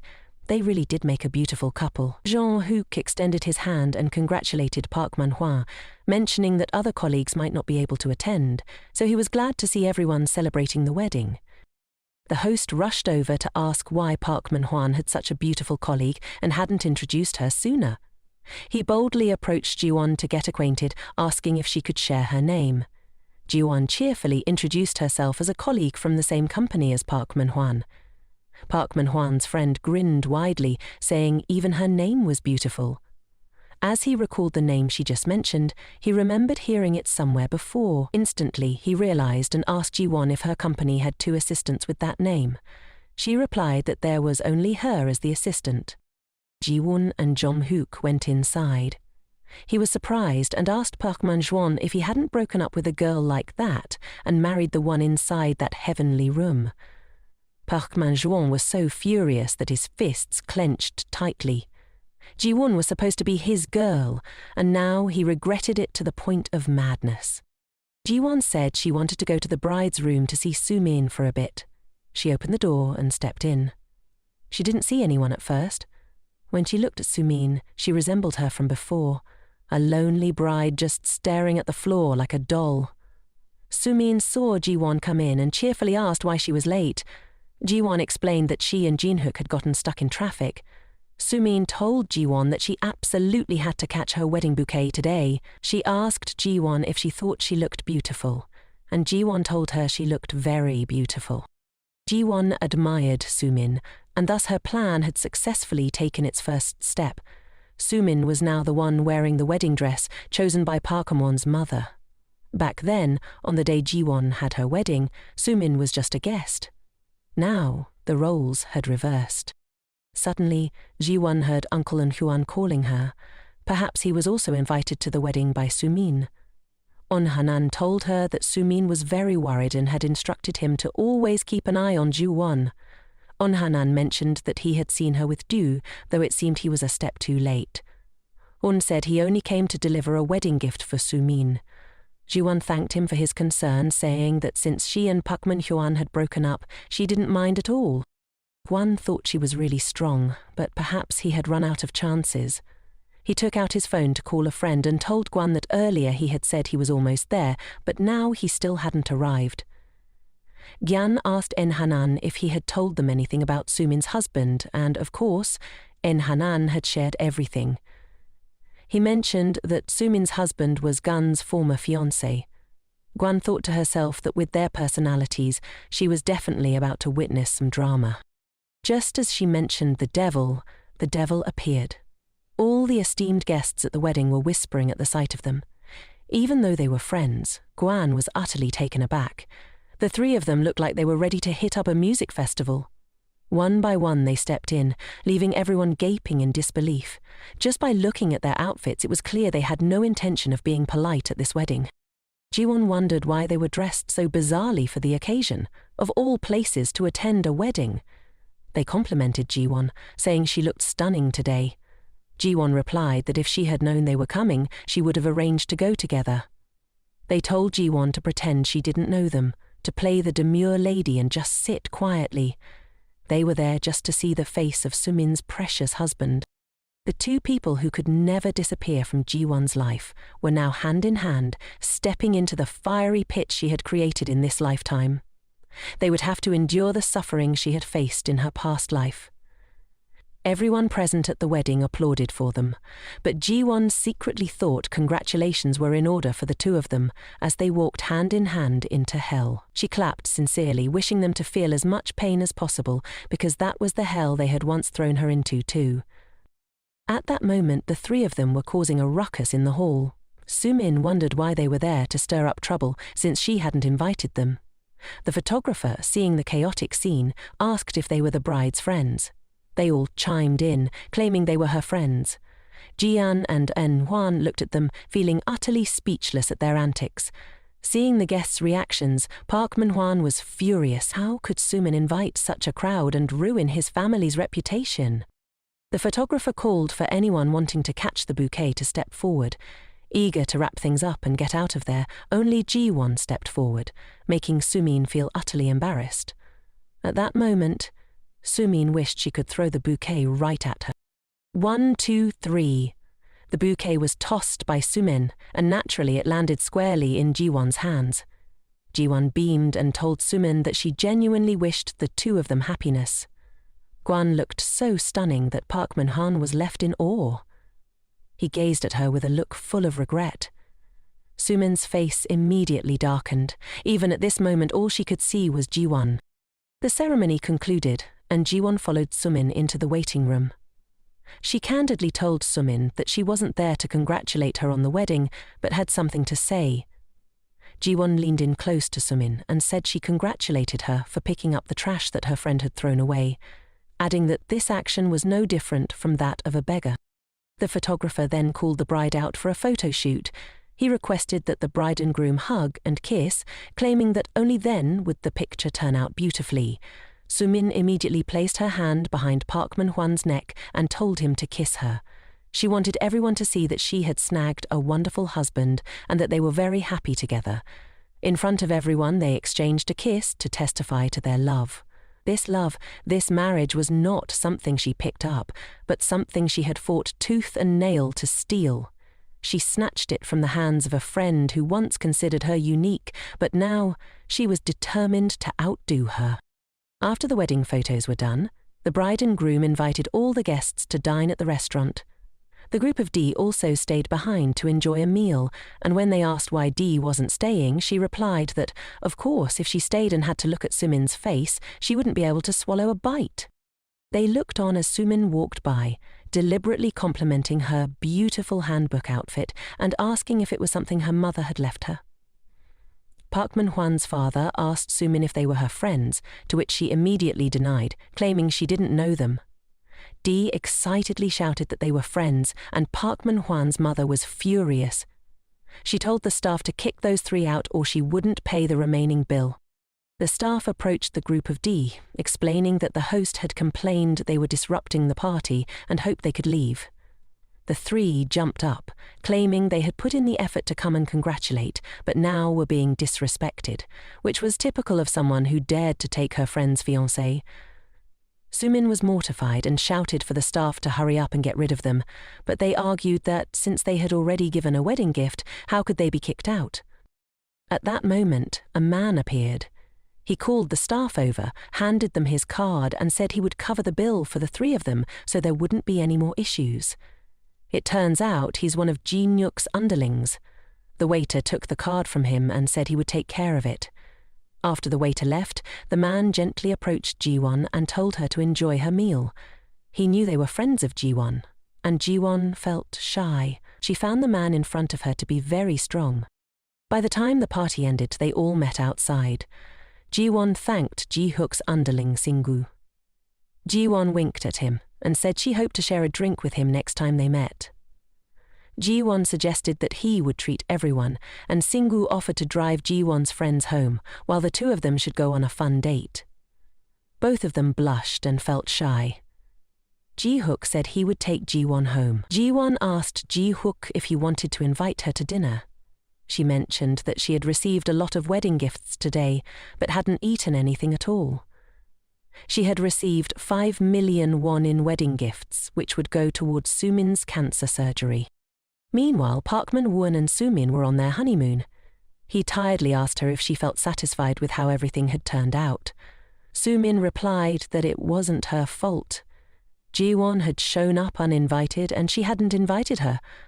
Park Man-won angrily said that all this chaos was because Sumin had sent an invitation to Ji-won. Sumin was very upset and told him to stop yelling at her. When their car stopped at a red light, Park Man-won looked out the window and couldn't help but exclaim how beautiful the car next to them was. Sumin heard this and leaned over to ask him how expensive it was. Park Man-won told her that even if he sold her, he couldn't afford that car. Just then, the window of the car next to them slowly rolled down, and it was none other than Ji-hook and Ji-won inside. Ji-won didn't want to see them, so she turned her face away. Ji-hook sped off, leaving Park Man-won in shock. He exploded in anger, cursing that shameless dog who lusted after someone else's girlfriend. Sumin observed that the man in front of her was doing everything he could to marry her, yet he was still fuming at the sight of another man with his ex-girlfriend. Did he really love her? Sumin recalled what that person had said to her during the wedding. Clearly that wasn't true. She was so angry she was shaking as she glanced at her husband sitting next to her. The man she had gone to great lengths to win over. Surely she would live happily with him. He absolutely could not be the trash that Ji-won had thrown away. Speaking of Ji-won, at this moment she had just stepped out of the restaurant, patting her belly. She exclaimed that spending 3,000 won to enjoy an all-you-can-eat buffet until she could barely breathe was truly top-notch revenge. She spotted In-hwan waiting for a taxi by the roadside and quickly approached to greet him. Ji-won scrutinized him and asked why he looked so downcast. In-hwan awkwardly replied that Ji-won had rejected him again, and from now on he would really have to end this relationship. He mentioned that he probably wouldn't even get a chance to see Ji-won from afar anymore. He asked Ji-won if he looked that terrible, and she told him that no matter what, he still looked very handsome in her eyes. In-hwan stared at her in shock, asking if she really thought he was handsome. Ji-won replied that he should know that himself. He burst out laughing and thanked her, saying that she had made him feel much better. She felt flustered, waving her hands and saying goodbye as her taxi arrived. In-hwan curiously asked if she was calling a taxi. Ji-won hurriedly jumped into the car and closed the door, looking back at In-hwan. She thought he was a good person. From their first meeting at his cafe, he had been both friendly and sincere. She remembered the first time he brought her pastries, flashing a warm smile. She felt frustrated that he couldn't be with Ji-won, but at least this was better for her brother now. She just had to trust her brother. Meanwhile, Jin-hook took Ji-won to a traditional restaurant for a late-night meal. Ji-won sat down at the table and thanked him very much for everything he had done for her.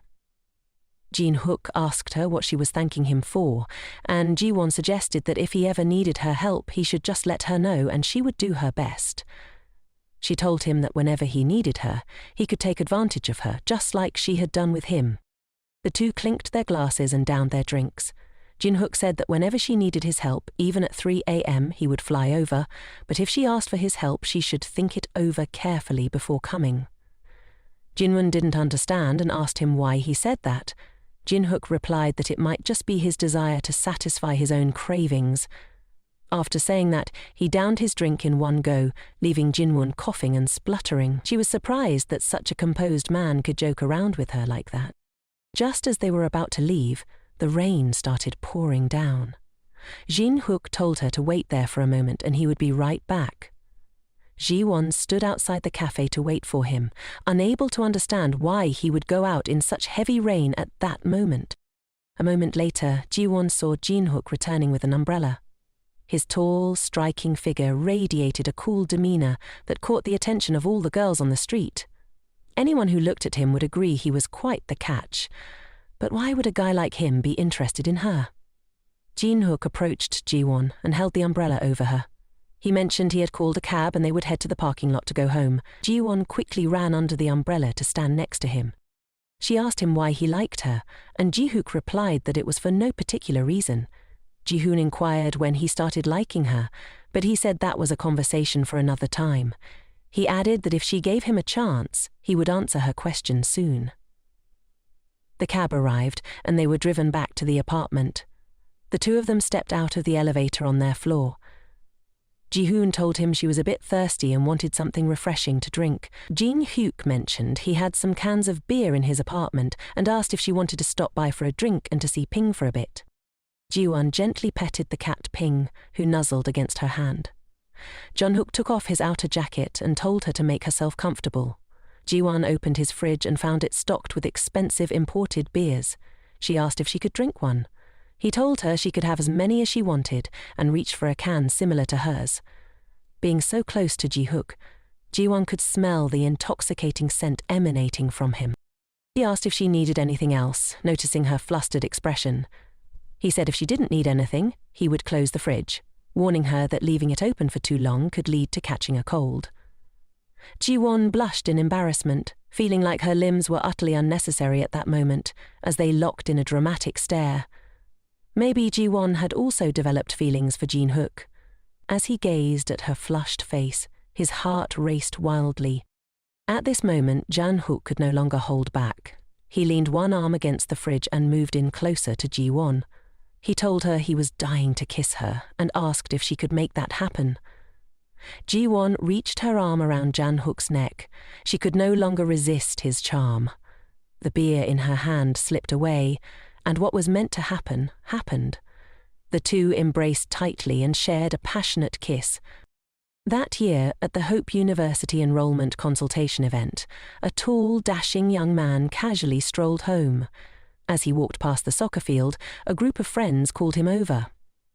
"That's Jin-hook," they said, inviting him to shoot some hoops. He told them he was tied up that day and suggested they reschedule for another time. As Ji-hook strolled through the schoolyard, he spotted a girl sitting beneath a tree. He wondered who she was, since this place usually had very few visitors. He was curious about what she was doing there. That girl was Ji-won, back in her college days. He leaned in and asked her what she was so intently staring at, making her jump in surprise. She turned back and signaled him to keep it hush hush. It turns out she was gazing at a tiny kitten, peacefully snoozing on the grass. Hearing a sound, the kitten slowly opened its eyes. Ji-won asked, "It looks like it's been abandoned too." She said it looked so fragile and suggested Ji-hook stay and keep an eye on it for a while to help her out. She went to the convenience store to grab some snacks for it and promised to be back in a jiffy. At that moment, Ji-yuen thought to himself, "This girl is such a handful." He pulled a sausage out of his pocket and handed it to her, asking if it would be okay to feed that to the cat.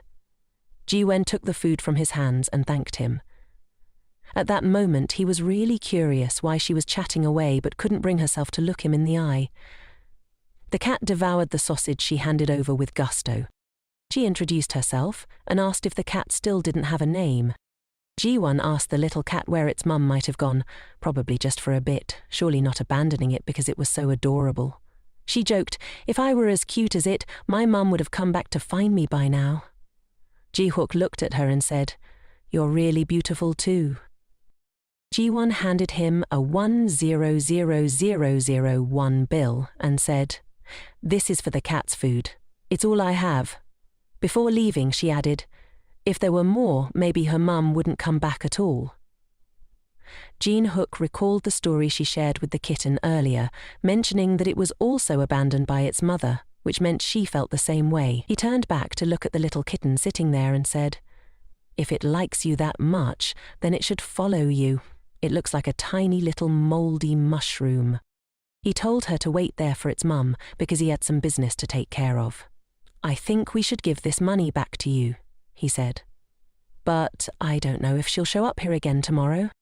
Back to reality, the sun had risen. Jun-hook pulled the blanket up to cover Ji-won. He said to the little kitten, "Thank you so much. Thanks to you, I got the chance to meet Ji-won." He gently petted its head. The sound of the kitten woke Ji-won up and she slowly opened her eyes. Jun-hook asked, "Did you sleep well?" Ji-won recalled what happened yesterday, but couldn't understand why she was here. She shyly jumped and glanced down at her outfit, relieved to see it intact. It looked like nothing went wrong after all. She shyly asked him, "Did I doze off?"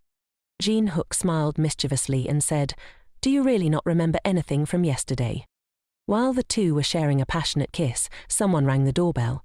His junior asked if he could chat with Ji-won about a few things, so he invited them to share a few drinks together.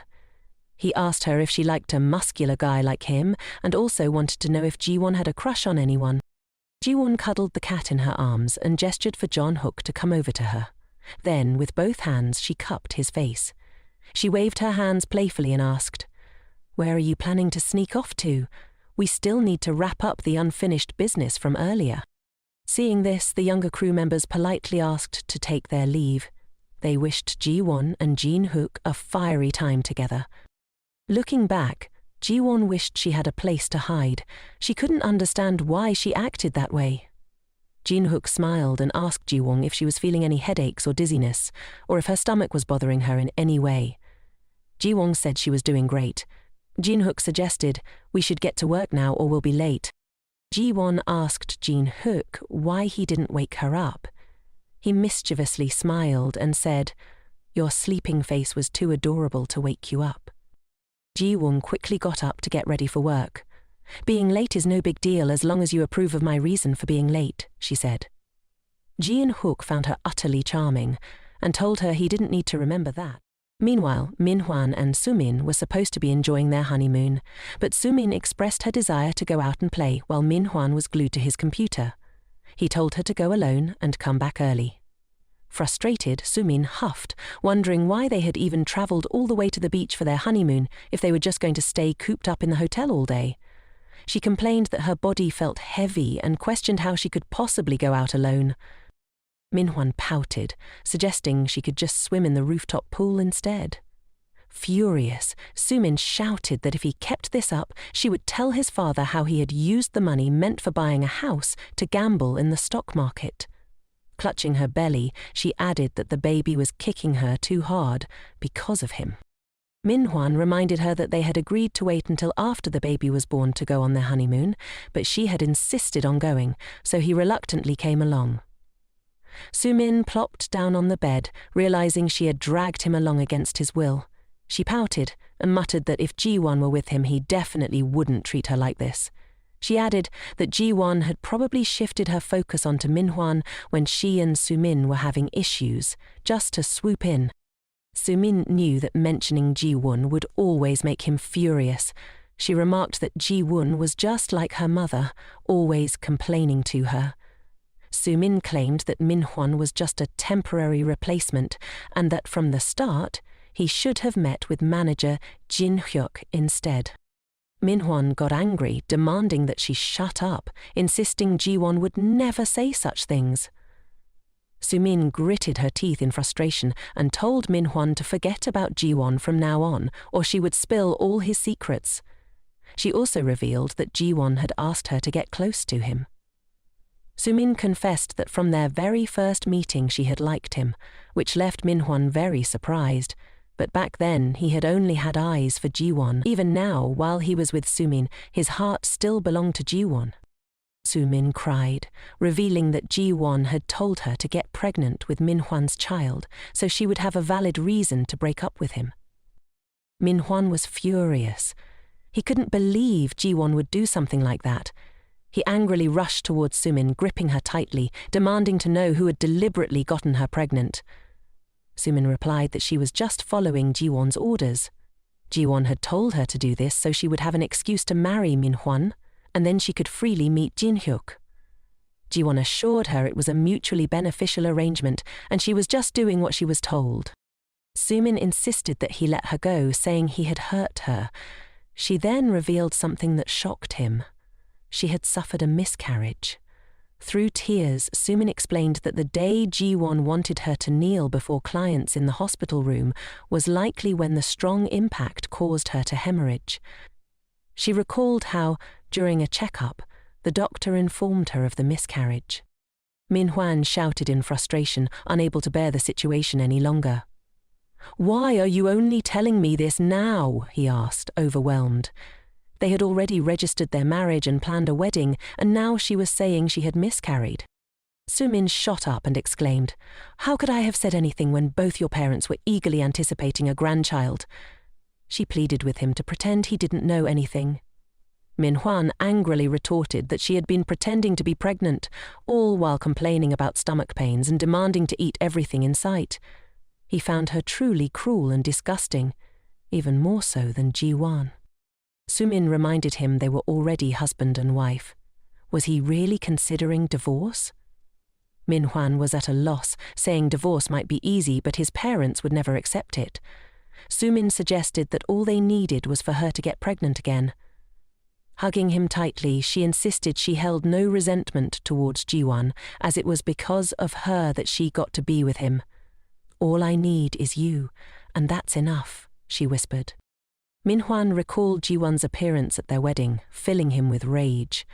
Why did she have to toy with him like this? Feeling dejected, he decided to head to the beach for a beer. As he reflected on everything Sumin had said, he blamed Ji-won for it all. She had treated him like a fool, leading him to marry a shameless woman. Manhwa suspected it all started when Ji-won had proactively bought coffee for Jin-hyuk, something she usually wouldn't do. At that moment, she had fiercely yanked her hand away from his grasp when he tried to catch her attention. Ji-won had swooped in, playing the hero, even though she rarely contacted him anymore. Her appearance had completely changed, and it seemed like this had all begun long ago. Manhwa was certain Ji-won and Jin-hyuk had been seeing each other for quite some time now. Feeling bitter, Manhwa realized he couldn't let those two live happily together.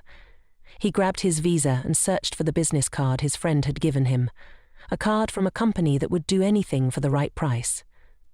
He planned to use Ji-won to ruin her life, just as she had used Sumin to destroy him. Meanwhile, at the UNK company, Elle told Ji-won that she had heard the company posted a special promotion list and invited her to check it out together. Ji-won was surprised, wondering if it had come out so quickly. Elle leaned in, sniffing the air, and said the scent was very familiar. She mentioned it smelled so good it could knock someone out. Assistant Jen then appeared, asking Elle if she smelled something. Elle exclaimed that the smell was so enticing, it must be perfume. Ji-won laughed and replied it was just the scent of fabric softener. Suddenly, the director, looking embarrassed, popped up, admitting that it had turned out to be just fabric softener. He had been searching high and low for a fragrance similar to it. Assistant Jen asked why he didn't just ask her, to which he admitted he was shy and had happened to be at the mall looking for it. Ji-won was surprised to hear him say he wanted to buy it because it smelled so good. Seeing his expression, she began to wonder if he might have feelings for her. Just then, Elle called them over quickly, announcing that both of them had been specially approved for promotions. Assistant Jen was promoted to department head, while the director was elevated to assistant. Assistant Jen was still in disbelief, unable to accept that this was real. Ji-won clapped to congratulate them, saying they had put in so much effort into the project and it was well deserved. They were all thrilled, celebrating the achievements of the two. Later, Elle texted Jae-won saying that to celebrate Assistant Jen's promotion, the new department head would treat everyone to dinner. Jae-won glanced at the empty chair across from her and noted that the department head wasn't at work today. She asked Elle if it was okay to celebrate without him. Elle replied that he was unwell and taking a day off, but as long as she informed him the meal expenses would be covered. Ji-won thought for a moment, recalling how his complexion hadn't been great lately. She wondered if he was okay.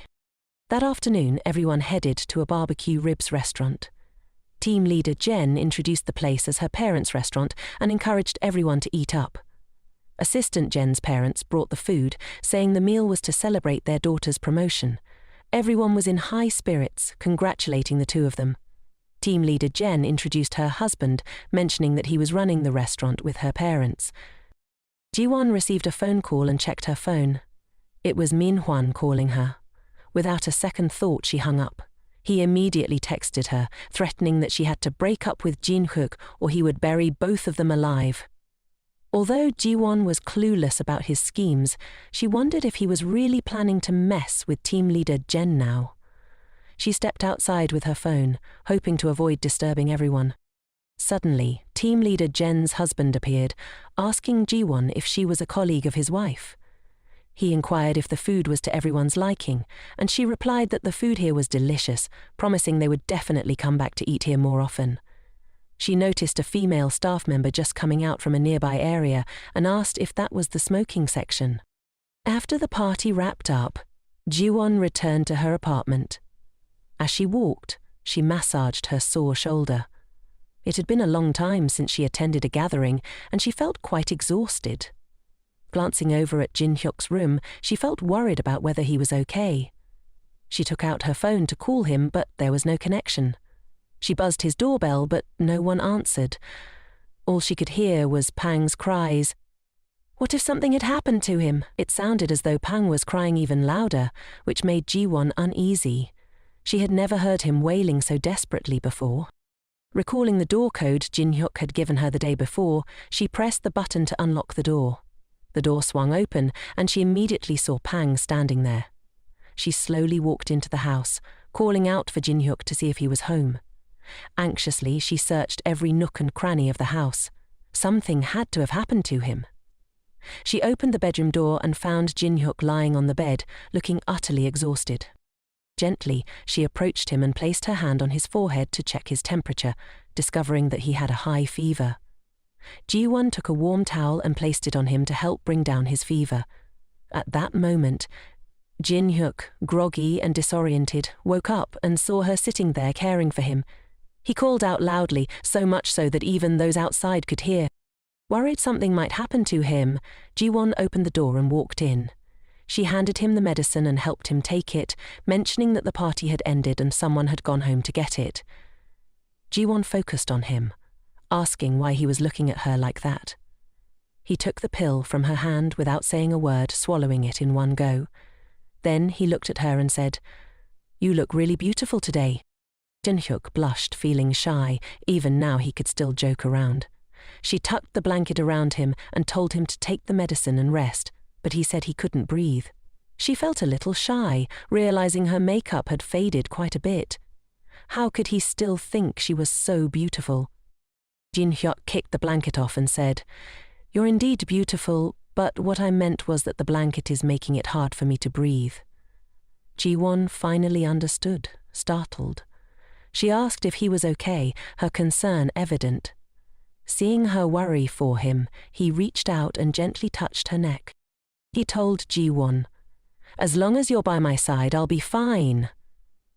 Although Ji-won felt she should push him away, for some reason she let him do it. The last time they had been together they were both drunk, but today she was completely sober.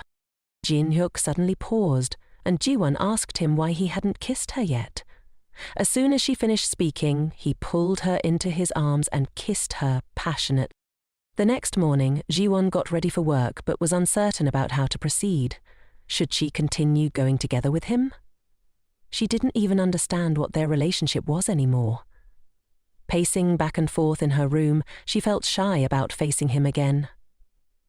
Deciding she needed to be clear-headed, she questioned what kind of relationship she and Jin-hyuk could have.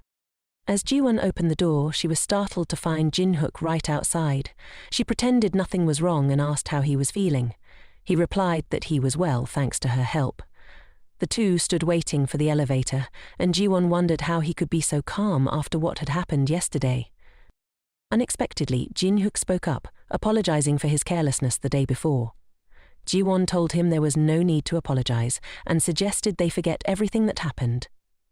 She mentioned that both she and the manager were at fault, so they should just pretend nothing had happened.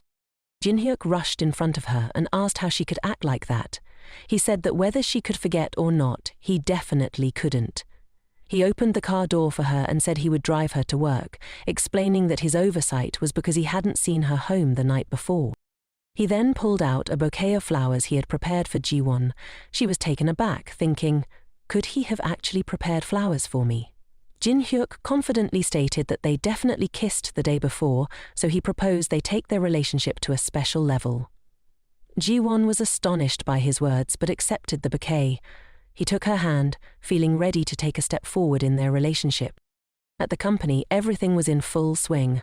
Minan asked why they weren't continuing with the agreement he had made, but the other person replied that not everyone could be meddled with so casually. Minan, fuming, insisted that he had agreed to pay a handsome sum, and, even if the person was a nobody, once they accepted the money, they had to see it through. The detective revealed that the person Minan had asked him to investigate was the grandchild of the largest unk corporation in South Korea, leaving Minan shocked. He had worked at the company but had never heard this information. The chairman was Jin-hyuk's grandfather. The detective added that he had discovered Jin-hyuk was dating a girl named Ji-won, and that was all he could do. He told Minan to keep it to himself, warning him that disclosing this information could bring serious trouble. Minhyun exploded, telling the detective that he had clearly claimed he could do anything, but it turned out he was just a fraud. He demanded a refund. The detective flicked his cigarette to the ground, saying he respected Minhyun but felt Minhyun was underestimating him. The detective stood up and marched toward Minhyun, grabbing his shirt and saying he had already uncovered the fact that they were dating and even lived across from Ji-won's apartment. He had done his part, so why was Minhyun demanding a refund? Minhyun, now frightened, clarified that wasn't what he meant. The detective gritted his teeth, almost growling at Minhyun to get out. That evening, Sumin was reminiscing about the wedding gift money Ji-won had given her. She rummaged through every nook and cranny of her room but couldn't find it anywhere. She distinctly remembered putting the money in the drawer, yet after searching the entire room, it was nowhere to be found. Could Minhyun have taken the money? Just then, Minhyun came home from work. As he opened the door and stepped inside, Sumin jumped up and asked if he had used the money Ji-won gave her. He shot back, questioning how she dared to raise her voice at her husband, who had just come home after working hard. Minhyun slammed his bag on the floor, glancing at the cold rice and soup on the table, feeling utterly defeated. Sumin wasn't letting it go, though. She pressed him again, asking if he had spent that money. Minth? Minhyun admitted he had.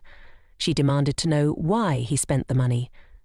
It was the money Ji-won had given her.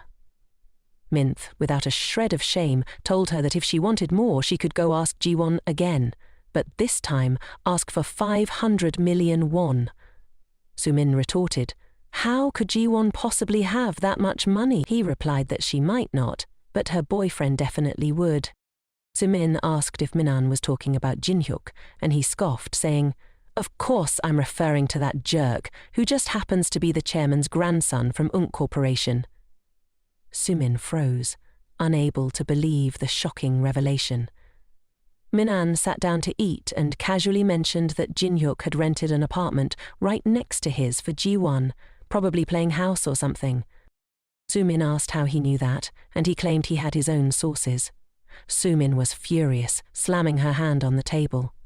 The fact that Ji-won was dating a third-generation tycoon was unbelievable.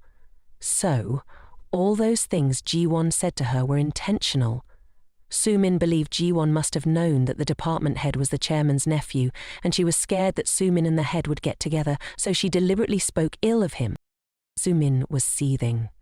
If she had acted sooner, Jin-hyuk would have been her boyfriend by now, and she would be living the good life instead of being stuck in this mess. She yelled so loudly that it startled Minan. She asked him if it was true that the two of them were really going to get married. Later, she questioned Minan, asking why he was taking her bowl of rice. He casually told her that everything in the house, including every grain of rice, was his money, so what was wrong with him eating it? He even said this couldn't possibly be called her meal. Minan chewed and mumbled, telling Sumin she didn't even have the right to eat. Sumin recalled her mother's words, which were eerily similar to what her husband was saying. Why was her life, which she had struggled so hard to escape, still so miserable? Even after she tried to take away Ji-won's most precious things, she couldn't seem to escape the same fate. As a child, Sumin always had to endure hunger. When she grew up, she had to play the role of a pretty girl who couldn't eat much at school and at home. Her mother never cooked her a proper meal, just a bit of black bean paste, some dried anchovies and a bowl of cold, colourless rice. Soo-min clearly remembered Ji-won's life was the complete opposite of hers. Once, Ji-won invited her over to play.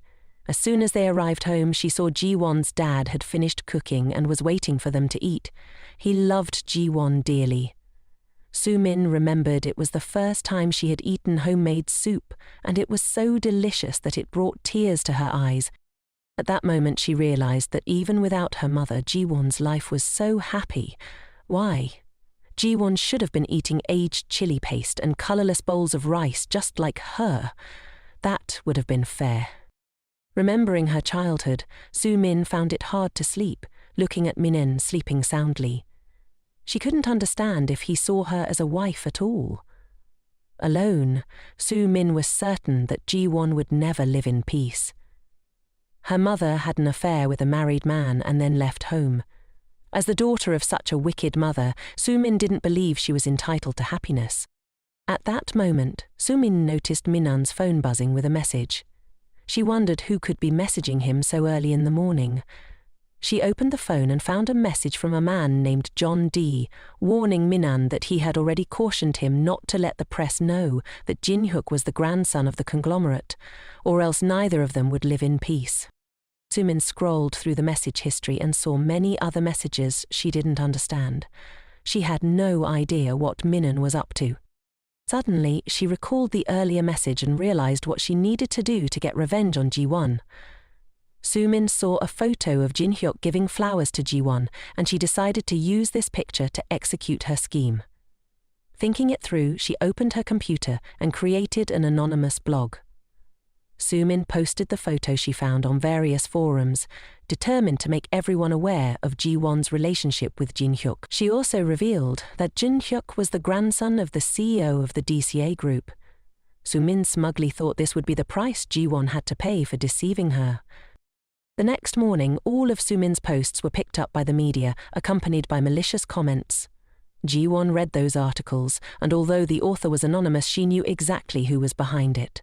That man, Min-han, knew about this, which is why he had sent her a threatening message. She frowned, feeling that she no longer wanted to be involved with them. Yet, Soo-min had gone too far. But there was one thing Ji-won never expected. Jin-hyuk was indeed the grandson of the chairman of the conglomerate. If it weren't for this incident, she would never have thought about it. Ji-won, upon hearing the news, called to check on her. She asked Ji-won how she was holding up. Ji-won reassured her that she was fine, but Ji's voice on the other end sounded furious. Ji asked how Ji-won could be fine, and if she needed her to drag that crazy girl and throw her into the river for revenge. Ji-won insisted she was really okay. As for Jin-hyuk, she thought he was capable, but she never imagined he was the chairman's grandson. Just then, someone rang the doorbell. Ji-won told Ji she'd call her back later and hurried to open the door. Outside, Jin-hyuk was panting, clearly having rushed back after hearing the news. He asked if she was all right. Ji-won told him she had just read the articles, but she was fine. Jin-hyuk apologized, explaining that his grandfather was indeed the chairman, but he had never received any special treatment. He started at the lowest position in the company and worked his way up. He gloomily added that even though his grandfather was the chairman, he had never been given any favors. Ji-won chuckled at his attitude, telling him he really was nothing special. Jin-hyuk expressed his regret that she was caught in the crossfire because of him. Ji-won reassured him that whether he was the chairman's grandson or the president's son, to her, he was simply Jin-hyuk. Jin-hyuk was deeply moved by Ji-won's words. She continued, saying that now he was the one she was more worried about than herself, considering how the company might handle this situation. Jin-hyuk replied that if the issue were to be exposed by the press, it would be easier to resolve, but since it came from an anonymous account, dealing with it would be more complicated. Ji-won told him that this was definitely the work of Min-han and Soo-min. Min-han had sent her a threatening message, saying that if she didn't break up with him, he would bury both of them alive. Ji-won was shocked that the cowardly couple had managed to find Jin-hyuk's weakness. She was already used to these backstabbing games, but if they touched Jin-hyuk, she wouldn't let it slide. Ji-won thought about how she should deal with that couple now. Suddenly, Ji-won remembered the drama they had created and realized how she could use it to counterattack them. She shared her plan with Jin-hyuk, telling him to let that couple clean up the mess. When Min-han saw the news, he was curious and confronted Soo-min about why she dared to look at his phone and spread such nonsense. Soo-min asked him why he was so angry with her. Just then, Ji-won called, and Soo-min answered the call, ignoring Min-han's protests. Ji-won asked Soo-min if the posts online were written by her and suggested that she delete them. She explained how much those posts had made her suffer. Soo-min yelled at Ji-won, claiming that she was the one who had been miserable all this time because of Ji-won. Despite that, she still considered Ji-won a friend. On the other end of the line, Ji-won continued to urge Soo-min to take down the posts. Soo-min casually sat down on a chair, saying that if Ji-won didn't like it, what could she do? Ji-won asked if Soo-min needed money, inquiring how much she wanted. Soo-min demanded 500 million won, not a penny less, if she was to keep quiet. Soo-min then reminded Ji-won of the generous wedding gift Ji-won had sent her, 5 million won, and insisted that she cough up the 500 million won or else there would be consequences. Ji-won agreed to pay her. Satisfied to have achieved her demands, Soo-min told Ji-won there were plenty of men in the world, so Ji-won shouldn't be too heartbroken. Ji-won responded that the amount of money was too large to transfer through the bank and suggested that Soo-min accept cash instead. She would send the location for Soo-min to pick it up and even suggested Soo-min bring her husband along. Soo-min asked why Ji-won wanted to meet her husband. Ji-won explained that she wanted Min-han to stand in front of her and delete all the photos he was keeping. Soo-min immediately agreed, telling Ji-won to just send the address and they would come. After hanging up, Min-han eagerly asked his wife if Ji-won had agreed to give them 500 million won. Soo-min replied, "Of course, Ji-won would have to agree. This was all her doing." On Ji-won's side, she snapped her phone shut. She was no longer the easy target she once was. She would show them that they were the ones who would suffer from the very drama they had scripted. Ji-won texted the address to Soo-min, scheduling to meet them at the Deklat Hotel. Min-han and Soo-min entered the hotel feeling very excited. Soo-min thought Ji-won had been dumped by Jin-hyuk and would soon be fired from the company. Just imagining Ji-won's expression filled her with joy. Min-han ruffled Soo-min's hair and asked why she seemed so cheerful. He told her that he was the one who had found that photo, so he should take credit for the situation. The couple saw Ji-won and Jin-hyuk waiting for them. Min-hun stepped forward to ask if they had brought the money. Ji-won opened the door and said they would go inside, and he would hand over the money. Ji-won looked at Soo-min, who would never expect what was waiting for her inside. Soo-min sneered at Ji-won as they walked in. She thought that finally, Ji-won would have to cough up the cash. As soon as they stepped into the room, they were met with a chaotic scene. Reporters were everywhere, pointing cameras at them. The journalists asked why the two wanted to hold a press conference with the victim. Was it to issue a public apology? Min-han and Soo-min were both confused as to why there were so many journalists. Ji-won, who had been following behind them, closed the door and thanked everyone for coming. She then announced that they would kick off the press conference regarding the recent rumours surrounding the UNK group. At that moment, Min-han and Soo-min realised they had been duped. Soo-min asked Ji-won why this was happening. She had called them there just to talk and hand over the money, right? Ji-won replied that she never said it was just for talking. She suggested Soo-min quickly take a seat. Soo-min questioned if Ji-won was trying to play a trick on her. Soo-min threatened Ji-won, saying she would help Ji-won dig her own grave today. Once everyone was seated, Jin-hyuk asked for permission to start the press conference. He stated that everyone could ask any questions they had. A journalist inquired about the rumours regarding Jin-hyuk's relationship with his subordinate, who was engaged. Was that correct?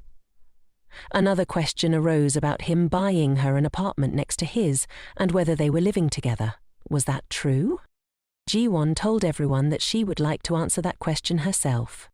Ji-won introduces herself as the woman featured in the recent articles and confirms that she and Min-han had indeed planned to marry. However, that marriage was called off. A journalist then asks why they called off the engagement. Was it because of Jinhyuk or financial issues? Jiwon calmly explains that Minhun's family had demanded she cook 3 meals a day and bear a son. However, the real issue was that they wouldn't allow her to honor her late father, which led her to cancel the engagement. Minhun immediately stands up, challenging her statement. He asks how she plans to explain moving in next to Jinhyuk after the engagement was called off.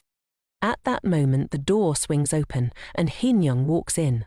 She tells everyone that she was the one who introduced Jiwon to the house.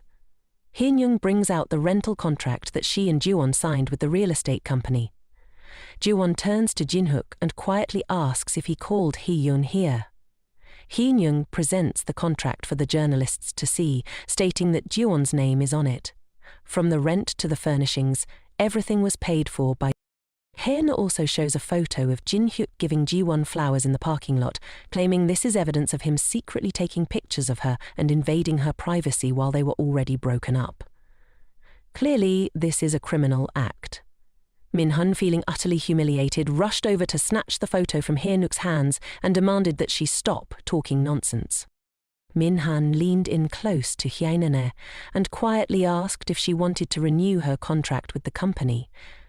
Hyein-ne shot back, telling him to focus on himself first. With all this drama, what company would want to keep him around? All the journalists present were witnesses to their bizarre behavior. At that moment, Sumin realized she needed to come up with a plan to turn the situation around. She pretended to be pitiful, pouting as she asked Jiwon why she had caused her to miscarry, knowing how much she had been looking forward to the baby. Jiwon immediately knew Sumin would bring this up. She replied that she didn't remember doing anything to cause Sumin to miscarry. Sumin, putting on a sad face, insisted that Jiwon should at least apologize, even if she hated her. Didn't she feel any remorse for the lost child? Jinhyuk asked Sumin if she was really pregnant. At that moment, Sumin panicked. She didn't understand how Jiwon knew about this or what she was talking about. Jiwon turned to Minhan and asked if he had ever gone with his wife to the obstetrics department for a checkup, or if he had ever seen any images of the baby or the maternity booklet provided by the hospital. Sumin replied that Minhan worked very hard at the company, so she always went to the hospital for checkups by herself. She added that she hadn't shown Minhan any of those things, and after the baby's loss, she was so heartbroken that she burned everything related to it. Jiwon inquired which hospital she had visited, and Sumin answered that it was Gangnam Hospital. Jiwon pulled out her phone and asked if any reporters present had the hospital's number. A hand shot up, claiming that he knew it. Sumin asked Jiwon what she intended to do, pointing out that everyone was busy. Was she really calling everyone together just for this trivial matter? Jiwon confirmed that was exactly what she was doing, as she dialed Gangnam Hospital. Jiwon provided the hospital with Sumin's name and requested to schedule a follow-up appointment in the obstetrics department. At this point, Sumin's face went pale. She jumped up and told Jiwon to stop talking. The hospital responded to Jiwon that they had no medical history for a patient by that name. Jiwon asked them to check again carefully, clarifying that it was a follow-up appointment, not a first-time visit. But the hospital staff insisted they could not find any record of such a patient. Jiwon turned to Sumin and asked, "How are you going to explain this situation?" All the reporters were zeroing in on Sumin, firing questions about whether the articles were fake and what the motive behind the fabricated stories was. Sumin lost her cool. She covered her ears and told them to stop asking questions, rushing out of the room, wondering why she was being treated this way. "It's all Jiwon's fault," she muttered as she grabbed Minhan. "Stop just standing there, do something." Minhan, disgusted, demanded that she leave, telling her he didn't want to see her face anymore. "Because of you, my life has crumbled into this mess," he added. Minhan turned and walked away. Sumin hurriedly chased after him. John-hyuk promptly addressed the reporters, assuring them that they likely understood the situation, that Yun K Food Company had no connection to the incident. A reporter, eager to ask one more question, inquired if it was true that he and Jiwon had any kind of relationship. Jun-hyuk hadn't had the chance to respond yet. He was still pondering how to answer without affecting Jiwon.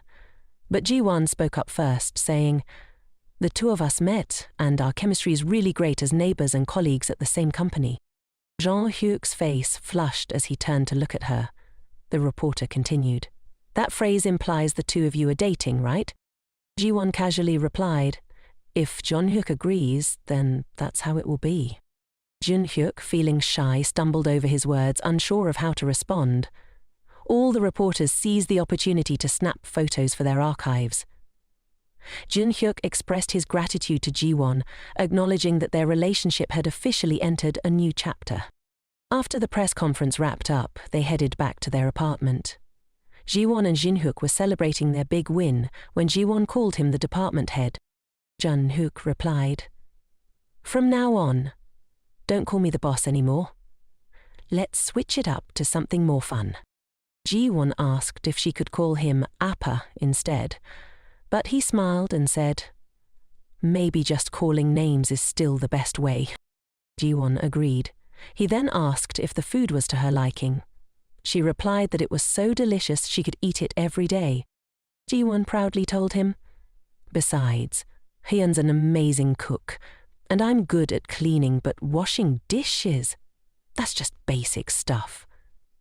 He said with her by his side, she wouldn't have to lift a finger. He wouldn't let her delicate hands become rough from household chores.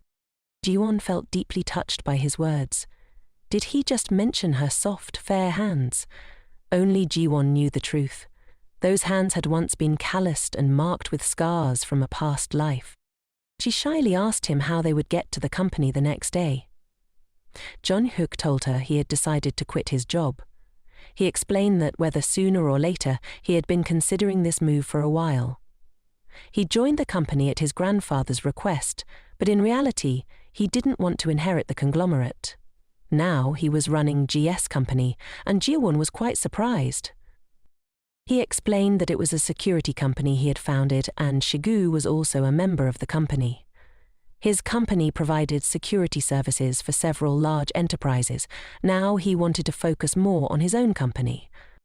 Ji-won admired him greatly. From being a department head in a large corporation to running his own business, he was excelling at everything. Jeon-hyuk took Ji-won's hand and said it would take about 3 months to hand over his responsibilities to the new manager. He asked if she felt sad that they wouldn't see each other at the company anymore.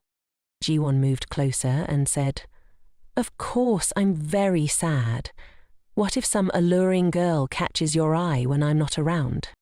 Jeon-hyuk, unable to hold back any longer, pulled her close and kissed her on the lips. He assured her that he would never let that happen. In his heart, there had only ever been her. He also said he was now under her ownership.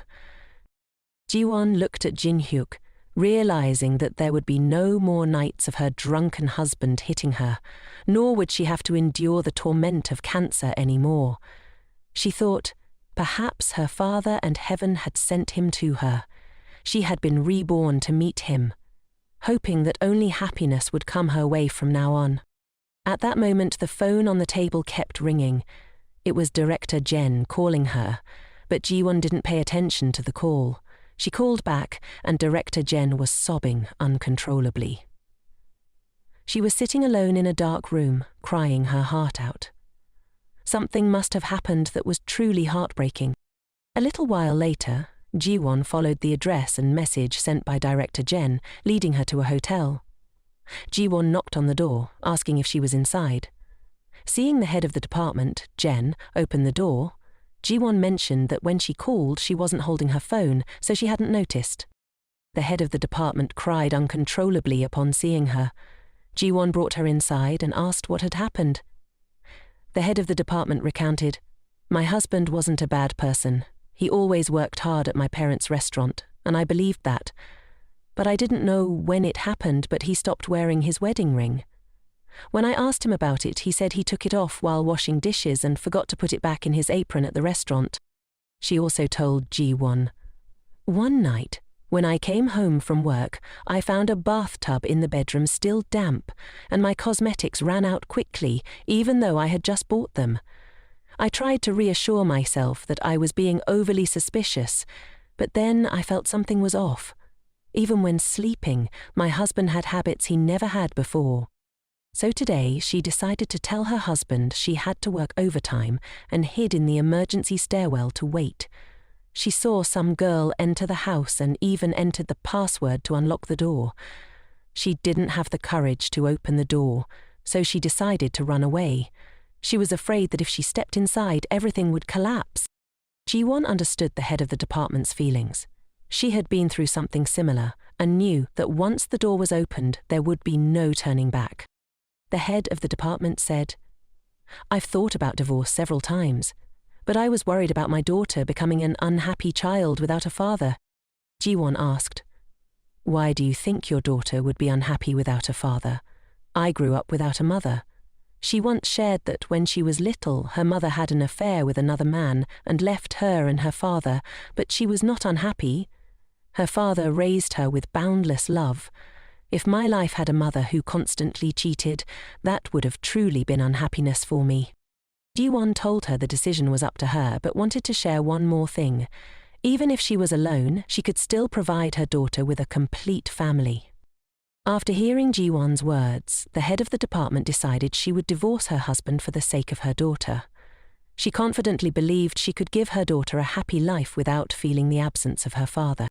The head of the department thanked Ji-won, expressing surprise that there would come a day when she would show her colleagues this side of herself. Ji-won took her hand and said they were more than just colleagues. She considered the head of the department like an older sister. The next morning, the head of the department told Ji-won she had found the social media profile of the woman. She had posted numerous flaunting pictures online, and yet the head of the department never knew about it until now. She mentioned she had taken screenshots of everything, including photos taken at her own home. Ji-won looked at the pictures on the head's computer and felt a sense of déjà vu. "I must have seen this woman somewhere before," she said. The head explained, "This woman is a long-time employee at my parents' restaurant." Suddenly, Ji-won remembered seeing the two of them coming out from a corner of the flower garden when her company had dined at her parents' barbecue restaurant. At that time, she thought the spot was just the smoking area. Now, the department head was furious, unable to believe her husband had the audacity to flirt while she was at the restaurant, especially with so many of her colleagues present. In that moment, she realized what needed to be done next. She would tell her husband she was going on a business trip and catch them red-handed. No room for denial. She was determined to show him what revenge truly felt like. Just then, the department head's stomach started to feel uncomfortable, causing her to grimace. She suggested maybe she should change her morning coffee habits. Ji-won agreed, mentioning she probably needed to cut back as well. Later that evening, after work, Jin-hook came to pick Ji-won up to take her home. She mentioned that she would call him later. He asked if something was bothering her. As he noticed her complexion looked pale, he told her that if there was anything he could do to help, he would do his best. Jun-hook pulled her into his embrace, holding her close. He reassured her that even though he didn't know what was going on, he believed she would handle everything beautifully. Ji-won closed her eyes, savoring the warmth of being nestled in his chest. She felt she could safely entrust her life to him. The next day, the department head packed her bags and told her husband she was going on a business trip. She mentioned she might not return until Sunday night and would leave their daughter at her parents' house. Her husband helped her into the car, reminding her not to worry about him and to be careful. He waved goodbye as she drove off. After she left, he smirked, thinking her silhouette walking away was perhaps the most beautiful sight he'd seen since their marriage. Just then, his mistress appeared and wrapped her arms around him. She exclaimed that she had been waiting for him and thought she would freeze to death from the cold. The two happily linked arms and headed up to the department head's apartment. A little while later, the department head returned, determined to catch them in the act so they couldn't deny it anymore. She had even called the police to take pictures and serve as witnesses. Ji-won had told her that to charge for infidelity, they needed the police and clear evidence at the scene. The department head gently opened the apartment door. They tiptoed quietly inside. The department head marched straight to the bedroom and flung the door open, shouting for her husband. At that moment, her husband and his mistress were caught in bed, completely exposed. Both were shocked to see her there. Soon after, the police entered, taking photos for evidence. The officer informed her husband that he would be arrested for infidelity. The department head's husband turned pale and asked how she had found out. His mistress frantically grabbed a blanket to cover her face, urging him to think of a way out. The police instructed them to get dressed and come outside, while the department head told Ji-won to step outside with the officers for a moment. At that moment, Ji-won felt like something was about to happen. She scanned the room. Everything looked eerily similar to the moment she died in her previous life. Ji-won picked up a brick and asked for permission to smash the department head's vanity. She hurled the brick toward the table, shattering everything into pieces. She told the department head that if he ever tried to harm her, she would smash his head like that vanity mirror. After that, she angrily stormed out with the police. The more she thought about it, the stranger it felt. Just the other day, she had heard the department head mention her stomach upset from drinking coffee that morning.